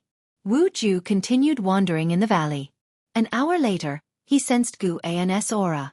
But when he turned his head, he frowned. There were actually two women beside Guan. Why isn't it Miss Shen? Wu Ju wondered. He always thought Guan and Shen Zhan liked each other, but now seeing Guan chatting and laughing with two women beside him, he felt upset. Brother Gu was letting down Ms. Shen. Guan, with Yilan and Zhen Qin, flew in. The two women were curious about the scene in the Third Medicine Valley, constantly asking questions, and he answered with a smile. After landing, Wu Ju approached, pointing at Zhen Qin and asked, "Guan, who is this?" His tone was sharp, making Zhen Qin look at him in confusion. He knew Yilan, Gu An's junior sister, but seeing Zhen Qin clinging to Gu An's arm made him feel uneasy. Zhen Qin's eyes lit up and said, "Are you Wu Ju?" Yilan nodded and said, "Yes, he is the true disciple who has recently become famous in the supreme sect, Wu Ju." Seeing Wu Ju, she felt very emotional. At the Golden List conference, she met Wu Ju through Gu En. Back then, Wu Ju surprised her, but she didn't expect him to achieve so much today.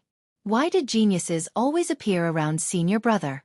Gu En smiled and said, "This is my disciple, Zhen Qin. Let's go inside and talk." Hearing this, Wu Ju's expression softened. "When is Ms. Shen coming?" Wu Ju asked. He always believed that Gu En and Shen Zhan were meant to be together. Gu En casually replied, "How would I know when she will come?" Hearing this, Zhen Qin's eyes darted between Gu En and Wu Ju, thinking about something. The four of them headed towards the pavilion, Zhen Qin continuously asking Wu Ju questions enthusiastically, making Wu Ju a bit shy. Before they reached the pavilion, a figure flew in quickly. Gu En silently thought, "Oh no. Ms. Shen." Wu Ju called out excitedly and waved at Shen Zhen. Yilan and Zhen Qin looked towards Shen Zhen. She wore a white dress with a veil on her face, looking like a celestial being, with an outstanding temperament. Shen Zhen landed beside Zhen Qin and smiled. "Wu Ju, long time no see." She was often in seclusion and didn't know about Wu Ju's reputation over the years. She looked at Yilan and Zhen Qin, full of curiosity. Gu En pretended to be calm and began introducing them to each other. The three women exchanged pleasantries, creating a harmonious atmosphere, but Gu En could feel the undercurrent. "I didn't expect it, Gu En. You have so many female confidants?" Yu Yingying suddenly approached, asking excitedly. Wu Ju's loud voice had drawn her attention.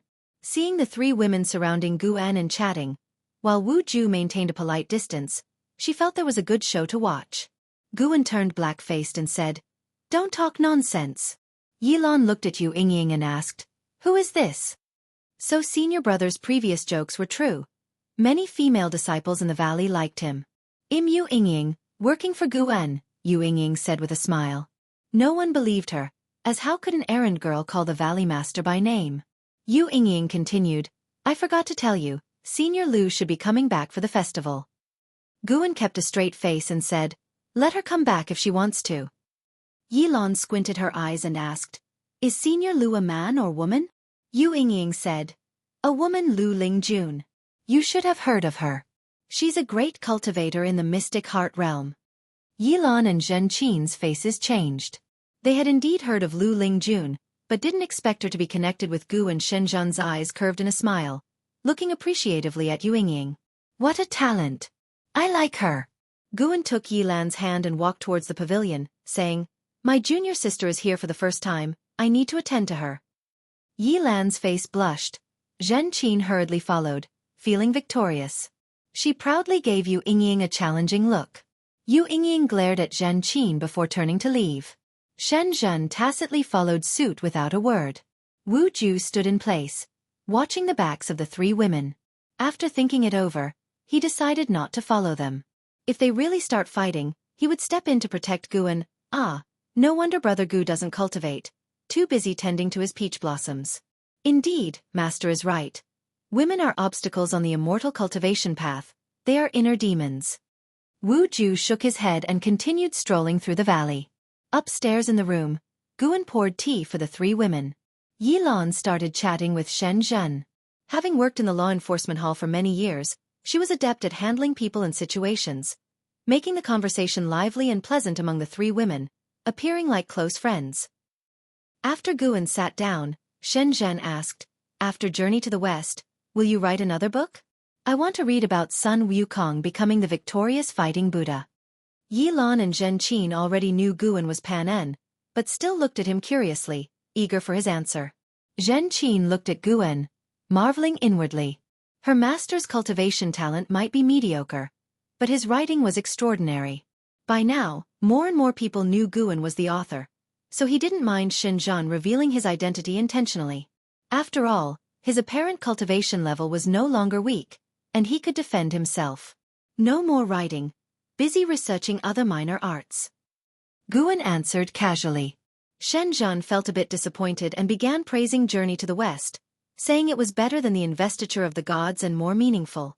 She felt Journey to the West was critiquing something. Yilan also joined in the discussion about Journey to the West, while Zhen Qin gazed at Guan with admiration, realizing its impact had even surpassed the Investiture of the Gods. An hour later, another guest arrived at the valley, freeing Guan somewhat. LV Batian. LV Batian entered the room, and Yilan and Zhen Qin quickly stood up to greet him. They were already true disciples and had naturally met LV Batian before. Shenzhen also greeted LV Batian courteously.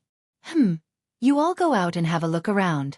I have something to discuss with Guan, LV Batian said indifferently, but he laughed inwardly. This kid was impressive, having so many peach blossoms, not inferior to my younger days.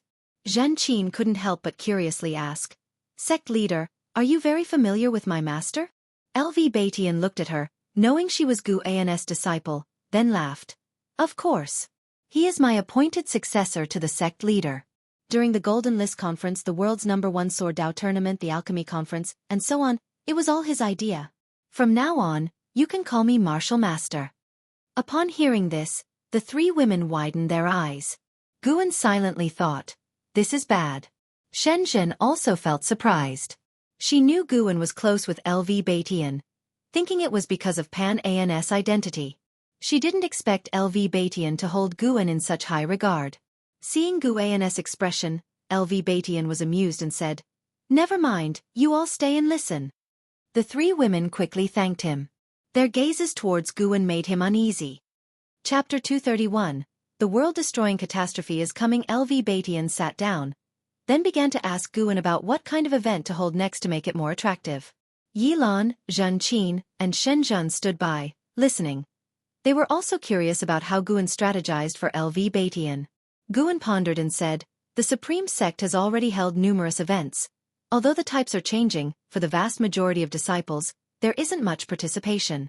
Other sects have started to imitate us, making it hard to increase our influence no matter what kind of event we hold. LV Batian nodded, troubled by this situation himself. Other sects were not fools. Seeing the Supreme Sect to profit, they also began to hold similar events. Especially with Zongtian Sect joining, cultivators across the land flocked to them, significantly reducing the Supreme Sect's appeal. To this day, Zongtian Sect remained the top sect in the immortal cultivation world of the three dynasties. Shenzhen also fell into deep thought. Although the Great Yu dynasty was no more, the Daotian sect remained. Now, having established close ties with the Supreme Sect, the better the Supreme Sect's development, the more it benefited Daotian sect. Guan continued, Actually, we're in the best position. We have 2 Mahayana realm cultivators and the mysterious sword Venerable Fudao. On this point, Zongtian sect cannot compete. If you want to surpass Zongtian sect, why not hold a Tianbang tournament? No age limit, no cultivation realm limit. Combat to determine the top 100 ranks. As long as we announce it, the world's cultivators will be shaken. Sects that don't dare participate will only be ridiculed. If Zongtian sect doesn't dare to participate, they will be deemed weaker than our Supreme Sect in the eyes of the world's cultivators. If they participate, then let it be a normal competition to see if their Taoist lord can defeat Senior Xian and Senior Qiao. LV Batian's eyes lit up upon hearing this, but he still hesitated, saying, Mahayana realm combat, if it gets intense, how do we control it? Guan thought for a moment and said, How about holding it in the outer sect? We can use Sword Venerable to deter them. LV Batian frowned, still hesitant. The Supreme Sect's high-level members also had reservations about Sword Venerable. They didn't know what Sword Venerable's intentions were or his origins. Previously, they fantasized that Sword Venerable was an ascetic trained by the Supreme Sect, hiding his cultivation level, unknown to anyone. But as immortals continued to appear in their vision, they realized that the Supreme Sect's soil couldn't nurture such an existence. Sword Venerable was simply too powerful, forcing them to recognize reality. If the sect leader fears angering Sword Venerable, We can allocate part of the Tianbang tournament's proceeds to the Heavenly Repair Platform as a tribute to Sword Venerable, showing our sincerity, Guan suggested. LV Batian hesitated and asked, "Is that all right?" Guan continued, "You can inquire in front of the heaven-cutting axe. Sword Venerable is an immortal. He will surely hear you. As long as you explain the stakes clearly, he should tacitly allow it. After the Tianbang tournament is held, as long as the Supreme Sect cultivators retain the top position, other sects won't be able to host their own Tianbang tournaments, since only the top sect in the world has the qualification to host it. If Zongtian's sect cannot secure the top position, their morale will also suffer. Like the previous Golden List tournament, the Tianbang must be recorded. It's best to distribute it to the world's cultivators without charging Spirit Stone fees, to spread its influence first. The second Tianbang tournament can then collect Spirit Stone fees for profit. As long as the Supreme Sect made this announcement, the matter would be settled. Throughout history, no sect dared to do it despite thinking of it. Gathering the world's top cultivators within their sect to compete for supremacy could easily spiral out of control, possibly leading to total destruction. The Supreme Sect was different, as they had the balance-breaking existence of Sword Venerable Fudao. Shenzhen couldn't help but say, "This plan is indeed devious. No sect in the world can refuse. Even if they know they can't secure the top position, they have to participate." The more LV Batian thought about it, the more feasible it seemed. As long as the Supreme Sect secured the top spot, they could still attract great cultivators in the future. What if cultivators from the Holy Land or overseas participate? What do we do then? LV Batian hesitatedly asked. Guan smiled and said, "Wouldn't that further prove the Supreme Sect's influence? Even cultivators from the Holy Land couldn't resist participating. As long as our people's ranks are the highest within the three-dynasty immortal cultivation world, that'll be sufficient." LV Batian found it reasonable and began to discuss the specific details with Gu, and mere slogans wouldn't suffice. There had to be tangible benefits to attract more cultivators to participate. Yilan watched Gu An and LV Batian discuss matters involving the world's great trends. She felt sentimental. As expected, her senior brother was destined not to be an ordinary person. Zhen Qin, on the other hand, didn't think much. She was already fantasizing about the Tianbang tournament. Who wouldn't want to be the world's number one? Though she had no qualification to compete, she still wanted to know who was the number one in the immortal cultivation world. An ancient hour later, LV Batian hurriedly left, not even celebrating the new year. Guan took the three women downstairs to enjoy the New Year's atmosphere with the disciples. The disciples in the Medicine Valley even set up a market, making it very lively. As dusk approached, Lu Lingjun returned. The gap in cultivation between her and Yilan and the other two women was vast, so there was no conflict. Distracted, she paid no attention to their relationship with Guan. Guan first went back to Mystic Valley, drank with the disciples, and returned to the third Medicine Valley to continue celebrating with the others. The next morning, guests left, and the disciples resumed their busy routines. Lu Lingjun also left Medicine Valley, flying towards the main city of the sect. One night, several days later, Guan saw LV Batian leading several dozen members of the Hall of Elders to the heaven-cutting axe. They set up a formation to prevent other disciples and cultivators on the platform from hearing them. After explaining the Tianbang tournament, the heaven-cutting axe remained silent, and they took this as Sword Venerable Fudao's tacit approval. Guan had already begun to look forward to the benefits the Tianbang tournament could bring. He could buy many high-rank medicinal herbs. The second morning, Gu Zong brought a large group of cultivators to find Lu Lingjun. These cultivators had a minimum cultivation level of Void Crossing Realm, numbering over 100. Lu Lingjun immediately took this group of disciples southward. Gu Zong exchanged pleasantries with Gu An before leaving.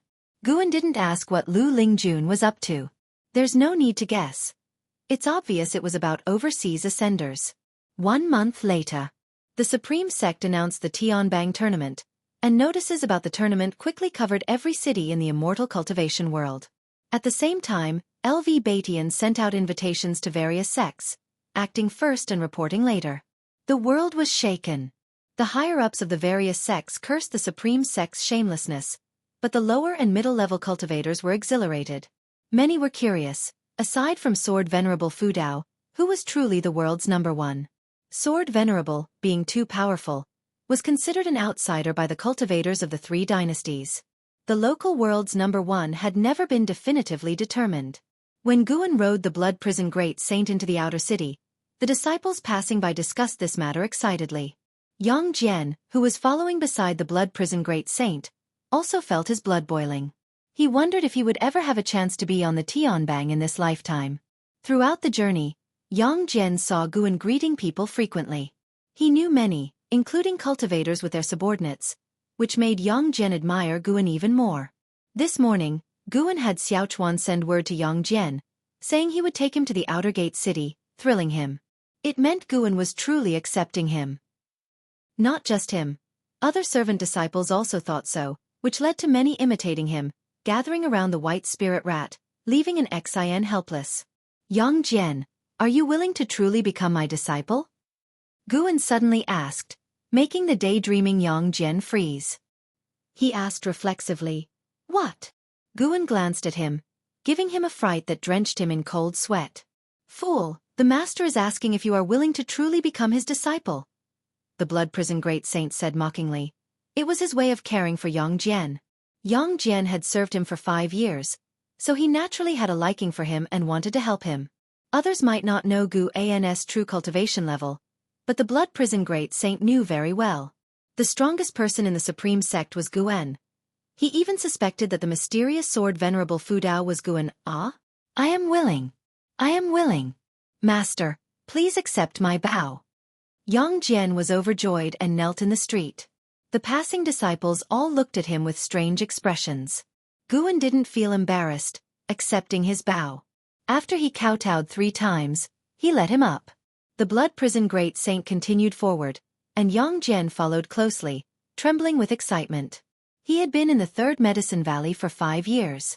In his mind, Guan was highly esteemed. Although Guan seemed to only be at the core formation realm, there were actually mystic heart realm great cultivators hidden in the valley, leading him to imagine many things. The Blood Prison Great Saint glanced at the trembling Yang Jian, feeling a bit sour. Why? This kid seemed unremarkable and extremely ordinary. This kind of person could be Guan's disciple, while he, an invincible ascender in the mortal world, could only be a mount. The Blood Prison Great Saint felt conflicting emotions. If he hadn't been so reckless when he first ascended, hadn't hunted down Li Ya and Zhang Buku, he wouldn't have ended up like this. But then he thought, if not for those incidents, even after 1,000 years of cultivation, he might not have encountered a great cultivator like Guan. Even if he did, he would probably be killed. He considered it a blessing in disguise. He can have many disciples, but if I am his only mount, it would be different, the Blood Prison Great Saint thought, getting excited again. As the saying goes, beating a dog depends on the owner's face. Spit. Disciples eventually graduate, but a mount is a lifelong bond. Even if Guan freed him 1,000 years later, he would pledge loyalty, saying he would always be Guan's mount. He wanted Guan to be his backing in the great heavenly spirit land. The more the Blood Prison Great Saint thought about it, the more excited he became. His ox body began to tremble. Guan looked down at him and then at Yang Jian. He suddenly worried that Yang Jian might be led astray by the Blood Prison Great Saint, as his mind didn't seem stable. Just then, a shabbily dressed old man stopped the Blood Prison Great Saint. He looked at Guan, his eyes wide, rambling, "The mortal disaster is coming, the ocean will engulf everything, the apocalypse is nearing." The Blood Prison Great Saint stopped, eyeing him suspiciously. Yang Jian also glanced at him, drawn by his words. The old man finished speaking, turned, and stopped other passing cultivators, saying the same things.